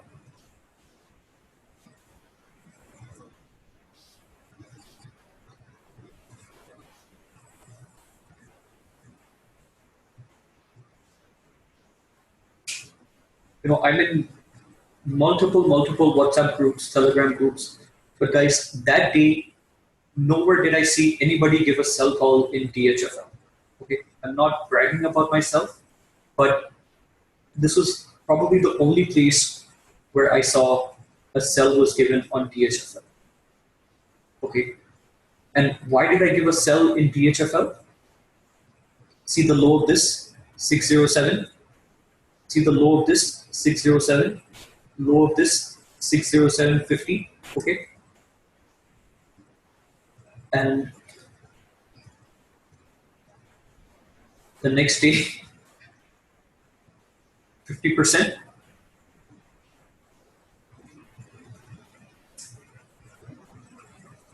It should be either same high or same low. Yeah, it can either be the highs or the lows, right? So whichever one breaks.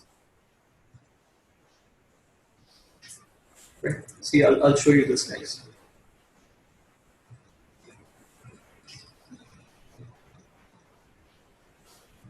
Right? This was 19 September. I had given DHFL. Break below 607. This is for intraday, so but this is how I got the level, right, guys? Hitesh is asking, can't be high and low combination. No, I mean, how will you do high and low combination? So you either want that price to break out above or price to break down below. How can it be both? Right? We want to take a trade in whichever direction where we're getting a opportunity. Right? If it's breaking towards the top, then we simply buy. If it's breaking towards the bottom, we simply sell. What else is there?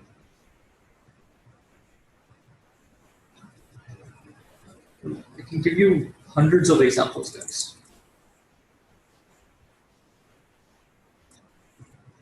How many times this strategy fails? So it really depends on how you trade it. Okay, it really depends on how you trade it. Now, if you're trading it intraday, this strategy can probably give you maybe a 70 to 80% success rate. Okay. Yeah, this will probably give you a 70 to 80% success rate. Right? But Manoj, what you have to understand is, okay, what you have to understand is your risk to reward. Okay. What is your risk as compared to your reward? Right? Now, some of the trades that I just showed you, Godrej CP gave 10%. M&M Finance, right? It gave 15%. Your risk, right? my risk was, I think, 2 points on M&M Finance. Unfortunately, that hit, right? The stop loss hit because of the volatility. But in most cases, what happens with these trades is when it breaks up, right? It will immediately give you 1-2%.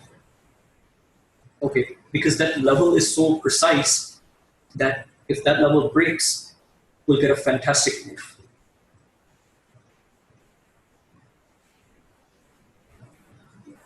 Okay. What should be minimum risk to reward? I would at least look for 1:3. I would look for at least 1:3. Most of my trades are 1:3. Uh, right? Now, as beginners, you can look for at least 1:2. Okay, at least 1:2.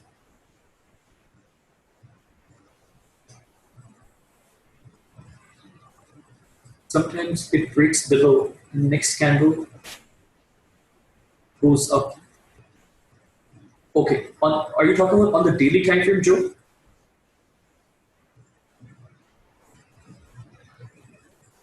Okay, so yes, that can happen. That can happen, Joe. So there's nothing you can do about it. So if you're trading positionally, then you have to exit, right? Your stop loss hits. But if you're trading intraday, then either your target will hit or your small stop loss will hit. Intraday. Okay. So, that's what I'm saying, Joe. Then, yeah. So then your SL hits, right? Then there's nothing you can do about it. And since the past, 2-3 weeks or 1 month, the volatility has been so high that anything is happening. Anything is happening, and it is becoming difficult, for some trades to work. So that's why we have to make sure that we keep our stop losses as small as possible. Okay, you will have seen the charts that I shared. I keep the stop losses very small, guys, very small.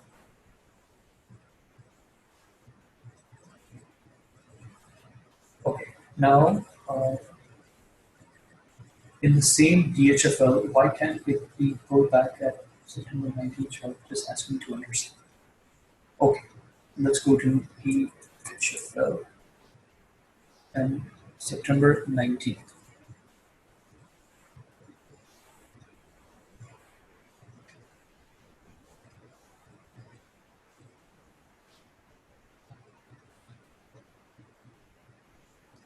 Okay, here, this is September 19th, Raj. Okay, so you're asking, why can't it be pulled back?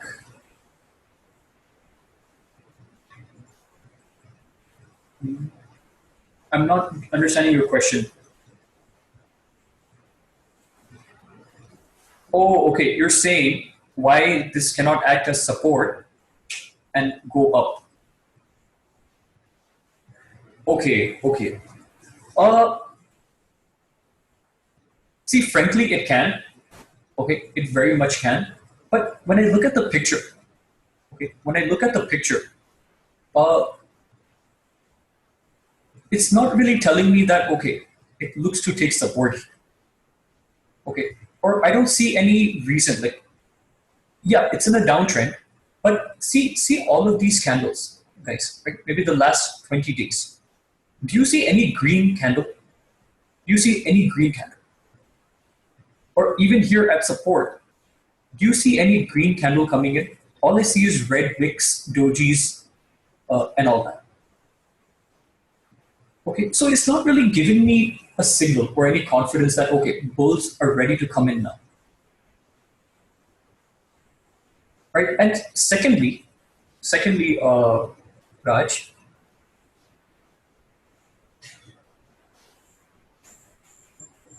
okay, however funny it might look, but do you see this now?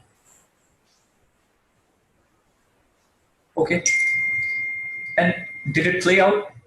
It very well did. Right, so this might have something to do with experience, but if you actually try to understand the picture, then it's telling you everything. Okay, it will tell you everything. And I'm still saying, nobody could have known 100% that this stock will fall. Nobody could have known, right? The next day, we could have seen a big green candle. And what you're saying could have been right. Okay? So, like I said, Raj, there's no predicting, right? There's no right or wrong. We see a level, if it breaks that level, we react. And by react, I mean we sell. As simple as that, right? A lot of people think they call themselves traders. I say we're not traders, we are reactors. Okay? We react to price levels, right? Okay, now let me go back. 1:3 for intra or positional? Manojji, 1:3 for intra. Positional can be much more.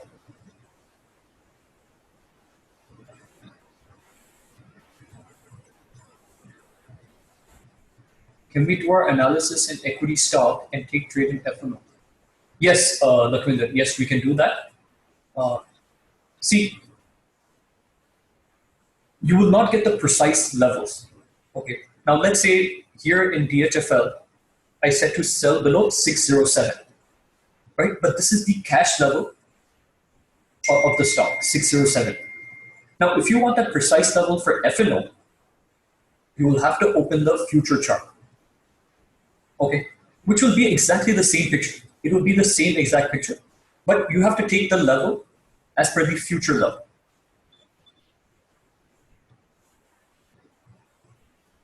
Is that clear? Yeah.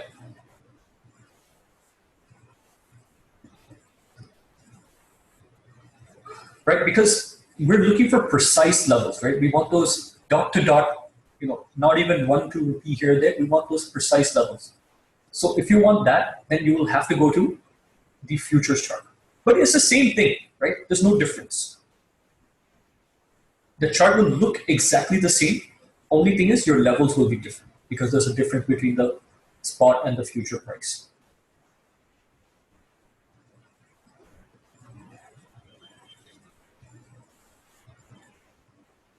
Okay, so Joe is asking, because of sudden fall, we cannot catch the level. Okay, Joe, that's a valid point. We'll discuss this tomorrow, right? When we come to the trade execution and the trading part. Okay, guys, I'm just trying to take question by question.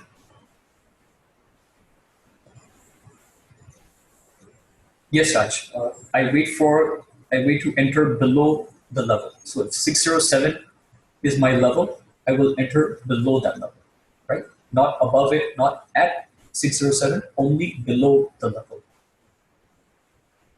SLN exit part you will cover tomorrow. Yes, Manoj, tomorrow. Okay, good. I'm really glad you guys are asking questions. Okay, this shows me that you're taking interest. It shows me that you're paying attention, and I appreciate that. Right? Nothing should be left in your mind, guys. No doubts, nothing. Everything should be clear. Because if everything is clear, then that means I've done my job properly. Okay. But if there's some doubt in your mind, then that means I've left out something, right? So don't leave with that. Ask whatever question you have. It's fine. Everybody will learn.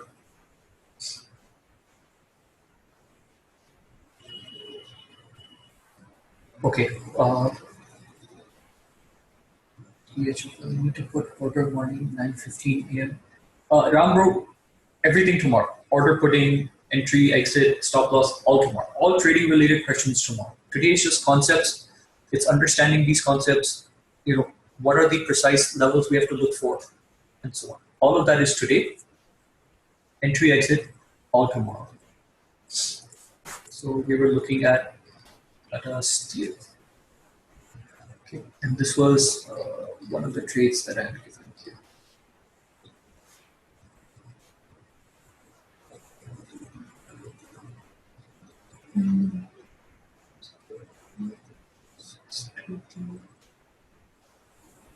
Five here.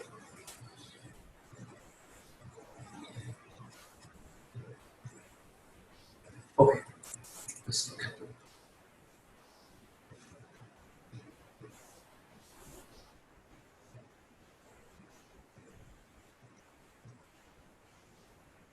Okay. You're talking about this, right? This is the big cup.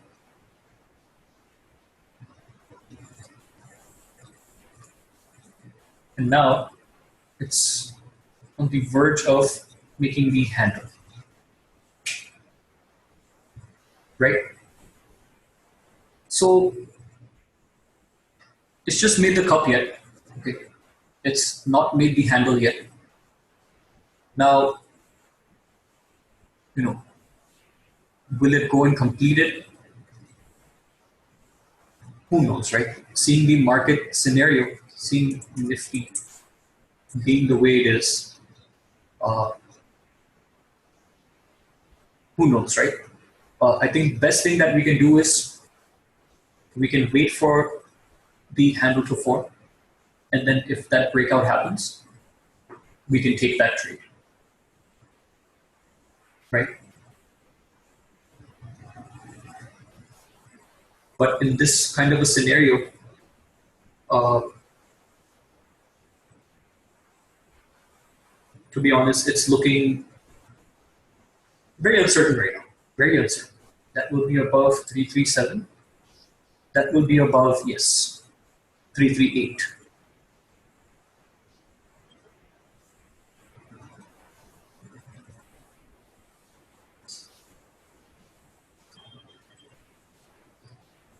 Now, yesterday, I was watching this stock. You can take up and handle below also in Wipro.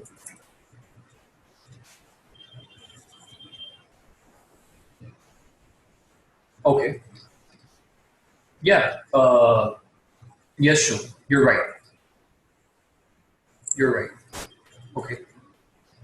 So Joe is saying we could have taken this cup and handle. Of course. Why not? Right. This was also basically a breakout. So see, first of all,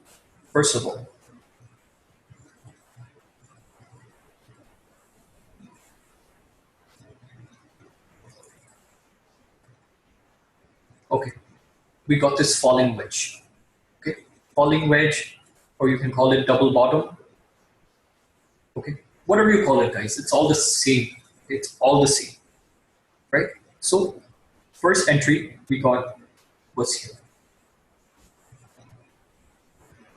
Okay, now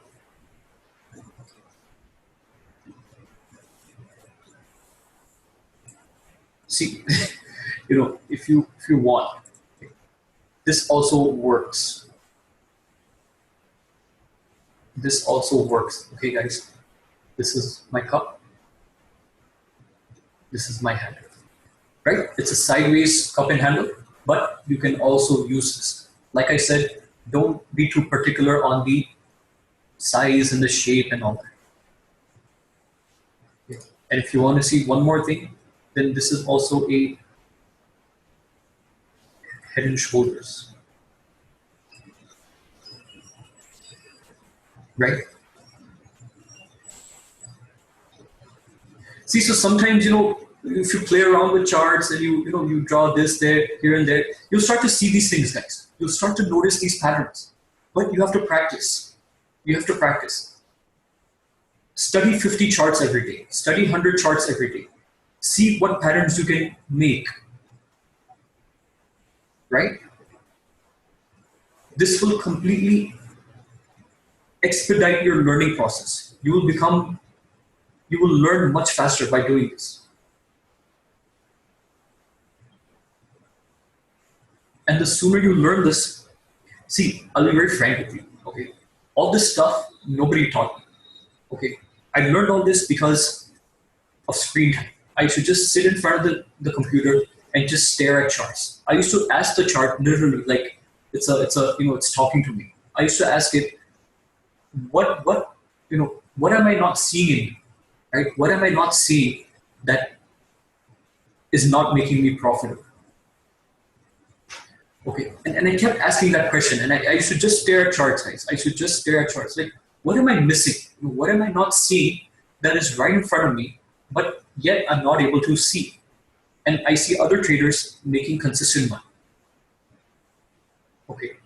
And by asking that question and by staring in front of the screen for hours every day, I started to get my answers, guys. I started to get my answers. I started to see some patterns over and over again. The same thing happening over and over again. Okay? And by noticing that, I just connected the dots. I looked back and I saw the same patterns in other charts. And I saw that, okay, it's the same thing again and again every day. There's no difference. Right? And that's what you will start to notice. But what I can tell you is you don't have to waste 10 years with this. Right? I'm giving everything to you in these 2 days. I'm giving you all the tools, all the concepts that you need to know. Okay? And I'm trying to keep it as simple as possible for you guys. Right?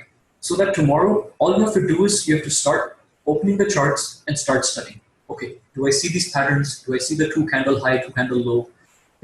Do I see, we'll be covering price action going forward today. So do I see those things? So now you just have to look for it. You don't have to spend the time and work to, learn it, right?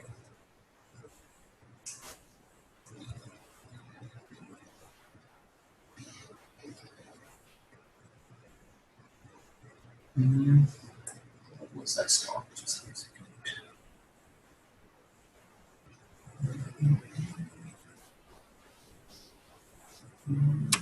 Okay, it's not.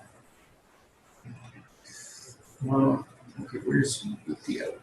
Yeah. Okay. See UPL.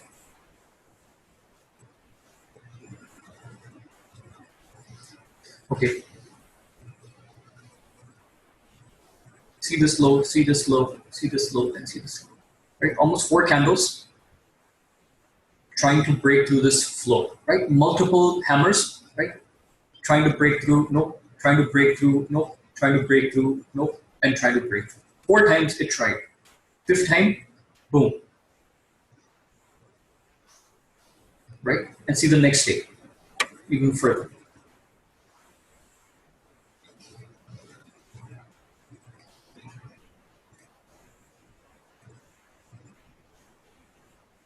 Okay, so this is a fantastic concept, guys. Practice on this. Best thing I can tell you is go through my Telegram channel. Okay. This day I had given this head and shoulders, MGL. Looks weak below 829. Okay. That same day, guys, it went to I think 770. Right? 60 points down. Again, almost 10%. Right? I had a pattern, plus I had the candle lows. It works. It works beautifully. Right? A lot of people come and message me. They tell me like, Sunny, your calls are amazing. Your analysis is amazing. And I just say thank you. And it's like, why is it so good, right? I'm not doing anything magical or anything. I don't have any extravagant knowledge or anything else. It's all simple, guys, right? Everything is what I'm sharing with you. Okay. There's nothing different. There's nothing different, right? It's all being shared with you. So best way to learn all of this, go through my Telegram channel, okay, and just go through the charts that I've shared. The best thing here is there's no chat, okay? There's no chat. It's why all charts having similar patterns don't give similar results. That's a fantastic question, Manuji, because the dynamics of each instrument, when I say instrument, I mean each stock or index is different. Okay. Now, in today's day, as compared to 1 month back, the change in the sentiment is so vast and it's so different, right? Today, if you ask anybody, everybody's scared to enter the markets. Everybody's scared to buy. There's fear in everybody. Everybody's scared that the markets are falling so much and so on. 1 month back, everybody was so bullish. They were ready with their cash to go and buy stocks and so on, right? So sentiments have a lot to do with trading, right? Because what are charts again? Like I said, it's nothing but our human emotion, our psychology being displayed in this, beautiful format, this colorful format, right? So depending on the market conditions, okay, you will get different results, right? Like right now we're in a bearish phase. There's fear in the market, right? So maybe if you go to buy a stock, a breakout stock, you might not get that kind of a result because right now the entire sentiment is so negative, right? But on the other hand, if you're selling on the lower side on a breakout, you just might get a 10-15% move, right? So every stock is different in every scenario. So like I said, how far a stock is going to move, or whether that stock is going to give us profits, or whether it's going to be a good breakout or a false breakout, we don't know, and we will never know. And if somebody predicts that, just slap them in the face, right? Because even if you're the market maker, you will not know. Even if you're the operator, you will not know. Okay. All we can do, guys, is manage our trades, right? If it's going in profits, then we have to keep moving our stop losses up. Okay, we have to keep trailing our stop losses. All this I'll discuss tomorrow. And if it's going against us, we have to make sure we exit with the smallest loss possible. As simple as that. But if a trade is going in our direction, we have to make sure to take every inch out of that trade.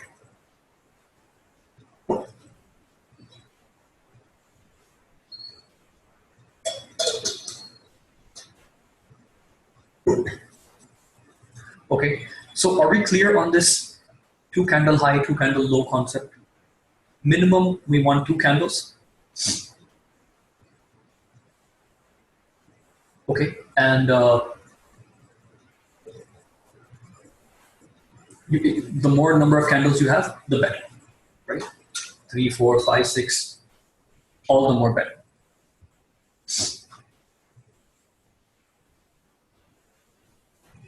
Okay, so we've covered price patterns. We've covered this two candle high, two candle low concept. It's a beautiful concept, guys. If you understand this, trust me, you don't need anything else. You don't need any strategies. You don't need any other concepts, right? Just look for these trades, one or two if you find in a day. Focus on those and just trade those.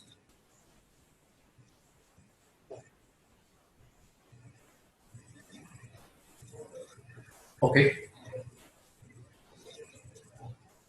Now let's do one thing. We have a few more concepts to cover after this. Let's take a quick break.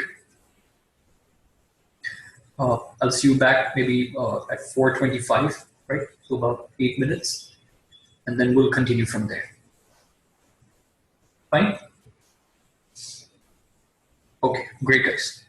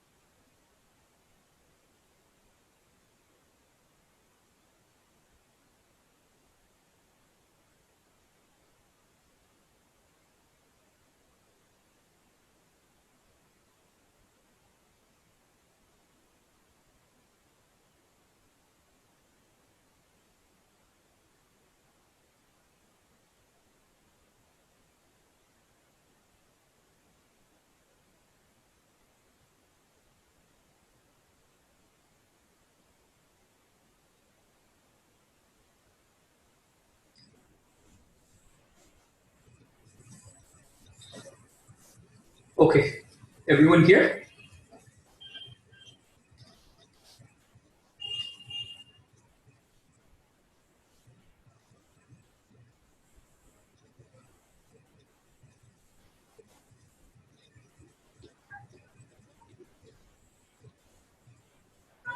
Guys, are you back?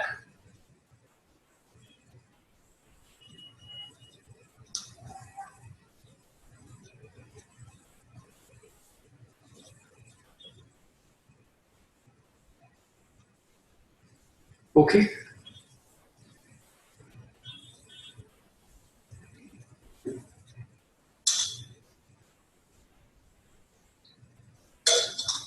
Can I know where everyone is from? Where all of you guys are from?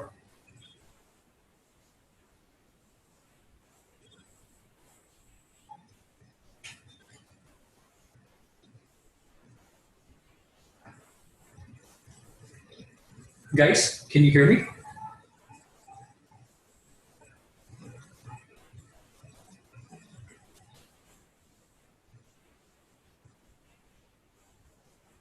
Yeah.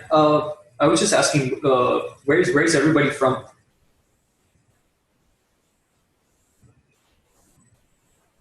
Okay, Manoj is from Bangalore.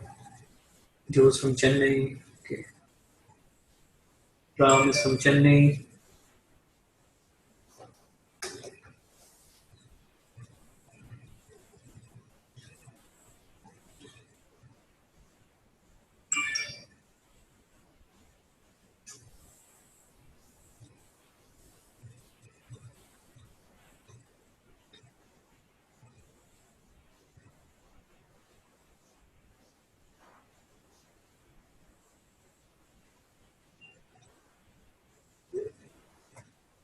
Melbourne. Oh wow, Latvinder's from Melbourne. Nice. Okay, okay, she's from Gujarat. Okay, Chennai. Raj is from Chennai. Okay, Kannan. Okay, Kannan. I was just asking everyone where they're from. So if you can share that.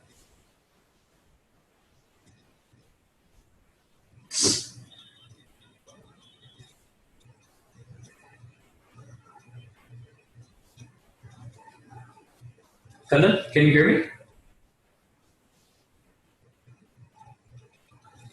Yeah, I was just asking, where everyone is from. So if you can just share that, please. Cochin. Okay, okay. Great, great.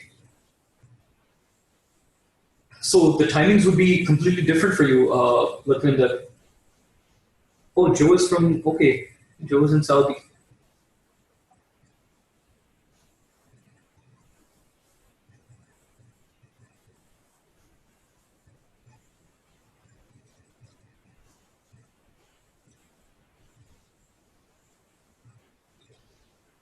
Nice, nice. So we have a good mix of audience.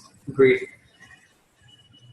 I think that's the benefit of having webinars. You can connect to people from all over the world, and at their convenience. So it's really nice.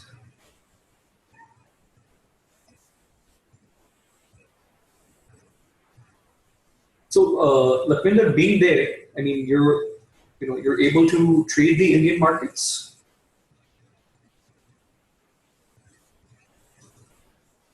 Okay, okay. But isn't I mean the time difference would be a pain, right?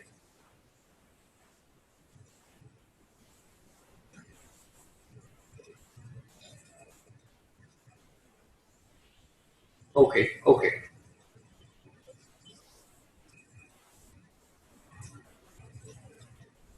Yeah.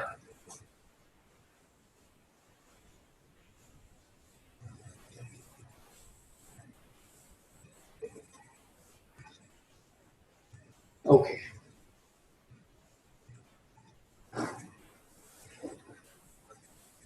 Okay. Great, guys.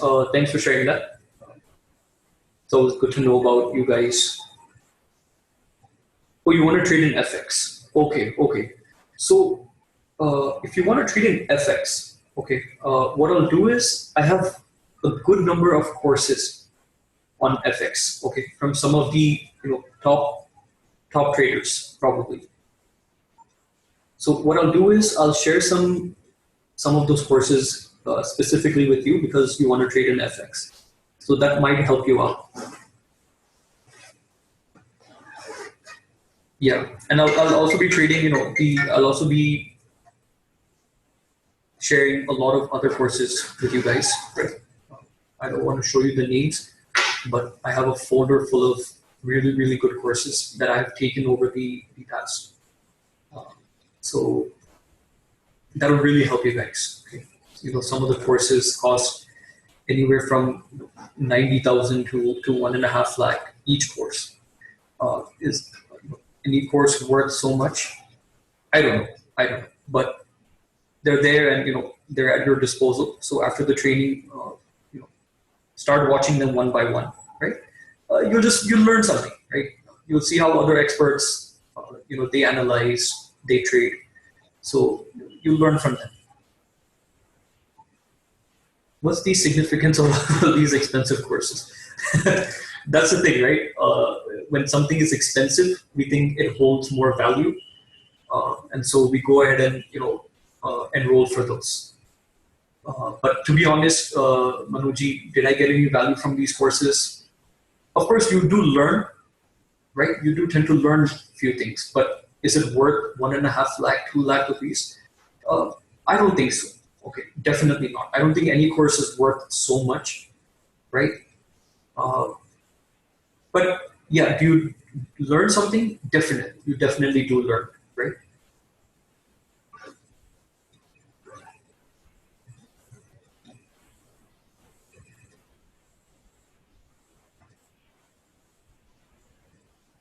Right.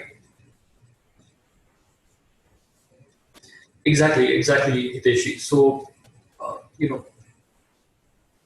spending that much on courses, honestly, it makes no sense to me, right? But see, when people are new in the markets and they don't know, okay, they don't have any guidance, they see some guy coming along, he's good in marketing, so he'll show some, good profits and this and that and student feedback and all this. And then people get so attracted that whether he charges 10,000 or 1 lakh, right? They'll go and pay it. Okay. And so, after going through so many courses and this 10 years of experience, and being in so many groups and seeing what people are doing, uh, it came to my realization that if I am going to teach one day, right, then I'm going to do it with the intention that you guys get some value and that at least I offer a money back guarantee. Okay, that if you do not like what I'm teaching you, or if you think that I'm just talking nonsense, and you think that this will not help you in any case, then guys, I will happily give your money back. Okay? See, I don't want that kind of earnings, right? More than the money thing, the blessings is more important to me. Okay, so uh, what I've learned in all of these years is that for many of these courses, I wish they would have offered money back guarantee. Okay, uh, because what a lot of people are doing, they're just taking free things from YouTube, right? They're packaging it in a nice way and reselling that same thing, right? And they're charging exorbitant amounts. For one strategy, they're charging 15, 20, 25,000.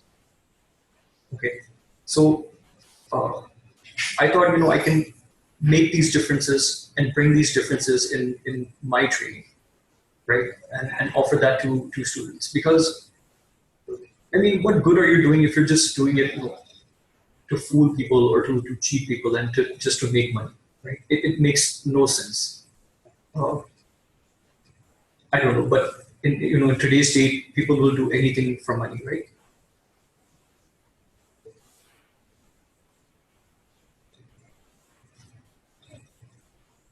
Is it easy to implement in market? Well, it really depends. It really depends. Every training is different. Everybody teaches different things. Now, it really depends on whether that thing resonates with you, whether you can adapt to that or not, right?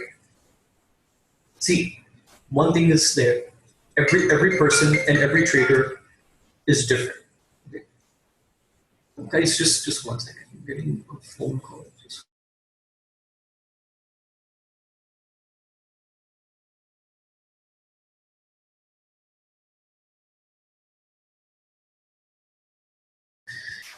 Yeah, sorry about that.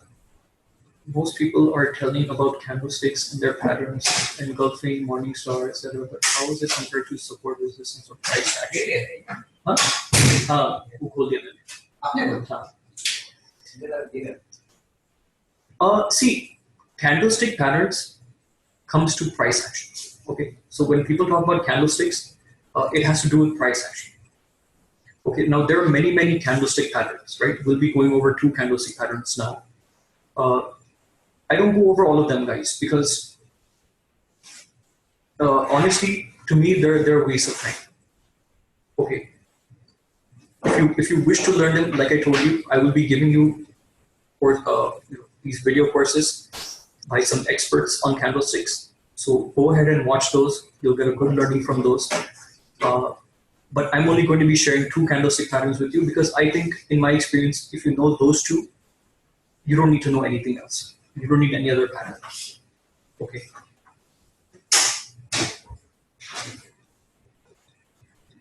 After experience, I enrolled in this course. Yes, Ramro.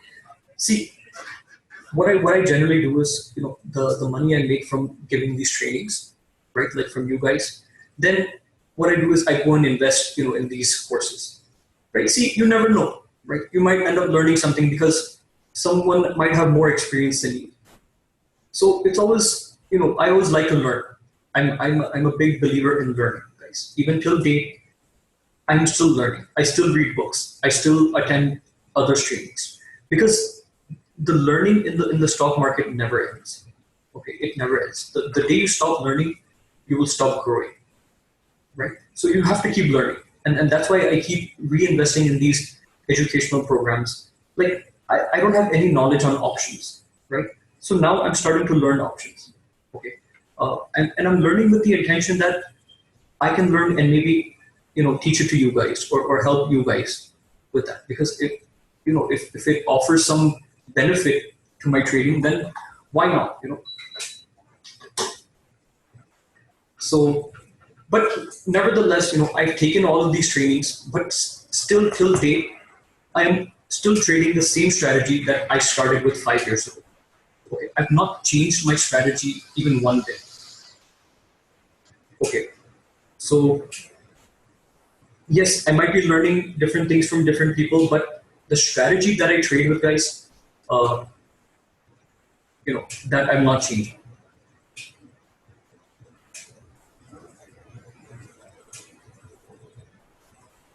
Okay, Joe. Okay. So that's a very good point. You can bring this up tomorrow at the end when we're discussing the trading psychology part, and I'll definitely touch upon this point. It's a very nice point that you brought up.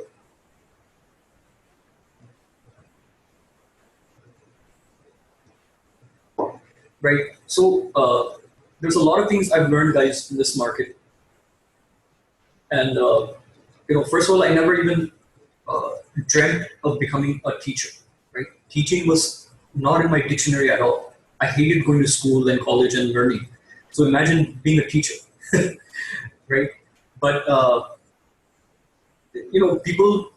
So I was in a couple of WhatsApp groups, and I used to share my trades. Right, I used to share my trades, and I used to share my profits or losses, whatever, for the day, and people started to take that into notice, right? And so people started to ask me, like, what is your strategy? Can you share with me? And so on. So I did share with people, and people actually liked it, and some of those people were actually making money from it. So then a lot of people started to request, and I told them that, I cannot keep sharing with everyone, right?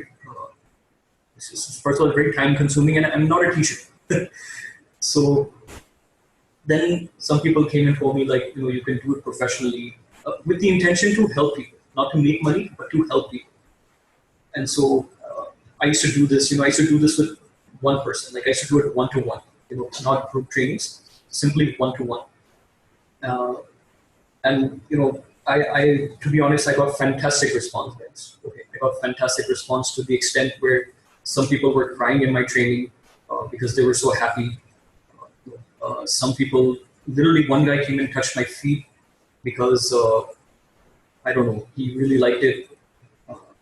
So I started to get a lot of response, guys, because maybe, they saw that there's some genuinity or some value that they're getting from this training. So, that really touched me. Okay, that really touched me, and the blessings that I was getting from people, that sort of motivated me to take this professionally. And so now, I've started my own training institute, and I'm trying to train as many people as possible. And I'm really liking it, right? I never thought of becoming a teacher, but I'm really liking this because it's actually creating a difference in people's lives. Okay, and if I can do that in some way or the other, then I'll make it my purpose to continue doing this. Is it true that when more people apply the same strategy in the market, that strategy is bound to fail? Yeah, I mean, it's true if that strategy is very mechanical. Okay, it's true if that strategy is very mechanical, and if you're trading really big, right? But the volumes in our markets are good. Okay, it's not like back in the day where there were no volumes. In today's date, we have really good volumes. And we have different instruments, right? We have futures, we have cash, we have options. So various different instruments we can trade in. So don't worry, these strategies are never going to be, they'll never fail if they become too known.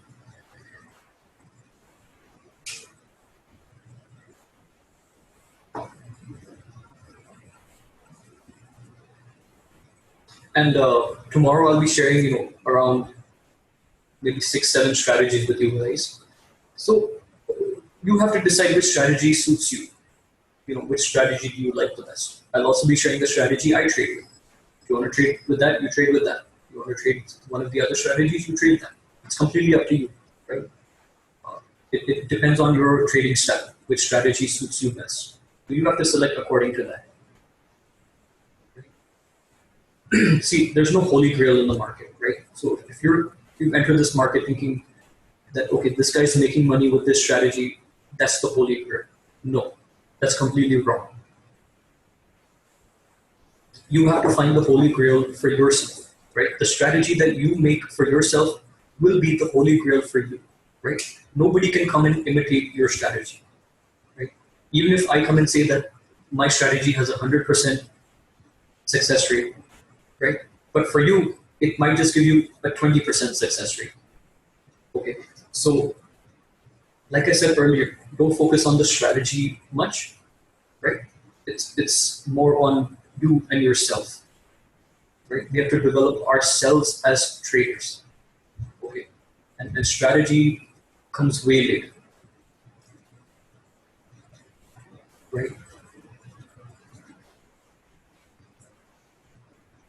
So that's why I always go to learning the base. Okay, fine. This guy has a strategy, but what is the base? What is the underline of that strategy? How is it being derived? Where is it coming from? Right? So if you understand that, like the concepts that I'm teaching you today, guys, it's all price action, right? It's all trading concepts. So if you understand these concepts, you learn these concepts, then you have the knowledge to make your own strategy, right? You don't need any strategies from me, or you don't need my strategy, right? You will have the know-how, you will have the understanding, right? You'll have the knowledge now to go and apply your own brain and make your own strategy for yourself, as per your suitability. You won't have to rely on anyone now. Okay. But still tomorrow I'll give you some strategies just to see if you like those strategies, right? They're well-tested strategies. I've traded with them. They work. They give good success ratios. Now you see it, whether you like it or not. Right? But that's one thing I have learned, guys. I have taken so many trainings. I'm not using anybody's strategy but my own. Okay? This I've learned through time and practice. Okay, and eventually I learned the hard way that I have to develop my own strategy, because that is what I am going to be most comfortable with. Okay. Will robo algorithm work in markets where it will put auto orders? Yeah, they put auto orders And that's way down the line. I mean, it's way down the line. And people are trying, to work on this, but it's just not working. Okay? It's just not working to the extent where, it can really disrupt the market. How to derive a strategy from a concept? Show an example tomorrow. Okay, fair enough. Fair enough. I can show you many examples, right? I can show you many examples.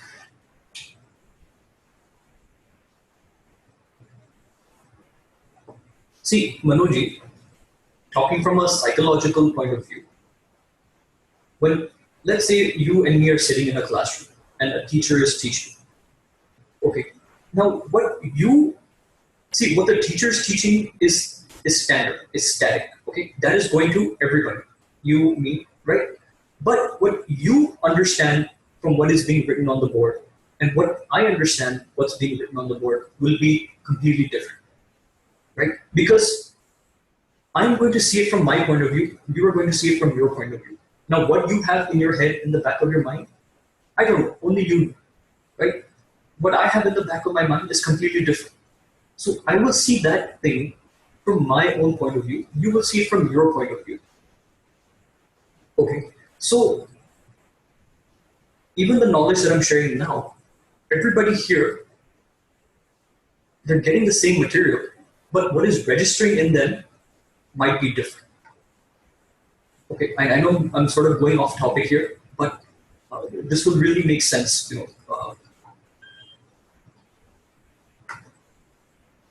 So all of this is very relative. Okay, it's very relative as to what you get and as to what maybe Lakhvinder gets. Right? It'll be completely different because humans, right? Humans tend to, like that saying, like attracts like. Okay, so you will tend to like the things that you can relate to. Like let's say this two candle high, two candle low concept. Most of the trainings that I shared, people love this concept. People, they clap in the trainings because they love this concept.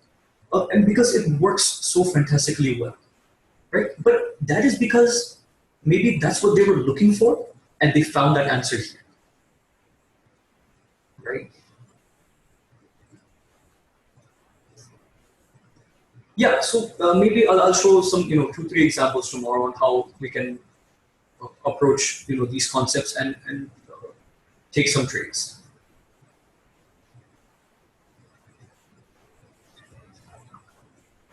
Okay, guys, I'm sorry we went completely off topic.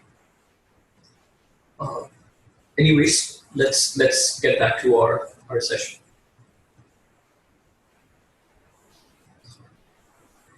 The thing is, the biggest issue I was facing as a trader was psychology, was emotional control. Okay, because I was able to put on trades, right? Even though my strategy was good, but I wasn't able to come out profitable due to the lack of emotional control. Right? Each time I took a trade, my mind just would not stop talking. The mental chatter would just be on, blah blah blah blah blah. If the price, if I entered a buy position and price would go down, then my mind would just keep saying like, get out, get out, get out, get out. You're losing money, you're losing money. You should exit now. So before my stop loss even hits, I would exit the trade. And then what would happen is the price would turn from there, go up and hit my target. Okay, so if you're a trader, you would probably understand this, right? So I was facing a lot of, exactly, right, Joe? It happens for everyone, and I was facing a lot of issues psychologically. So that's when I started doing a lot of research, guys, into psychology. I read so many psychology books. I watched so many psychology YouTube videos. And so that's when I started to understand the material and make a change in my trading, right? That's when I started to realize, like, okay, this has nothing to do with strategy and all of this. It's more of controlling ourselves and trying to understand ourselves, right? See, guys, just understand one thing. If it was easy, we wouldn't have 95% losing traders. Okay, that there's a reason why only 5% traders make it in this industry, right? Uh, because there are some steps you have to follow, right? There's some steps you have to follow, which is not easy, right? It is actually tough. But when does the tough become easy? With practice, right? When we practice and we do it again and again and again and again, it tends to become easy. Okay, that's why I keep saying don't look for shortcuts, do the hard work, because you have to understand the material. Okay.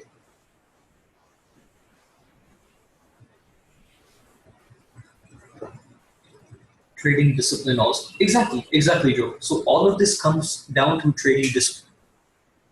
Okay. And I can tell you guys one thing, trading is so easy. Okay. Some people might kill me for this, for saying this, but I cannot tell you how simple trading is. But we make it complicated for ourselves. That's it. Trading is so easy. I mean, I'm telling you, a small kid can do it. But we complicate it for ourselves. Okay. Uh, Anyways, we can talk more about this tomorrow.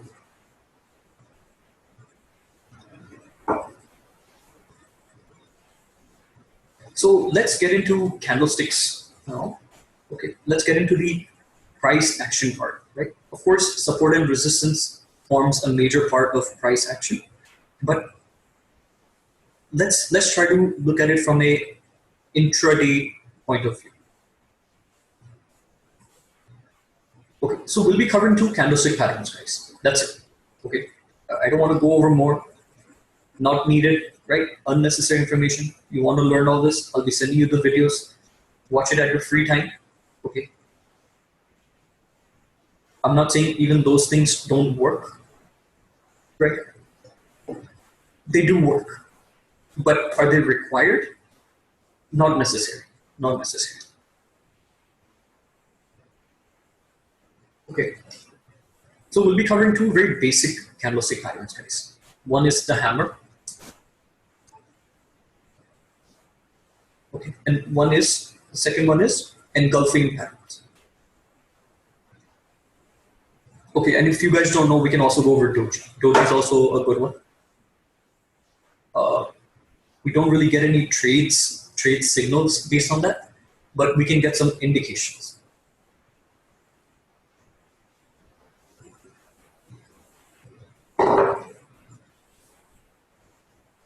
So let's start off with Doji. Okay.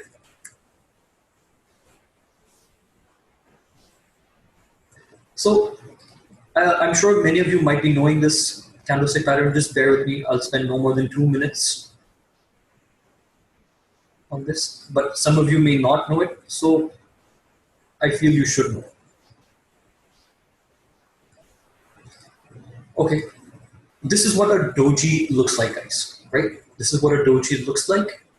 A doji simply means the opening price and the closing price either should be the same or they should be very close to each other.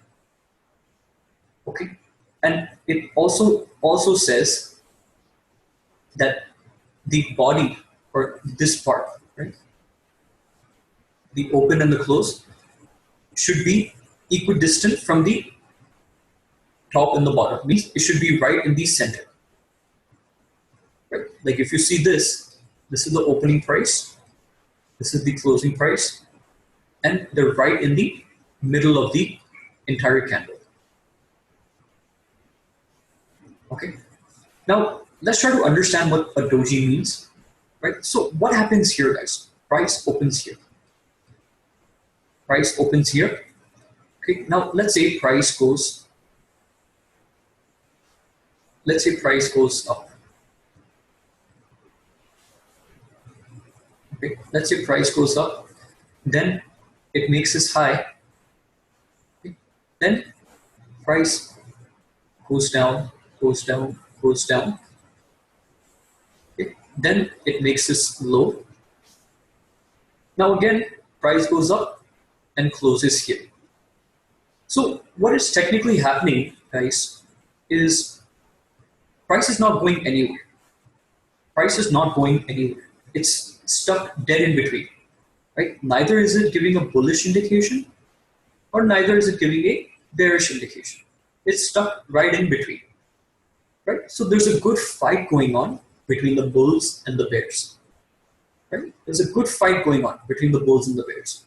And in this case, nobody is winning the war, right? Nobody is winning the war. Not the bears, not the bulls. Okay? So this candlestick simply means indecision.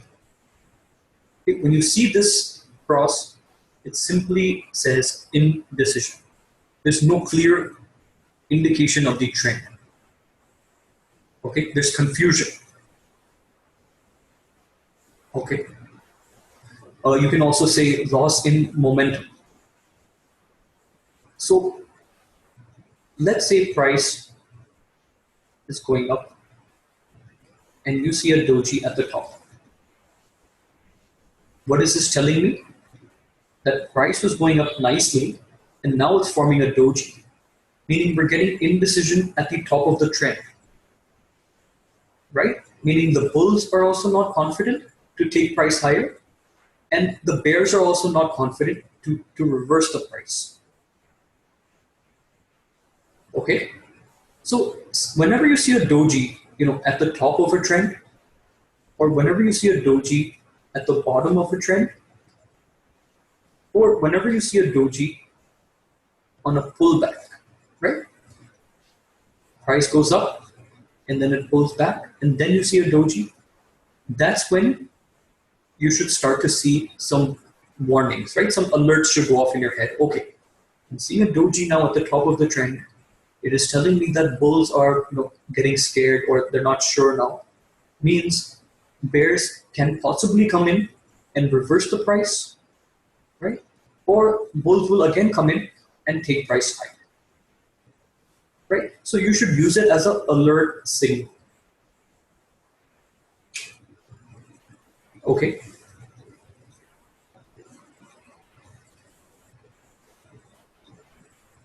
Clear on doji, guys?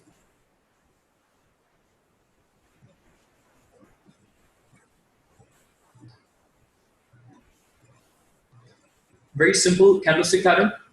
Okay, I will show you this in charts. Let me just go over the 2-3 candlesticks and then we'll move to the charts.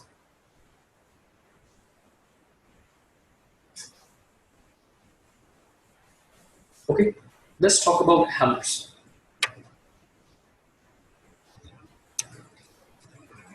This is one of my favorite candlestick patterns, and it gives you the best indications. Okay, so we have two types of hammers, guys. We have hammers and inverted hammer.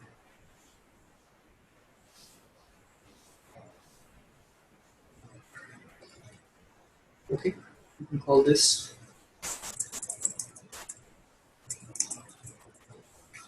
inverted hammer.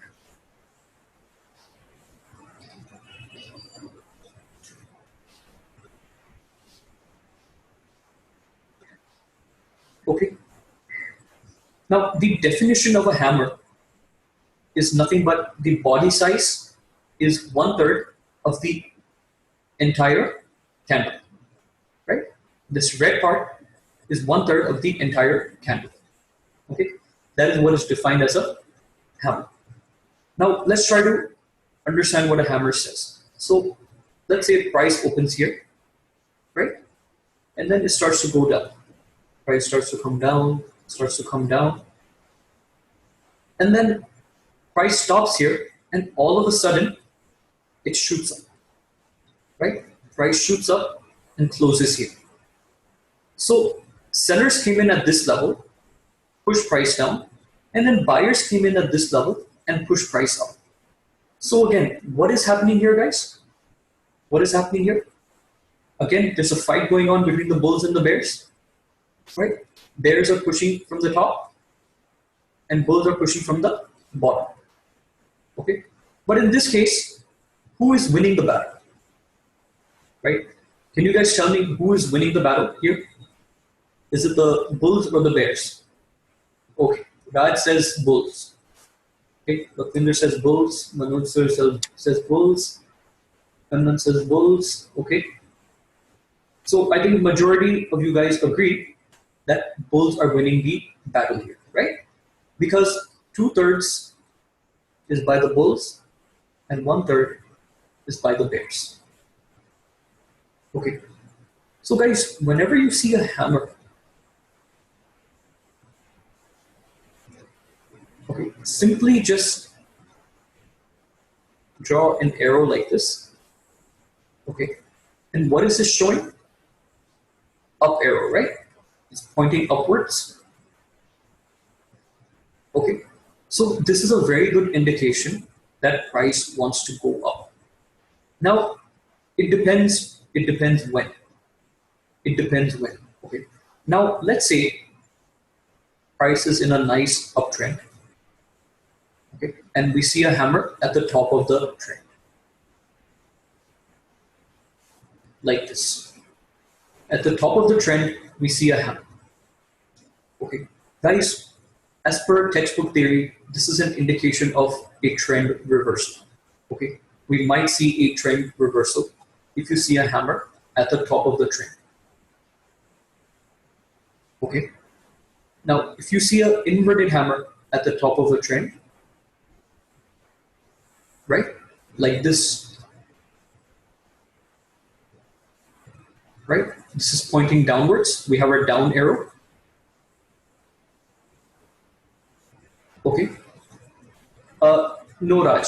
Whenever you see a hammer at the top of the trend, right, at the top of the trend, then it's a signal of a trend reversal.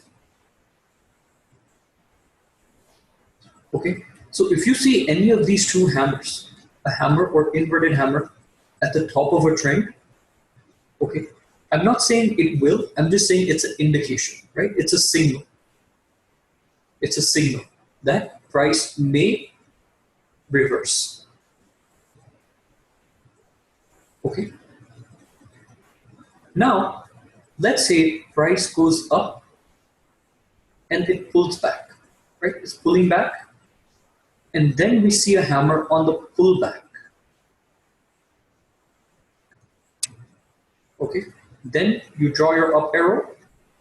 And here on the pullback, we can say that yes, price may look to continue going up. Okay. Now suppose we're in a downtrend. Price is going down. And at the bottom of the trend, we see a hammer. Right? In a downtrend, at the bottom of the trend, we see a hammer. So I will draw my up arrow. Okay. And so what is this indicating? Trend reversal. Right? So hammers act as very good trend reversal candlestick patterns, guys. Okay. Always remember the arrow. Just draw the arrow. Right? And so if you see a pullback, okay, in the uptrend, and you see this hammer, good chances of price continue to moving up. If you see a hammer at the bottom of the trend, good chances. Top of trend hammer. Yes, Karan. So if you see a hammer, let's say price is going up. Okay. Let's say price is in a nice uptrend. Yes, Hitesh, I'll just get to that. Let's say price is in a nice uptrend, and at the topmost of the trend, we get this hammer. Let's say it's red in color or green, doesn't matter. Okay, this is a good chance. This is a good chance that price may reverse from here. Okay. Or if you see an inverted hammer. No, color doesn't really matter. Yes, we can have an inverted hammer at the bottom, Hiteshi. So let's say price is in a downtrend, and we get a inverted hammer like this. Okay, this is a quick signal that price wants to reverse. I'm not saying it will happen. I'm just saying it's a indication. It's a signal, and we'll try to find some examples of these. Okay, so remember this, guys. There's a PDF document on all of this as well. You'll be getting that. There are videos if you want to refer to it again.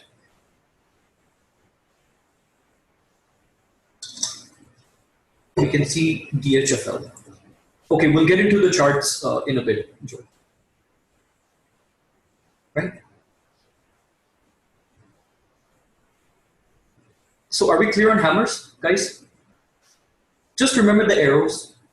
Okay, if you see the hammer, the body on the top, just draw the up arrow. If you see it on the bottom, just draw the down arrow. Very simple.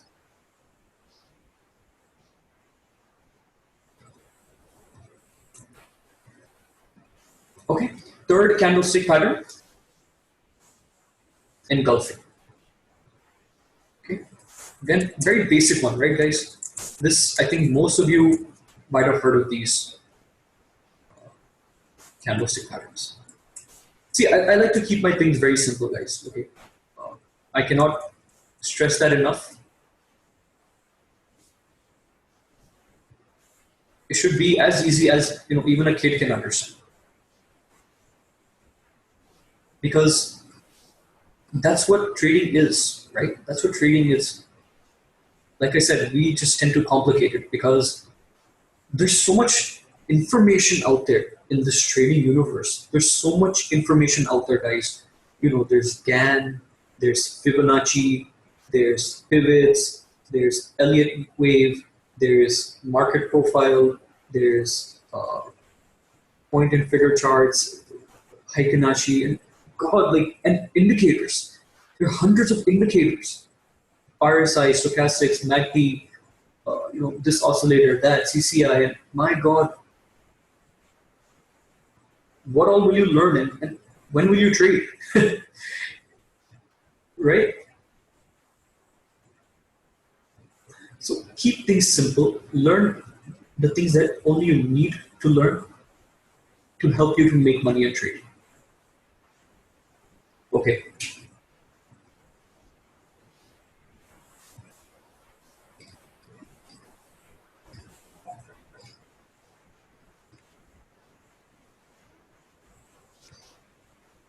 So this is known as a bullish engulfing pattern. This is known as a bearish engulfing pattern.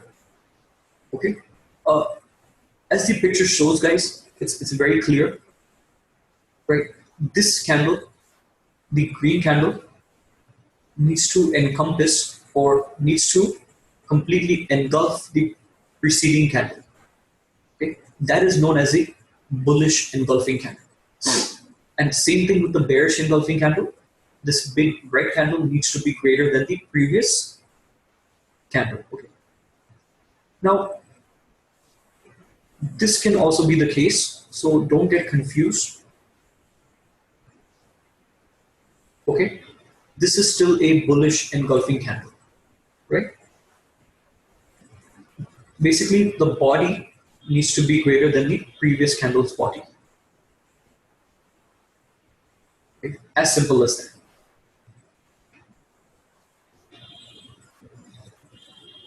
Okay, now a bullish engulfing we want to look for in downtrends. Let's say price is going down, and at the bottom of the trend, we get a bullish engulfing candle. Okay, this clearly means that bulls are entering at the bottom and in a big manner, right? Bulls are coming in a big fashion, and they want to reverse the trend. Okay, second place where we want to look for bullish engulfing is in a uptrend. Price is going up, price pulls back, right? And here we get this bullish engulfing. This is hinting to us that price wants to continue moving up. Okay, so bullish engulfing candles we want to look for on pullbacks and at the bottom of the trend. Okay, and bearish engulfing candles, right? We want to look for at the top of the trend, right? At the topmost of the trend, right? So if price is going up and we see this bearish engulfing candlestick pattern, this is telling me that big sellers are coming in at this level, right? And they're trying to reverse the trend. Okay, so this tells me two things, guys. Either profit booking is happening, right? Because the bulls are booking their profits, or fresh selling is coming into the picture. Okay. Now, bearish engulfing, if price is going down and we get a pullback, and then we get a bearish engulfing, then that's a good indication that price wants to continue going lower.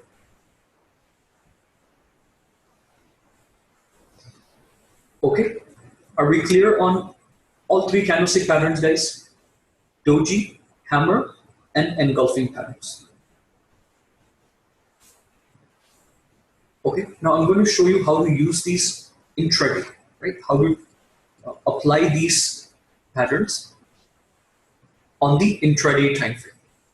But before we do that, I have to explain one more concept to you guys, and that is the concept of moving averages.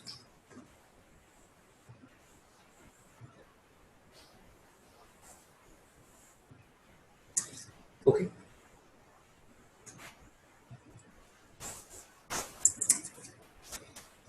Now, guys, you might have seen my chart, and you might have seen these different colored lines. This black, blue, red, orange.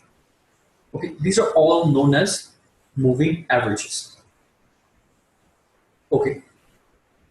Now, I use 4 types of moving averages. I use the 9, I use the 20, I use the 50, and I use the 200. I use the exponential moving averages. Okay. Let me show you the difference.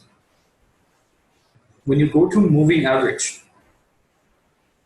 here it will show you type, and you'll get all different types: simple, exponential, weighted, and so on. I use exponential, guys. Okay, I use exponential because out of experience, I've seen that exponential is the most smooth one, and it works the best. It gives me good results. So I use these 4. And again, as per my experience, these moving averages work the best. Okay, now some people use 8, some people use 13, some people use 21, 26, some people use 55, 100. There's not much of a difference, guys. Okay, keep it simple. You can use these, and I'll show you how they work.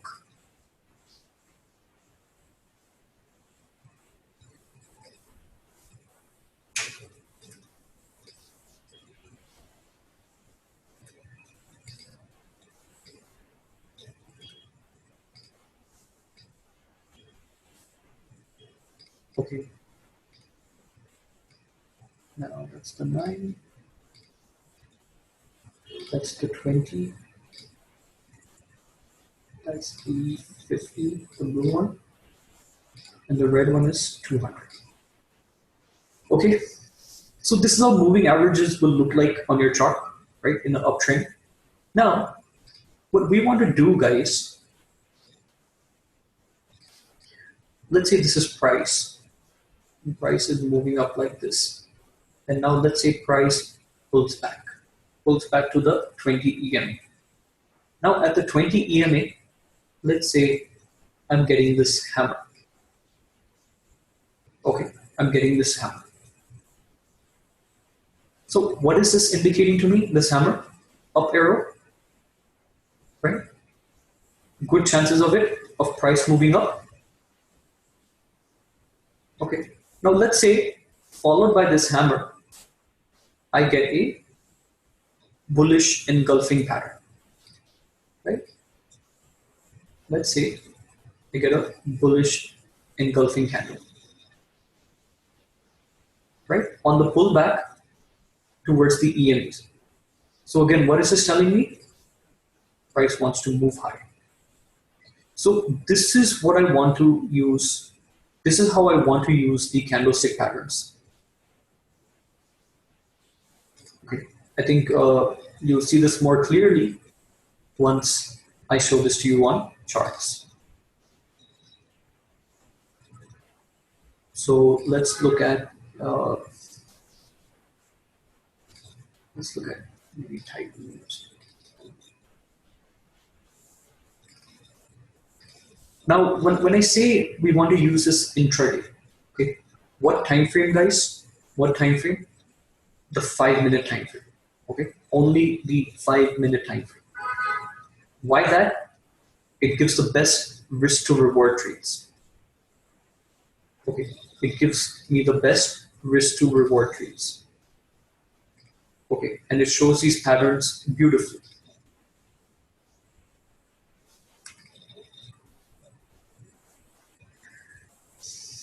Okay, sorry, one more thing. 15 minutes you used to do. Okay, Kanan. 15 minutes is good as well. But see, the only thing is, in that case, my stop loss will be so big, right? I won't be able to bear the trade if it hits loss, right? So I want to keep the losses as minimal, right? So that's why I use the 5-minute time frame. So even if I'm wrong, I will lose very small. But if I'm right, okay, I will win big. And I'll show you how to, increase our success probability, right? Now, keep one thing very clear in mind, guys, okay? Especially about the 200 moving average, okay? Let's say this is the 200 EMA, this red line, okay? Now, as long as price is above the 200 EMA, it indicates bullishness, meaning if price is trading above the 200 moving average, means we will look to take only buy positions. We will not sell. And if price is below the 200 EMA, that indicates bearishness, means we will only look to sell, okay, and not buy. Everybody clear on this? Please remember this. Okay, or note it down or whatever, right? Please remember this. The 200 EMA is a very good indication. Okay. Now you might be wondering, why do I use moving averages? Okay, guys, moving averages, again, yes, 5-minute time frame. Moving averages act as a very good source of support and resistance. Okay, you will always see on the charts that price will come to the moving averages, right? You can see here it comes close to the 9 EMA, 20 EMA, and you can see how it bounces, right? See this previous day, it was taking resistance here, down. Again, took resistance here, down. Again, took resistance here, down, right? So moving averages act as a very good source of support and resistance.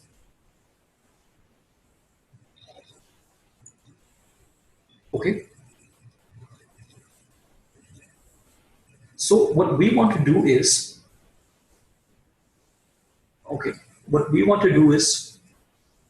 we want to see stocks. Now this is above the 200 EMA. Let me show this to you on kite. This.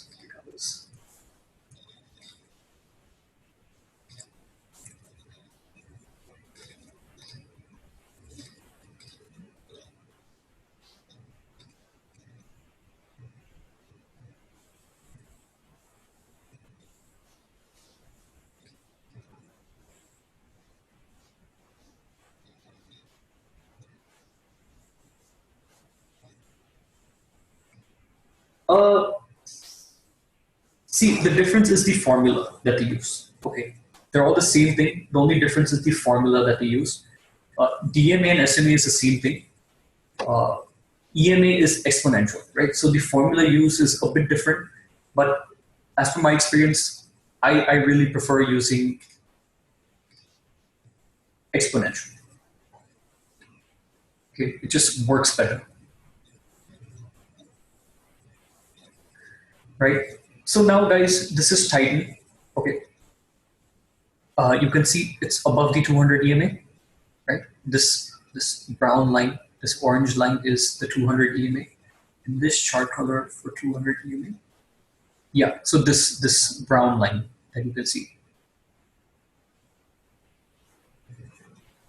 right? So price is above the 200 EMA.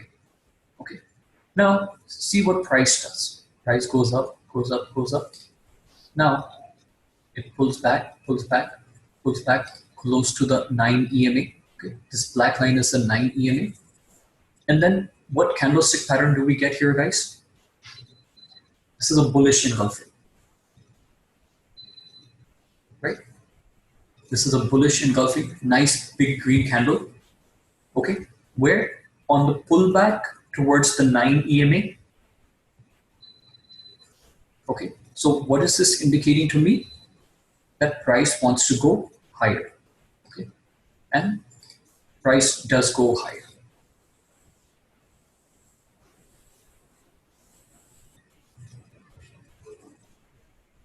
Okay.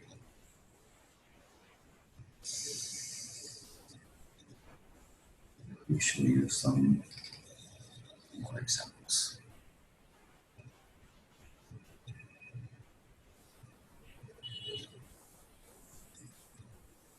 Let's go to the slide.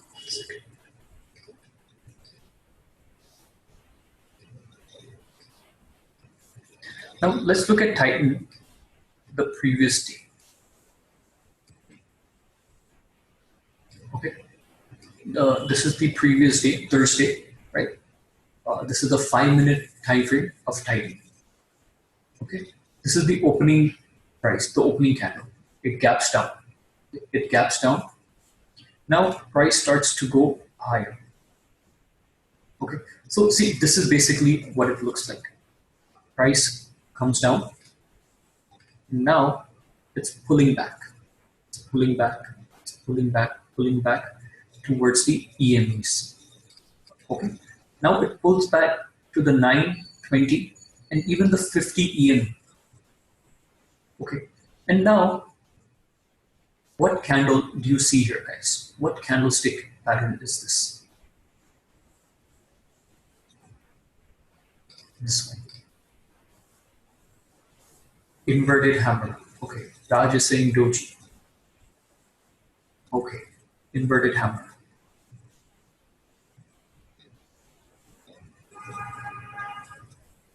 Kamal is saying doji. Okay. Yeah, so this is like a that gravestone doji, you can call it.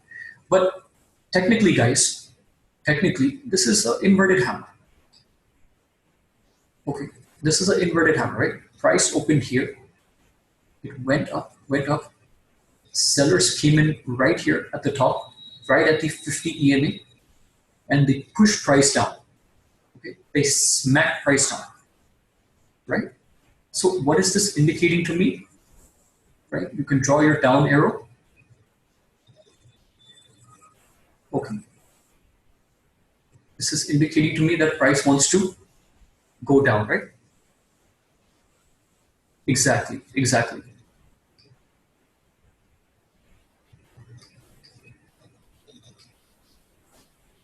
And boom, boom, boom, right, guys? Big fall, right? Now price comes down till here. Now it starts to pull back again towards the EMAs.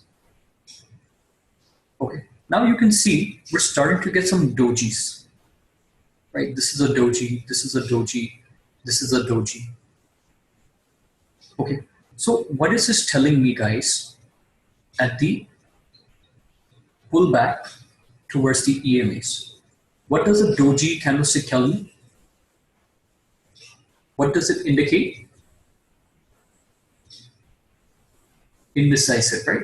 Indecision, right? So now price is coming down and now it's starting to pull back. Yes, both buying and selling, exactly.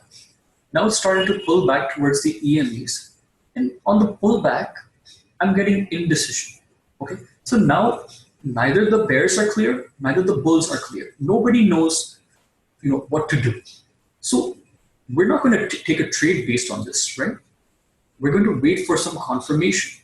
We're going to see whether the bulls are coming in or the bears are coming in. Now, after 3 dojis, see what candlestick do we get. Can you guys tell me what candlestick this is? This one. Hammer, no. Bearish engulfing. Exactly. Yes. Exactly, guys. This is a bearish engulfing, right? It is encompassing this previous candle's body, right? It is encompassing this previous candle's body. And it's happening right at the pullback towards the EMAs. And so what does this indicate to me? Further bearishness. And see how price fell that day.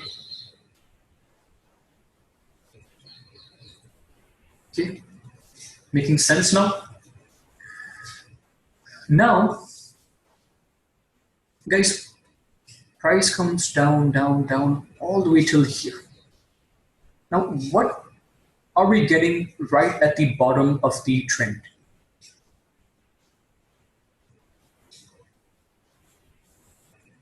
What candlestick is this?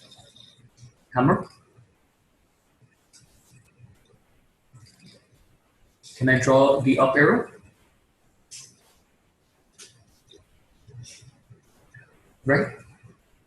What did I say about hammers at the bottom of the trend? Right at the bottom of the trend. Right? Draw the arrow, up arrow. So where does price want to go?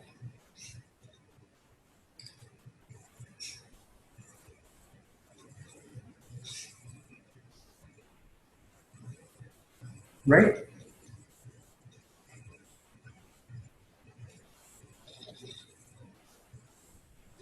See, 1135 candle. Okay.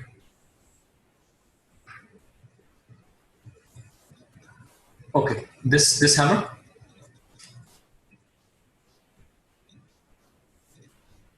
Okay.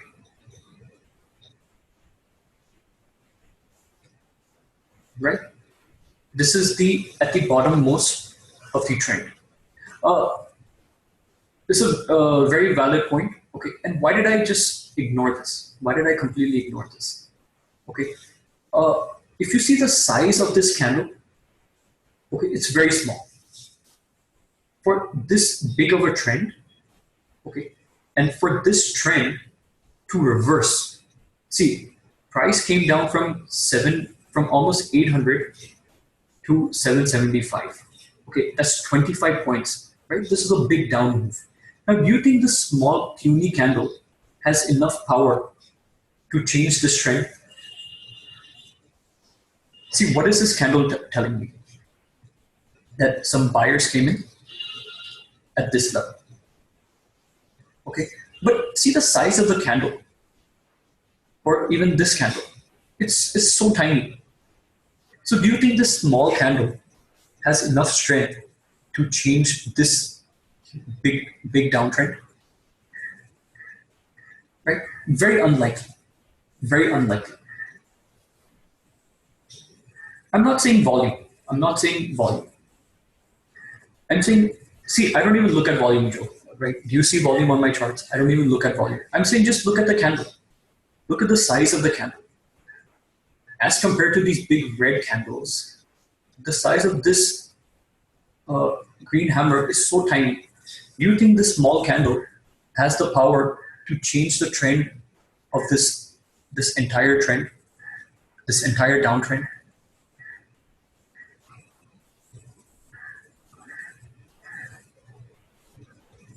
Okay, and now coming back to one more point, guys, we do not want to take reversal trades. We do not want to take reversal trades. Okay, see, we want trades that are in our favor. Okay, we want good high probability trades. Now, how do we get high probability trades? When the trend is in our favor, right? Like they say, the trend is our friend. So if this stock is in a downtrend, it's below the 200 EMA, right? I will not look to buy even this candle here. I will not take this trade, right? I was just showing you for as an example.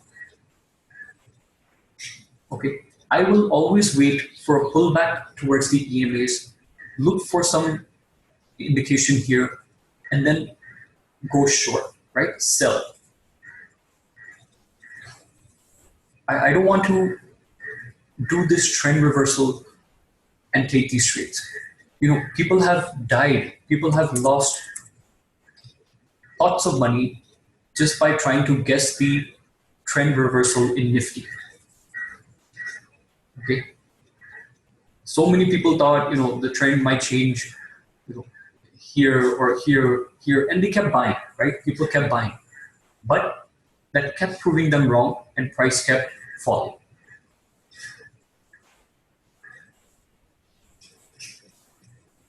Okay,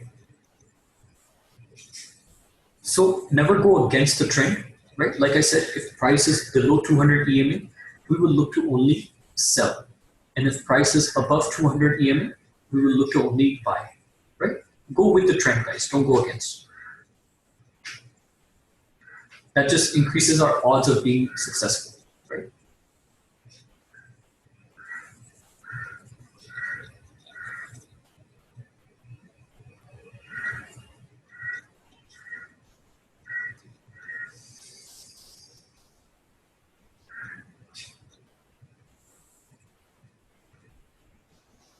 So you can trade this in Nifty, or you can trade this way in stocks. Let's look at some stocks. Okay, I have a couple of students who trade only this way, guys, right? Because they have realized over time that this is one of the easiest ways to trade.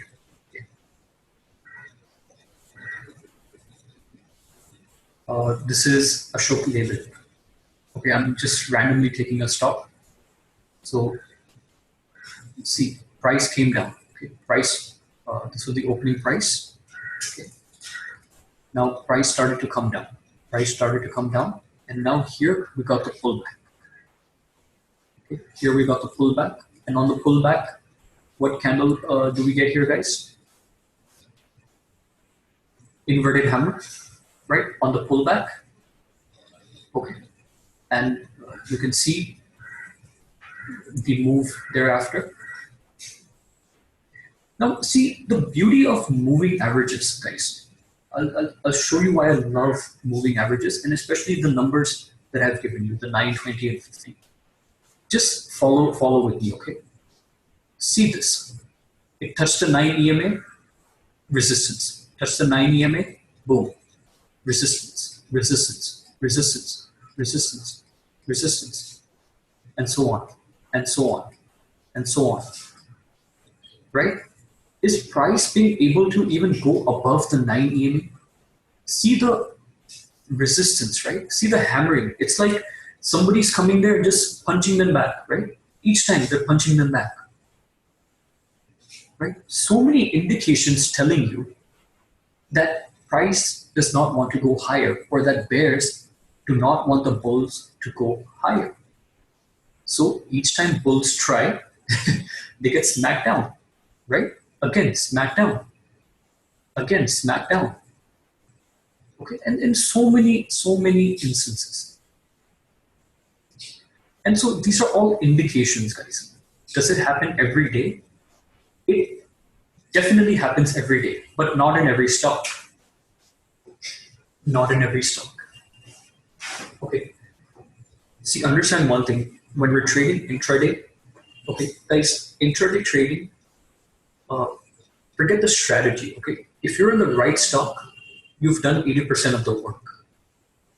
Okay? If you're in the right stock, you've done 80% of the work. Then comes your strategy and your psychology and all that. That's why for intraday trading, it's all about your stock selection. And if you select the right stock, uh, there's no limit as to how much money you can make. Yes, the right stocks. That's fine. Look, just remember our 200 EMA rule, right? See, we're looking to trade intraday. Okay. Now, if you look at the daily time frame and the 5-minute time frame, it'll be worlds apart, right? We're looking to catch quick moves as intraday traders. Joe, we're going to discuss stock selection tomorrow.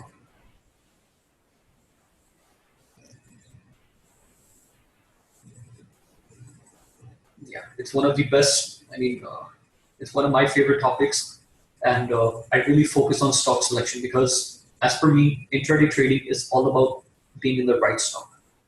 Okay, even if you have the best strategy in the world, guys, it will fail if you're not in the right stock. Okay. See, I'm not one of those people who sticks to 4 or 5 stocks and trades only in those 4 or 5 stocks. I don't believe in that because it's not necessary that those stocks will give you moves every day, right? It might just be sideways for God knows how long. So then what do you want to trade in that? Right? I want to be in the stocks that are going to move today.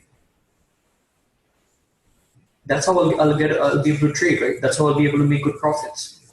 And that's how I'm able to get jackpot trades. So all that I'm going to share with you tomorrow.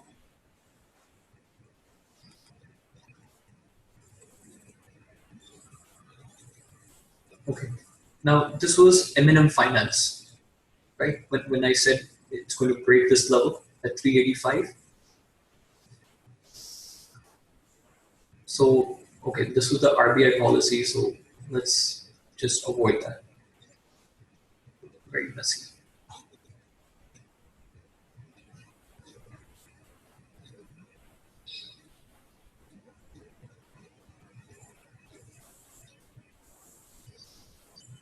Okay, so a lot of messiness due to the policy.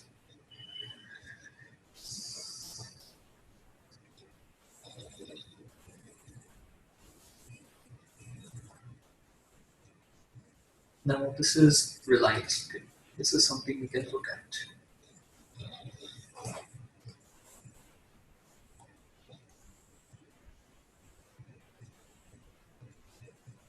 Right? See the previous day. See the previous day. Price came down. Okay.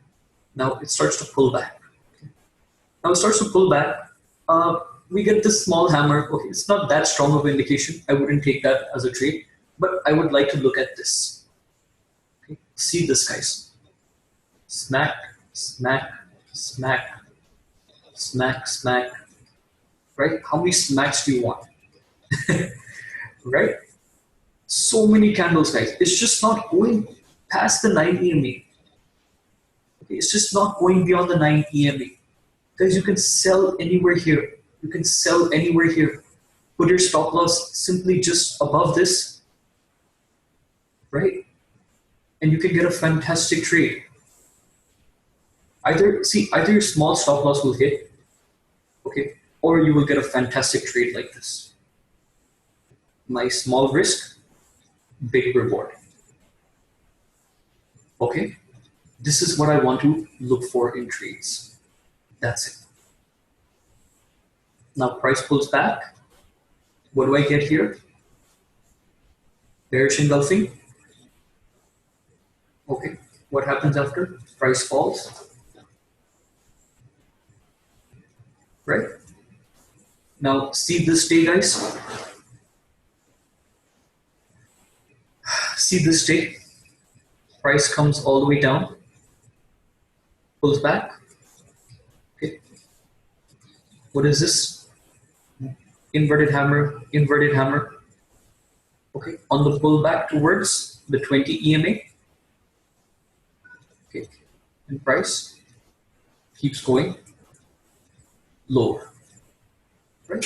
See this again, resistance at the EMAs, resistance, resistance, bearish engulfing, right? Then you see these inverted hammers, resistance, resistance, right? When you start to understand this, guys, that's it. You don't need anything else. You don't need anything else. Okay, but for this, you will have to go through charts. You will have to start to understand charts, in this manner.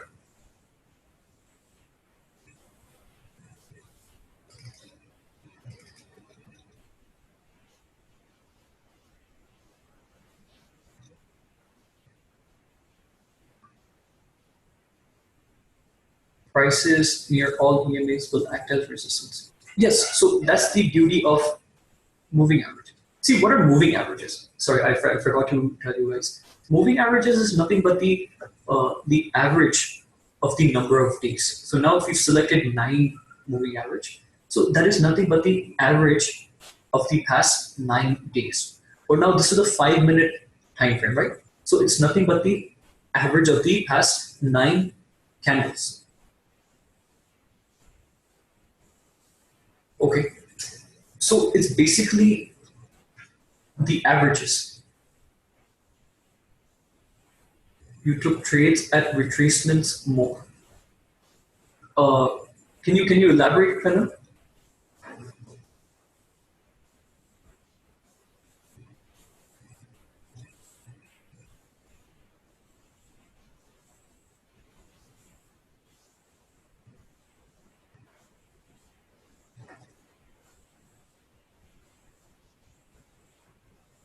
Ah, okay, okay. By seeing green candles. Okay.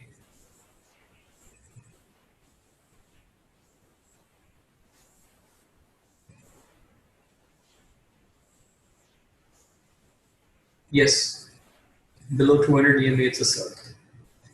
But I think maybe they didn't know that, so they were taking trades. So that's the thing, guys. These small things, right? These small things can help you avoid wrong trades. Okay. Now we will elaborate more into this, okay, as we go forward. This is in a very brief manner that I'm explaining to you guys. Okay. See, we never want to take reversal trades. Okay, I call that gambling, right? Like you might think, maybe this is the bottom, right? This is the bottom, so you'll start to buy here, right? But then what happens? Boom, price goes down, right? So we never want to catch the tops or the bottoms. Okay, simple funda, guys. If price is going down, right, and is below the 200 EMA, I want to sell. That's it. I want to sell. And if price is above the 200 EMA and it's going up, I want to buy. As simple as that, guys. There should be no confusion in that. If there's any confusion, don't take that trade.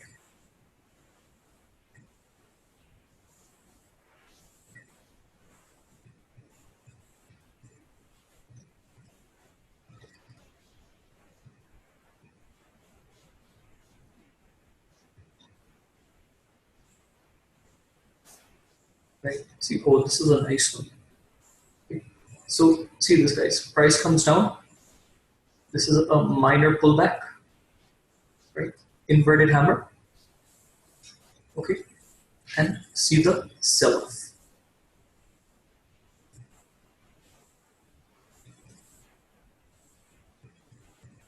Okay, now let me be very honest with you guys. Okay, this is a very honest thing. Most coaches or trainers won't tell you because they don't want you to know both of these sides. But I want to tell you the hard fact, that when you actually start to trade, things won't be so rosy. Things won't look so neat, right? Right now, though, I'm showing you, yes, look at this, and it's going down and it's working so well. But when you see all of this in in a live market, real time, things will be a lot different, right? Things will be a lot different. These prices will be moving. Right now, it's just static, but in real life, real market, all of this will be moving. So it will be a lot different. Okay? But consistency comes when you practice, when you start to see these charts again and again and again. That's when consistency comes. So the next time when you see this, when you see a pullback, you see an inverted hammer, okay, you're immediately going to sell. Yes, your money will go up, down, right? So all of that will become stable with practice, right? Eventually, your mind will become so mechanical that the moment you see this, you will go punch in your trade. Okay, either it will give you profit or it will hit your stop loss, whichever one it is, guys. Okay, but we just have to make sure that we win more than we lose, and then we will come out profitable at the end. Okay, so I want to show you both sides of the picture, guys. I want to give you the hard reality, the fact. Yes, I want to scare you guys as well. As much as I want to cheer you guys, I want to scare you guys as well, because you should know the truth. You should know the truth. It's not as easy as it looks. Okay, right now, I'm sure thoughts might be going on your head. Oh wow, this looks so easy. I can do this. I can start making money from day one. Yes, I'll be a millionaire in 1 month, right? And the same thing was happening with me when I took other trainings or when I learned new strategies. But when I went to go apply this or some of these concepts, things were a lot different in the real market, right? If you've traded, you would know this. Okay, so I want to be very honest with you guys. Okay, I don't want to just give you all rosy pictures and tell you you're set to go. You're going to become a millionaire in 1 month. No, that's not how it works. Okay. So you'll see this continuously, guys, again and again, right? See this resistance at the EMAs, resistance, see this, continuous, boom, boom, boom, boom, boom, right? Again, resistance, right? Pull back, resistance. You'll see this again and again, guys. But we have to be in the right stocks. We can't just do this in any random stock. Okay.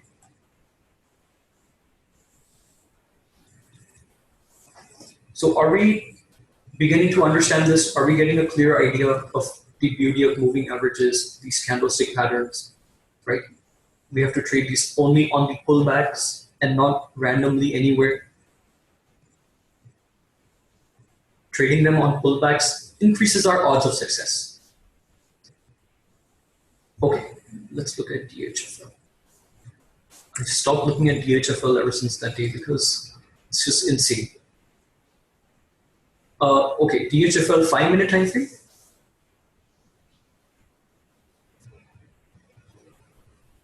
Okay, daily. Okay. Are you saying here these candles? Okay.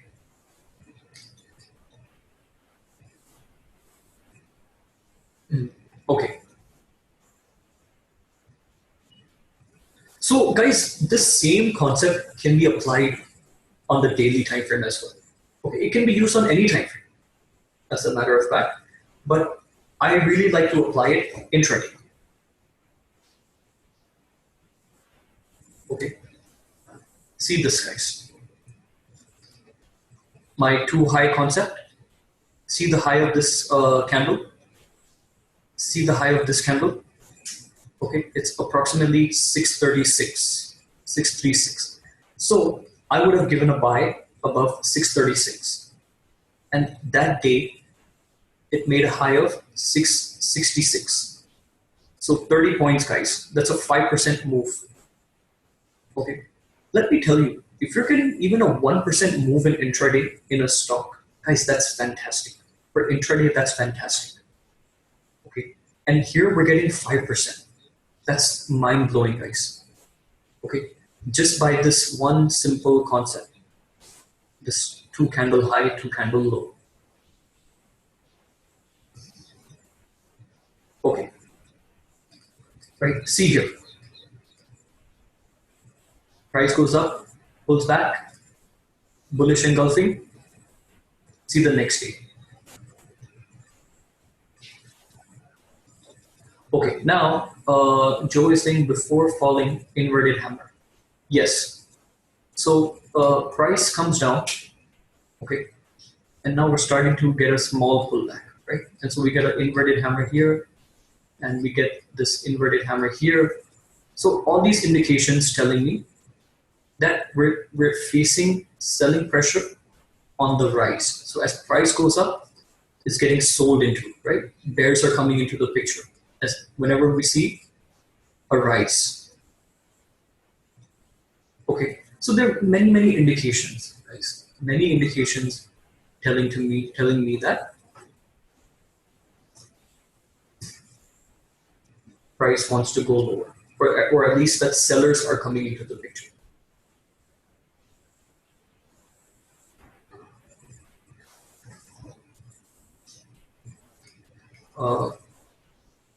Let's see.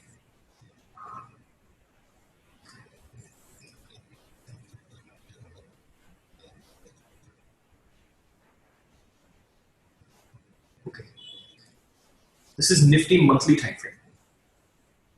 Okay, guys, what candlestick is this? Okay, and everybody should be able to answer this.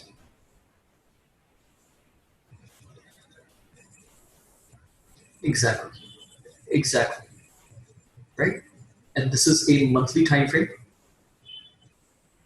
Okay, yes, exactly, guys. This is on the monthly time frame, and it's at the top of the trend, right? So huge indication.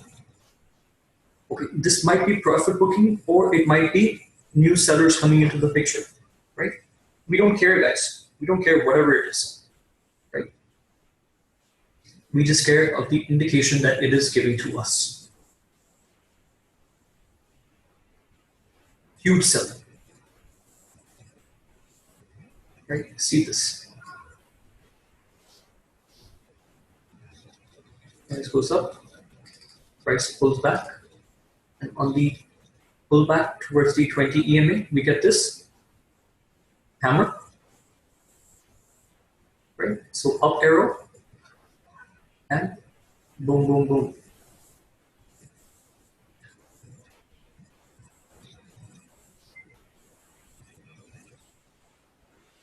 Right?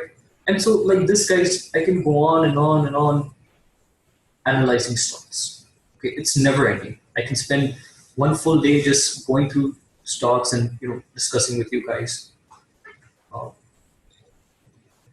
right? But unfortunately, we don't have that much time to do this. So I'm trying to cover as much as possible.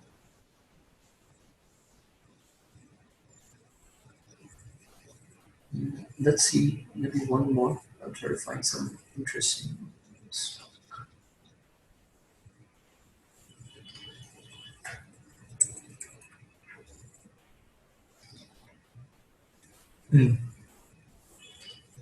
This is HUL.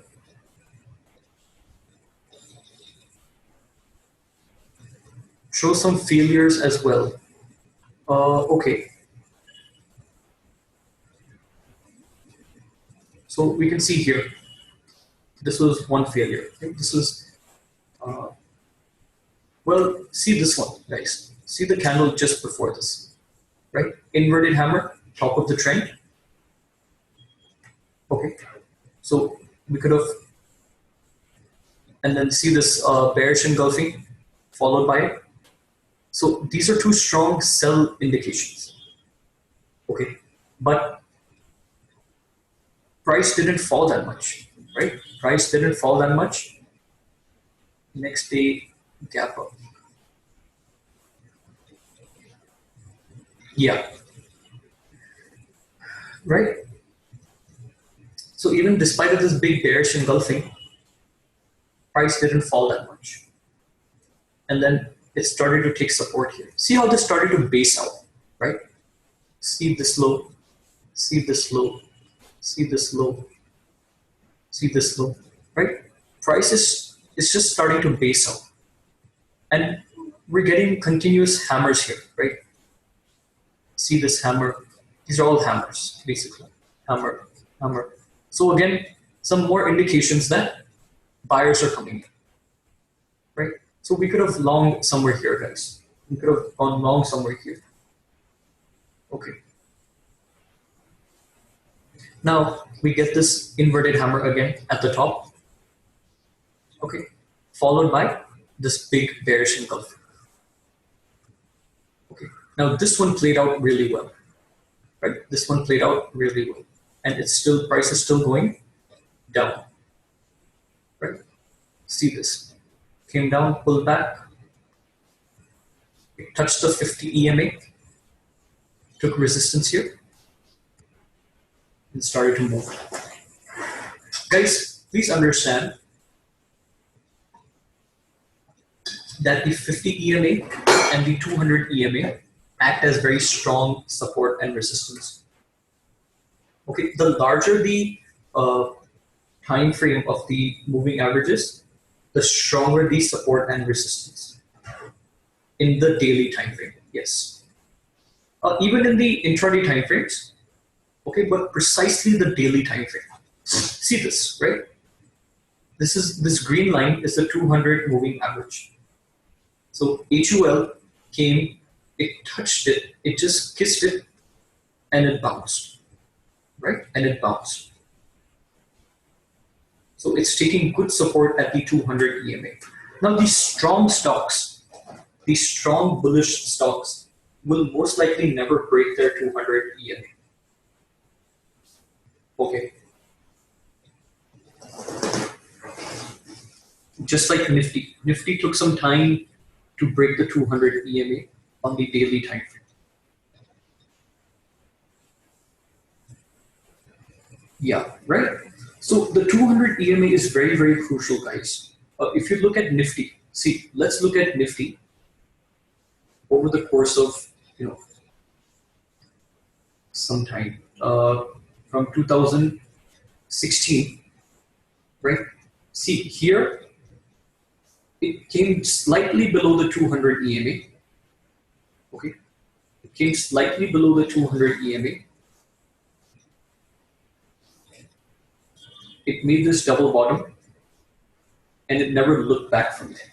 Right? It never touched the 200 EMA. Then see, this brown line is the 200 EMA. Then finally it came here. Okay, then it took support here and moved up. Okay, and now finally, guys, it has broken the 200 EMA here. Okay, so that's a very, very big indication.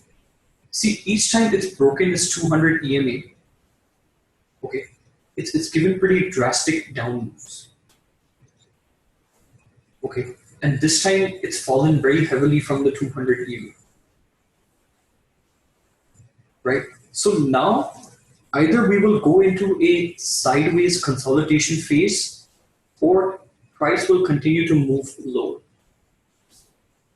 Okay, so I don't expect any bullishness to come in the near future.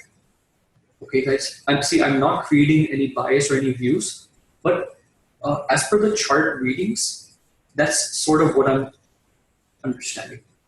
Okay, and this kind of a sell-off is very unusual, right? 6 months it took to rise, and in 1 month for it to come back to the same level.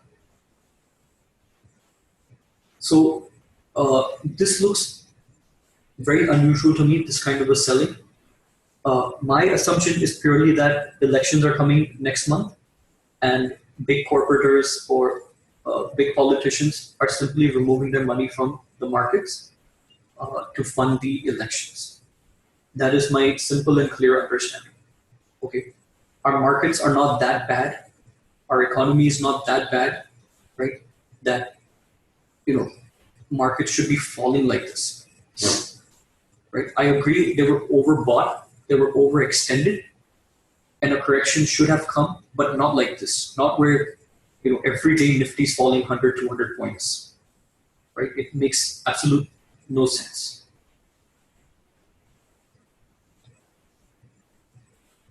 Okay, so many of you might be wanting to start SIPs, right? So guys, I will be very honest with you. I will not advise at this point.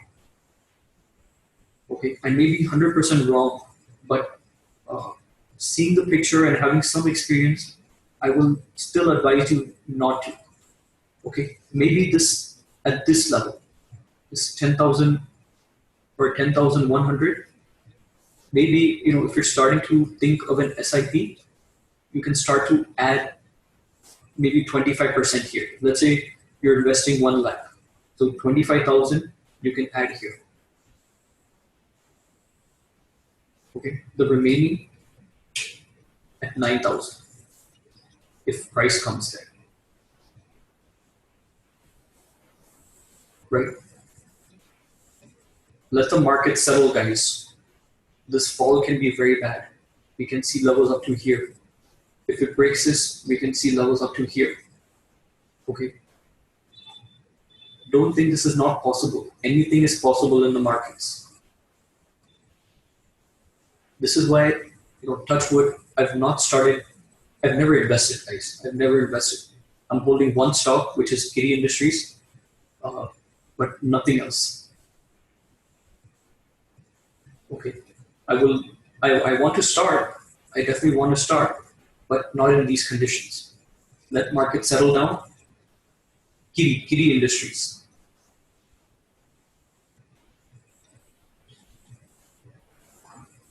So no. Don't add. Not at these levels. Not in this market condition. Don't add any stock. Like I said, if you want. At this 10,000, you can add 25%. And if it comes to 9,000, then you can add, your entire amount. Right? See guys, if markets crash so much, that simply means that our economy is going to go into depression. Right? There's one recession, then comes depression. I would call this a recessionary fall, and I would call this a depressionary fall. Okay, we are not in that bad of a phase that market should tank so much, right? If you look at the 2008 correction,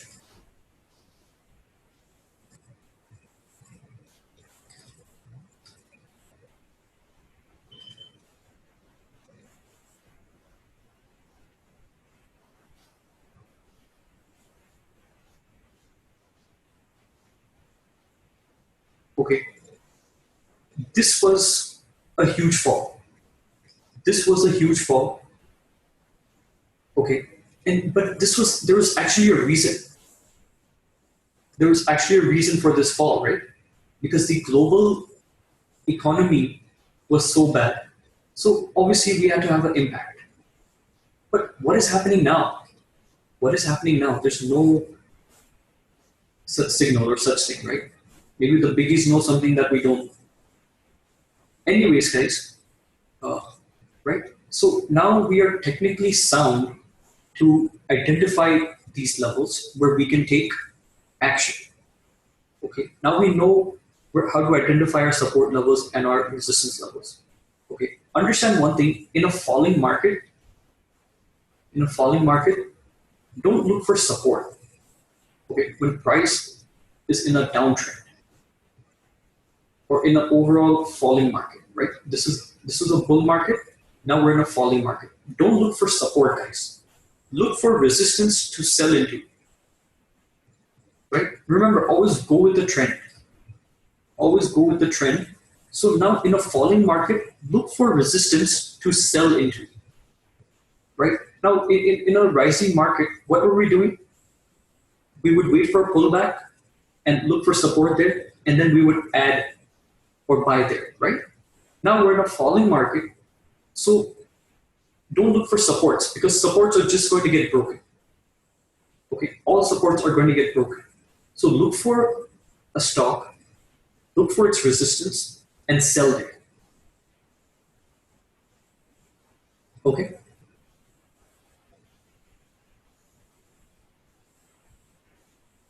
Now, guys, we have one more concept to cover.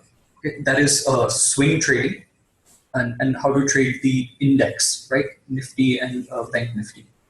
So let's take a quick break. We'll come back. We'll go over that concept, and then we'll see how to take things forward. If time permits, I might cover one more concept, right? And then there's some homework that I want to give you guys for tomorrow. So I'll explain that to you as well. So let's take a quick, maybe 5-10 minute break, and then we'll pursue. Fine.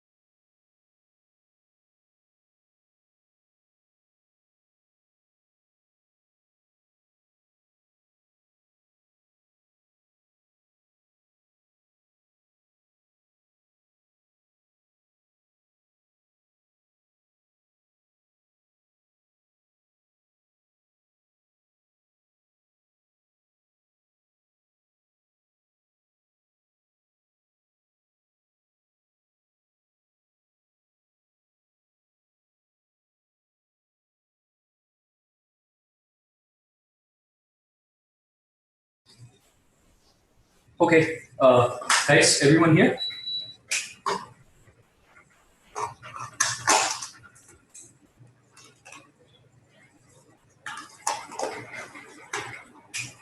Guys, everyone here?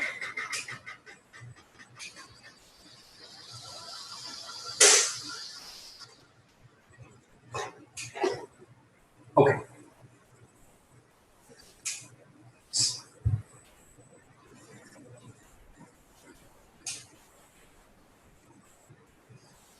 Okay, so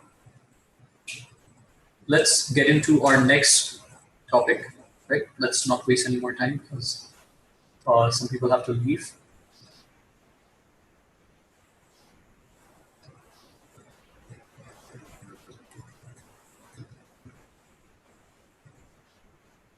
Now, this next thing, guys, what I call is swing trading. Okay, swing trading is basically positional trading, and we want to do it only in Nifty or Bank Nifty. Okay, and I prefer Nifty more than Bank Nifty because Nifty is less volatile as compared to Bank Nifty. Okay, now we want to use the 5-minute time frame, guys, and we want a range of at least 30 days. Okay, we want chart data of at least 30 days, right? So the picture should look like this to you. When you completely zoom out, okay, the picture should look like this to you.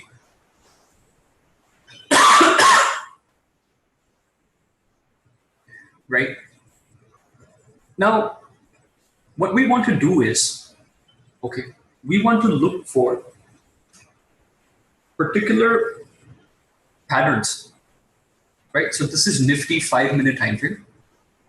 And we want to look for particular patterns which will tell us whether to long Nifty here or short Nifty here, right?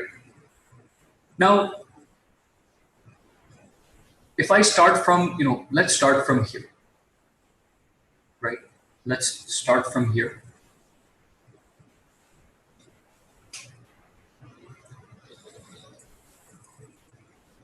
And guys, please remember that we will always be in a trade, okay? Either a long trade or a short trade. Now, if we start from here, okay, you can see that this is a channel, right? You can see that Nifty is trading in this channel, and we will enter either long or short, depending on where price goes. Now, price breaks the channel towards the bottom. So guys, I am going to enter short here. Okay, and I will only exit when I get a buy trigger. Okay, when I get a buy trigger, right? So now I have shorted here. Okay, now I will hold my position until I don't get a buy trigger. Now, if you see this, this is a double bottom, correct? So I will exit my short position and I will enter long right here on the break of the double bottom. Okay, so now I am in the buy position, right? So now I'm going to hold this long position until and unless I do not get a sell trigger. Now, if you see this, this is a rising wedge pattern, right? But I'm in long, so I am going to exit my long and enter a short position as soon as this wedge breaks, which is right here. Okay. Now I'm going to hold this position until I don't get a buy signal, guys. Right? Now again, right? You can see this again, rising wedge pattern. Okay, so if you want, you can add to your shorts here, right? But I'm still in a short position because I've not got a buy signal yet. Okay, now price goes down, price goes down, price goes down. Now finally here,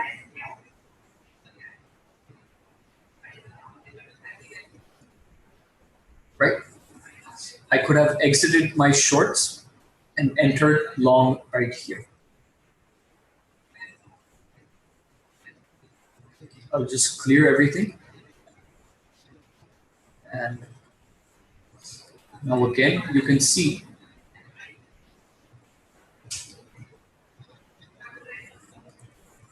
that I've got this triangle pattern. Okay, so I will exit my long position and I will enter shorts here. Okay, I will enter my short here and I will hold until I do not get a buy signal. Okay, now if I've shorted here, guys, I can put my stop loss here and hold, right? Just above the triangle. And I would still be holding my shorts. Okay. Now, the best thing about trading this way, guys, if you're wrong, you will lose very small. Okay. Or suppose if the market goes sideways, you will lose very small. But the moment you get a big winner, right, like these big trends, see, you've shorted here at 10,920, let's say. Okay, 10,920, and currently we are at 10,250. Okay, that's about 700 points, guys. You're already gaining in Nifty. Okay, so this is what is known as swing trading. Okay, you are catching the swings, right? Whether price swings towards the upside, you'll be in the long position, and whether if price swings towards the downside, you'll be in the short position. Okay, so our main aim is to catch these big trends, right? With the smallest risk possible. As you saw, when we shifted our positions from buy to sell or sell to buy, we were losing very small. Okay, but our main intention is to catch such big trends. Okay, and guys, 700 points is not bad. If you want, you can even book your profits. Right? Even if you're getting 500 points in Nifty, you should book your profits. That's huge. Okay, now if you're a small trader and you want to trade this, you can trade this via options. Okay, you don't have to trade the future of the index. You can trade via options, right? You can take a small premium option and just trade in that.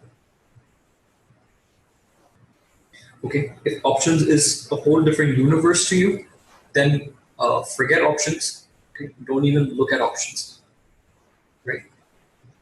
Now, this does not apply to stocks. Okay, so don't apply this to stocks because stocks are too volatile, right? And they won't trend like how the index trends. Okay, before you catch the trend, you will be stopped out so many times that you'll be fed up of trading the stock. Okay, so simply trade the index. Now let's look at Bank Nifty. Now keep one thing in mind, Bank Nifty is much more volatile, so it might not be as easy to trade as the Nifty. Okay, this is not really giving me a very clear picture. Let me try on Kite.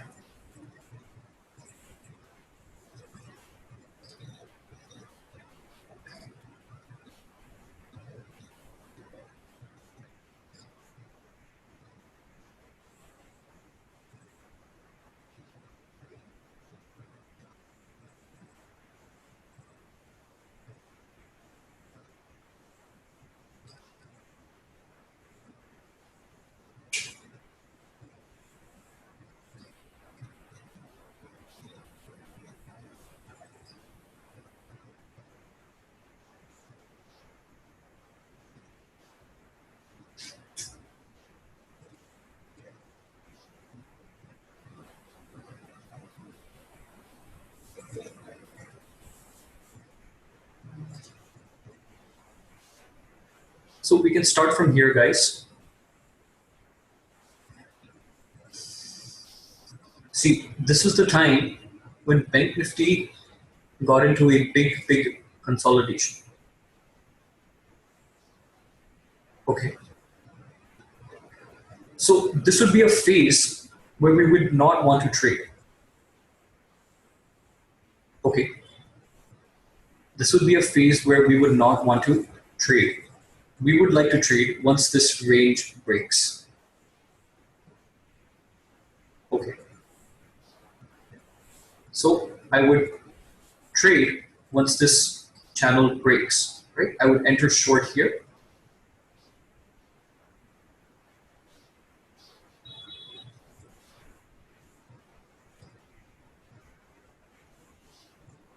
Right? See this. It's like a descending triangle pattern. So we could have added more to our shorts here.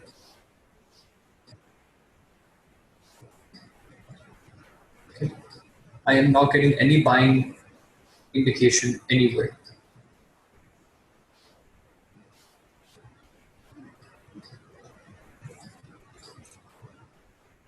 Okay. Again, we get this, right? This range consolidation. Right? You guys remember what I spoke about? Contraction, expansion, contraction, expansion. This is exactly what's happening, guys. Right? See this range contraction? Then this is full expansion. Now again, support and resistance. Exactly. Right? Exactly. See this again, contraction.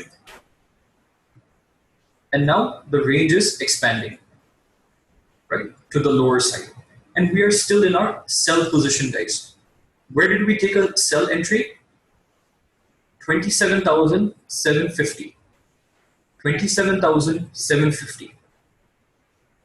Where are we at now? 24,300. Okay, 24,300, and yet we do not have a buy trigger. We are still in the sell position, guys.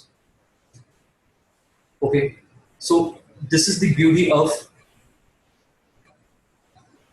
okay, right? So we were just talking about Bank Nifty, and I started off from here with this range consolidation.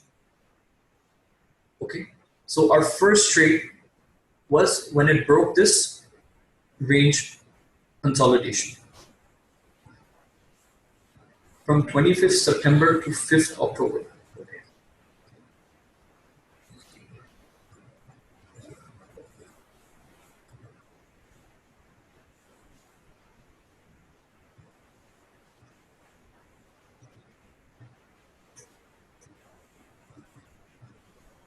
To 5th October, just connect the highs.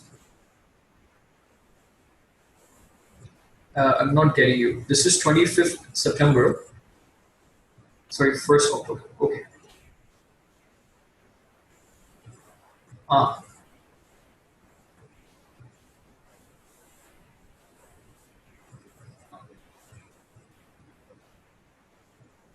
Okay.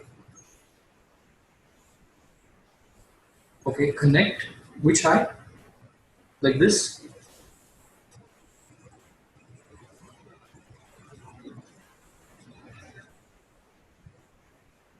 First October high. Okay.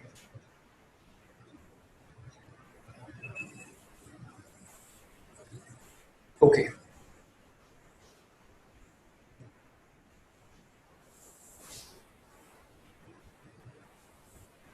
Okay. So you're saying like this? So basically this ascending triangle. Can we consider this as a breakout? See, you can. If you want to look at the smaller picture, right, then we'll get many trades. Okay, see. Like here, you can consider this as a double bottom.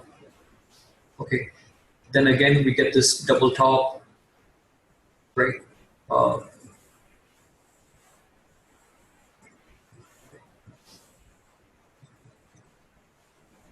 Yeah, so that's what I'm trying to say, right? If you want to take these smaller trades, you can, but then what happens in this case is this is called micromanaging. Okay, we will end up getting a lot of trades. We will end up getting a lot of trades. Okay, so if you want, you definitely can, right? But then you'll have to be very sharp and aware. Okay, so now you said, can we take this breakout? Right? Yes, you definitely can because this is a descending triangle, right? This is a descending triangle, so we enter long here. But then we need to immediately exit once we see that it's a rising wedge. So we exit here and enter shorts again.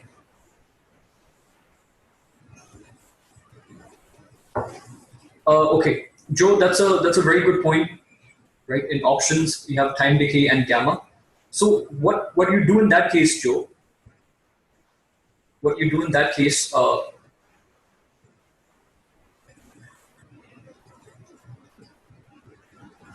To be honest, I'm not too familiar with options, but you can probably keep changing the option strike price. Apa na? Tas na. Huh? Doon na din. Uh-huh. Talaga. Right? In that case, you can keep changing the option strike price, right? So as price is coming lower, you can keep switching to that option strike price. Yes, if you have the capital, you can go for CE selling. Else, if you're in a short position, then just go long on your puts, right? But if you want to gain the benefit of your decay, then yeah, and if you have margin, then go for option selling. Okay, sorry guys if you're not understanding what we're talking about. It's just options. Options is very complicated, different, it's a whole different universe, right? So this is a very beautiful way to trade, guys. Okay, but you have to look at the bigger picture.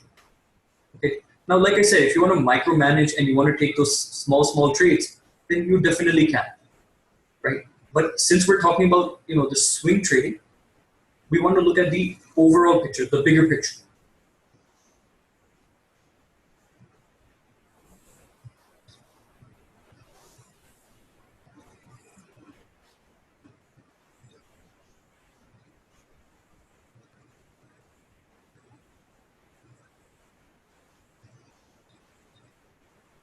Okay, the premium. Okay, yeah, yeah. The premiums are super high, at least at the money contracts. Right. Mm, that's true. That's true. Mm, I don't know. Maybe then you can trade, the weekly options and roll those over because your weekly options don't have such high premiums, or just simply trade Nifty, right? Trade Nifty options. You can avoid Bank Nifty because anyways, Bank Nifty is highly volatile. Okay.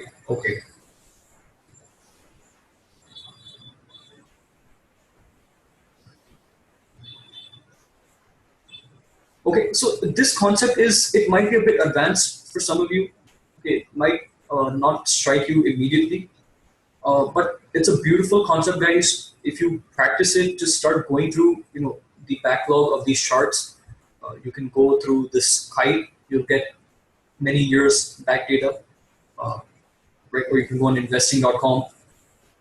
Just go, backtrack, okay, and just check, right? Just check how this is working and uh, what you can make of it, right? But this is a beautiful way to trade, to swing trade.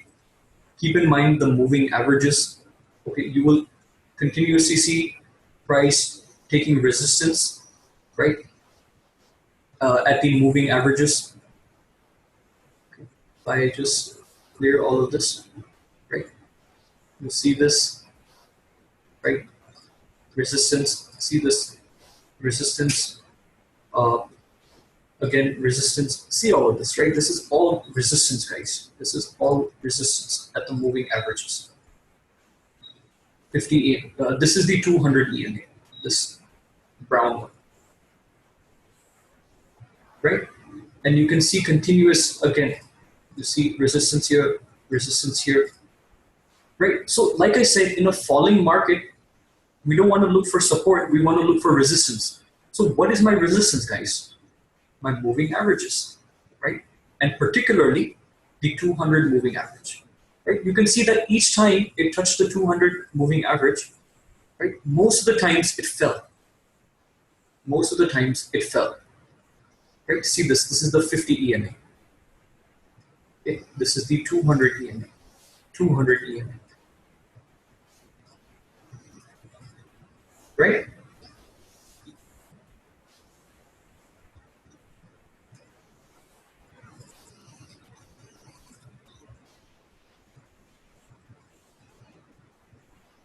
Now, there's one more concept I want to introduce to you guys. Okay, it might take maybe 30 minutes to explain. So should I go through it, or I'll leave it up to you guys? Hiteshi, 200 EMA is the strongest resistance. Okay, so if price comes to there, there's a very good chance that it will take resistance. Okay, and then we can use the help of candlestick patterns, right? If you don't see any patterns at the 50 EMA, then maybe there's a good chance it will go to the 200 EMA and take resistance there.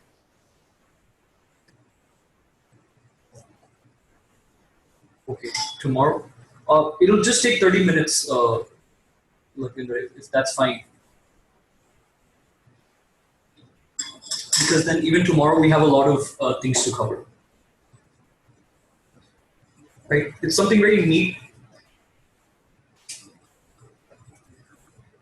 So guys, as I was talking about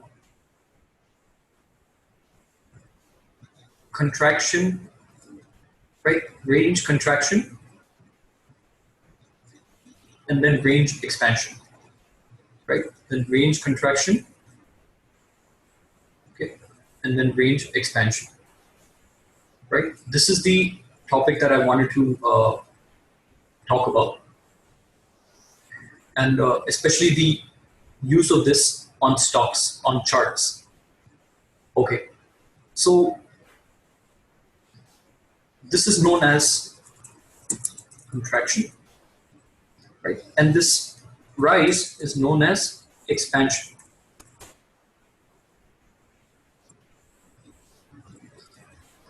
Okay. When a stock is in a contraction phase, means that stock is consolidating, okay? And when a stock consolidates, right, means something is going on in that stock, okay? Either it is being accumulated or it is being distributed, okay? Accumulated means buyers are coming in and starting to accumulate stock. Distribution means sellers are coming in and they're slowly selling the stock, right? So in this case, because price broke out towards the upside, this simply means accumulation happened in this zone and price started to move up. Again, accumulation happened in this zone and price started to move up. Okay. So guys, what we want to do is, we do not want to trade in this zone, right? We want to capture this expansion zone. Okay, we want to capture this expansion zone and not this contraction zone, because we will get trapped in this area, in this zone. Okay, so we can call this range break, basically. Okay, when a stock breaks out of a range, whether on the daily time frame or intraday, then we should be interested in that stock. Okay, now let me show you some examples.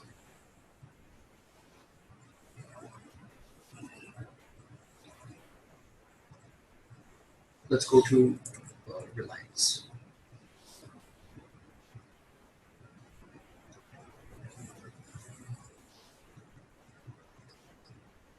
Now, if you look at Reliance, guys, this is the 5-minute time frame.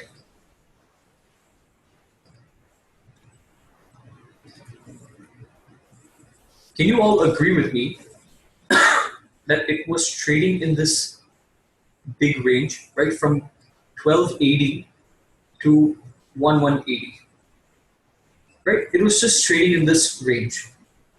Okay, so this was my contraction period.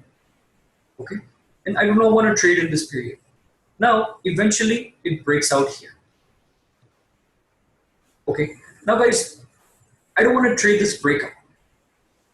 Okay, I don't want to trade this breakout. Now, the price has finally come out of its range. Now, when that happens, okay, when that happens, means it will be in this expansion phase. Okay, means it will move one-sided in a direction. Now, it's broken out towards the bottom. Okay, now that it's broken out towards the bottom, I will take entries on any pullbacks that I get. On any pullbacks that I get towards my moving averages. Okay. Right, you can see here, it was taking resistance, right? I could have shorted somewhere here, right? Now it pulls back to the 20 EMA. I could have shorted some here. Again, it pulls back. Now this time to the 50 EMA. I could have shorted here, right? Now it pulls back right here. I could have shorted some here. Now again, you can see it's continuously taking resistance at the moving averages. I could have shorted some here. Okay, so whenever we see a stock come out of its contraction, right, I want to sell any pullback towards the moving averages. Okay, this is the 5-minute time frame, right? And any resistance I see being taken place, I will look for it as a shorting opportunity.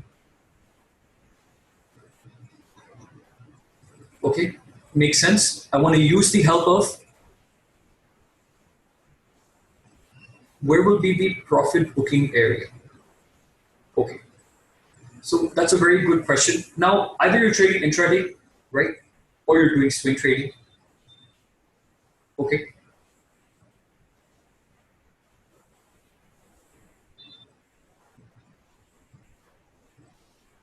So if you're doing intraday, Kannan, profit honestly really depends on you in this manner, right? To be honest, I should be discussing this tomorrow. Where to book profits. Actually, let's keep this for tomorrow. Where to book profits and properly how to trade this, right? But just this is basically a concept. Okay, this is basically a concept I'm explaining to you guys, right? This contraction and expansion, right? So we understood, how price moves, right? This is how prices tend to move. They will be in this contraction phase and expansion, contraction and expansion. Okay, so the moment you see a stock coming out of its contraction phase, it's going to expand, right? And now if it's going to expand, any pullback you get, use it as a entering opportunity. Okay, those will be highly highly favorable trades for you. Okay, let's look at some more examples.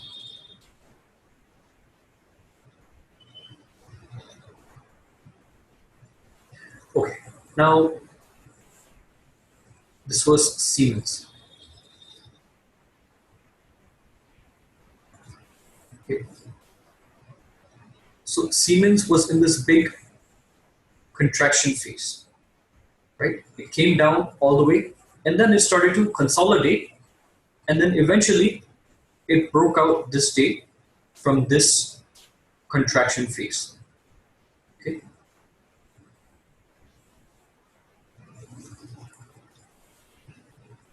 Okay, so it's basically somewhere here. right? Now it breaks out here. Okay, now guys, all the pullbacks, right? See, just look at price. It's just not breaking the EMAs. Guys, all of these can be bought into and traded. Just look at this.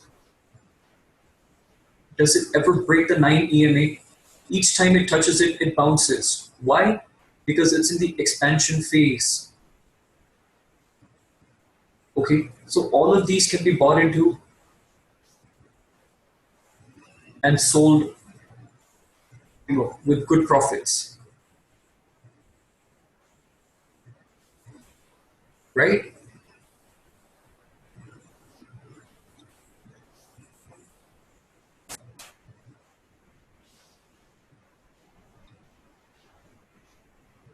Of course, Joe. See, what I've taught you today is pure price action. Now, where all do you see price?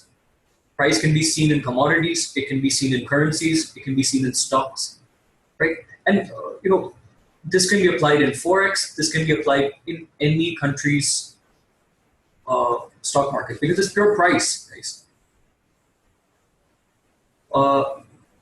Yes, Hiteshi. To be honest, I don't like moving EMA crossovers, okay, because most of the time they give false indications. But like I said, the best way to use EMAs is use them as support and resistance, right? Now see this. This is BEML. Okay, it started to contract and consolidate. Now finally here, yes, and you get a lag, right? Crossovers happen much after the price move, right? So here you get a consolidation. Finally, it is breaking the contraction. Right? Now we're in the expansion phase, guys. So this is the level, right? So use any pullbacks to sell. See this, all moving averages, all taking resistance, all taking resistance. Okay, see it comes close to the 200 EMA, touches the 200 EMA, 50 EMA, 50 EMA. All of these can be used to sell into, guys. And keep doing that until you don't see the trend start to change, right? And when does the trend start to change? When price comes above the moving averages, okay, and then it pulls back, and then it starts to take support at the moving averages, right? It starts to take support at the moving averages. Okay. Now, this was another contraction. Okay. Now, tomorrow, if this trades below this contraction area, then use the same philosophy, guys. Sell on each rise, towards your moving averages. You start to see some resistance there, sell. You start to see some resistance taking place, sell, right? Don't think twice. Why? Because we are in the expansion phase, right? We're through with the contraction. If you practice this and you understand this, it will do wonders for you guys, right? See, I'm giving you many concepts, many techniques, okay? And we've not even come to the strategies part yet. We've not even discussed a single strategy. Okay, this is HUL. See this contraction, okay? And see this huge fall, right? See this huge fall, okay? This was that day, okay? Now guys, just see this. See the number of times it's just kissing the 9 EMA. It's not even going above it. And see the beautiful fall in this. Okay, how beautiful is this? And how simple is this, guys? How simple is this? Okay, if your stop loss hits, you will lose nothing. But if your trade goes in your favor, okay, see this, pull back, resistance, sell, pull back, resistance, sell. pullback, resistance, sell. Okay, if you sell here, your stop loss might hit small stop loss. Okay, pullback, inverted hammer, sell, pullback, resistance, sell, pullback, resistance, sell. Okay, now price is above the moving averages. Okay, so now you can wait till price goes below. If it pulls back, takes resistance, sell. Pulls back, takes resistance, sell. Maybe your stop loss would hit here. Small stop. Now price is above the moving averages. So do we sell? No. Okay. Now price, let's look at price again. Now this was our contraction. Right? Contraction, consolidation. Okay. Price is below. Okay. You can look for selling opportunities. And now the next day price goes back above. Right? Now we are above the contraction area. Right? Now this can be the contraction area. We are above it now. It's breaking above. So now use all dips to buy. Right? Use all dips to buy. Okay. See all this support being taken.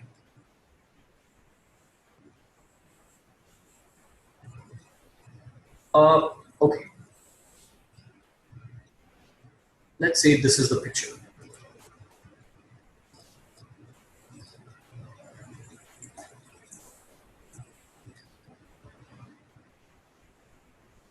Okay. Let's say this is yesterday, Friday's picture, right? This is, you see these dotted lines, guys? This separates the day. These are day separators. So this is Friday, this is Thursday, this is Wednesday, Tuesday, and so on. So let's say this is last week's, okay, and this was Friday. So right now, I'm just seeing this contraction. I don't know what's going to happen on Monday, right? I don't know what's going to happen on Monday, but right now I'm seeing this consolidation, this contraction, right? So I've identified my contraction period, right? Now, I'm only going to take action when it breaks either above or below this. Okay. Now, let's say Monday, it breaks above this contraction area. Right? Now it's broken above the contraction area. Now I will use the dips towards the EMAs to buy. And look for any support being taken, I will buy. Any support being taken, I will buy. Okay. Now, it's below the moving averages here. Now it goes above, so we can enter long here. Right? What will happen? Our stop loss will get hit. Okay? And you can see once the stop loss gets hit, it fails. So this was a failure expansion. Okay, this was a failed expansion. That's fine, right? We will get to know with a very small stop.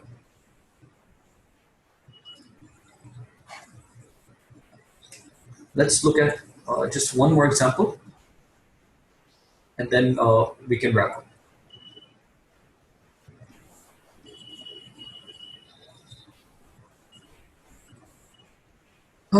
Okay, so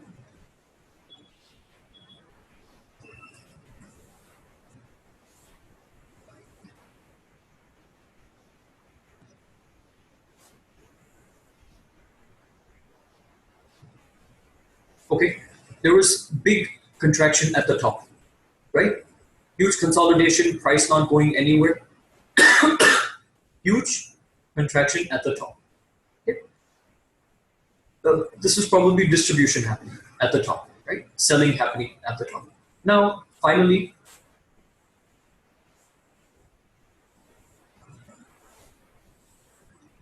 can I take the example of June, July? Actually, the thing is, I cannot go beyond 30 days. I have only 30 days data. But also, regardless of the trend, whether it's a downtrend or uptrend, okay, if we identify a stock that is just consolidating sideways and it breaks out of that consolidation, right, then only do we look to take trades. So it really doesn't matter what market condition we're in this case, right? So here if you see good contraction happening, right, it breaks below the contraction. Okay, so now we want to simply look for sell trades. Okay, now can you guys see this? That this line, the contraction lines, are my support and resistance, right? This will act as resistance, and this is act as support, right? You can see once, twice, thrice, four times. Four times it bounced exactly from the same area, meaning it's taking support there. Right now, finally here it breaks that support. Okay. Now, what does this support turn into?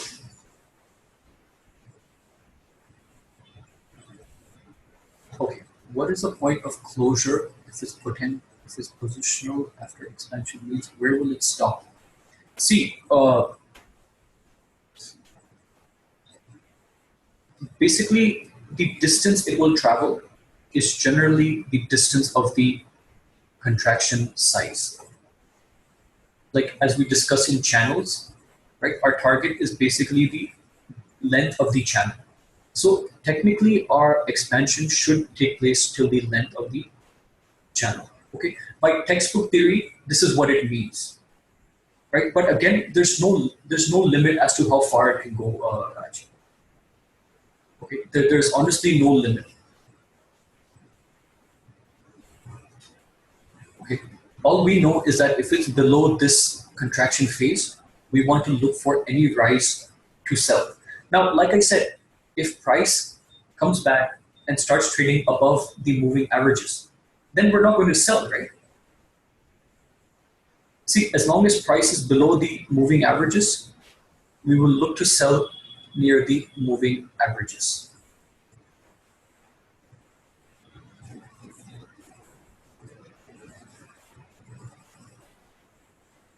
And the best thing here is this was a good support line, right? Now this support has turned into resistance.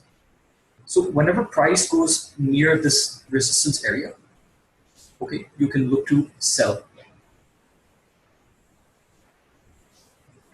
Right?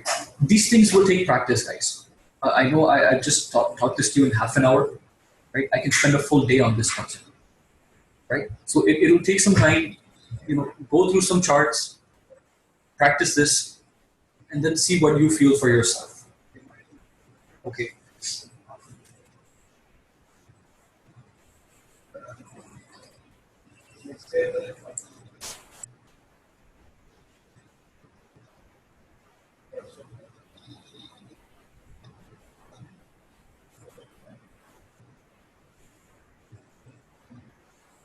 Mm-hmm.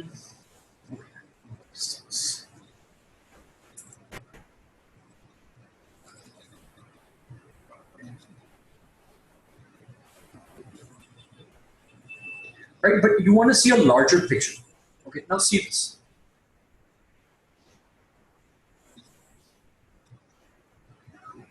Okay, do we see a nice contraction?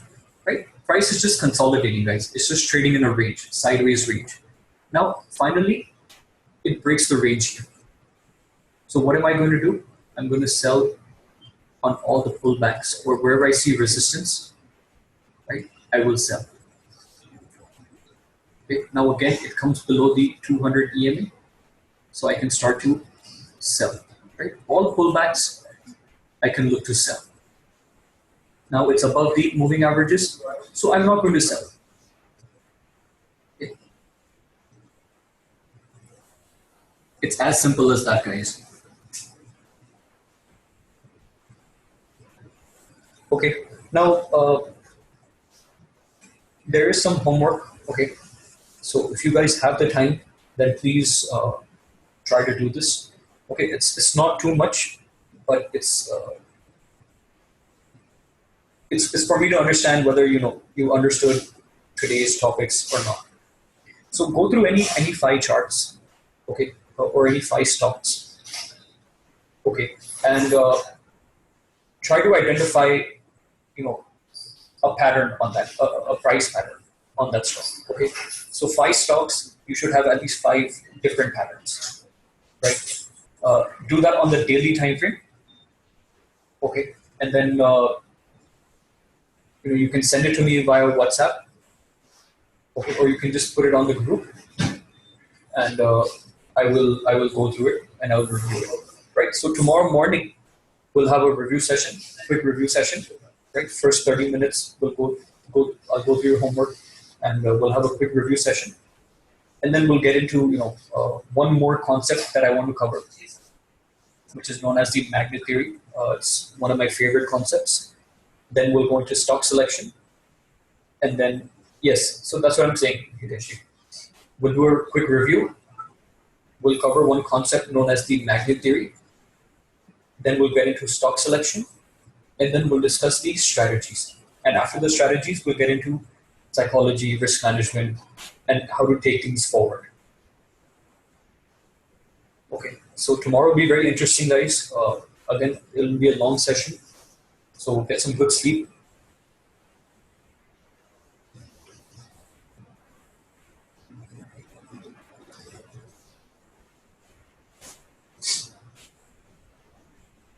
Theory name, magnet theory, magnet.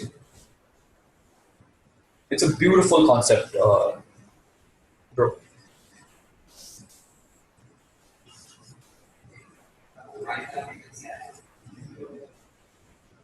Okay, so I hope you guys enjoyed today's session. I know there were too many things thrown at you, but I hope you learned something. I hope you gained some knowledge, some value,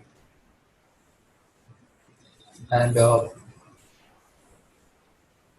yeah, that's it. We're done for today.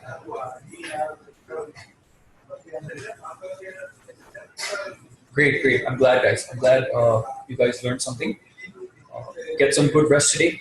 I will see you guys tomorrow at 10 o'clock. Okay?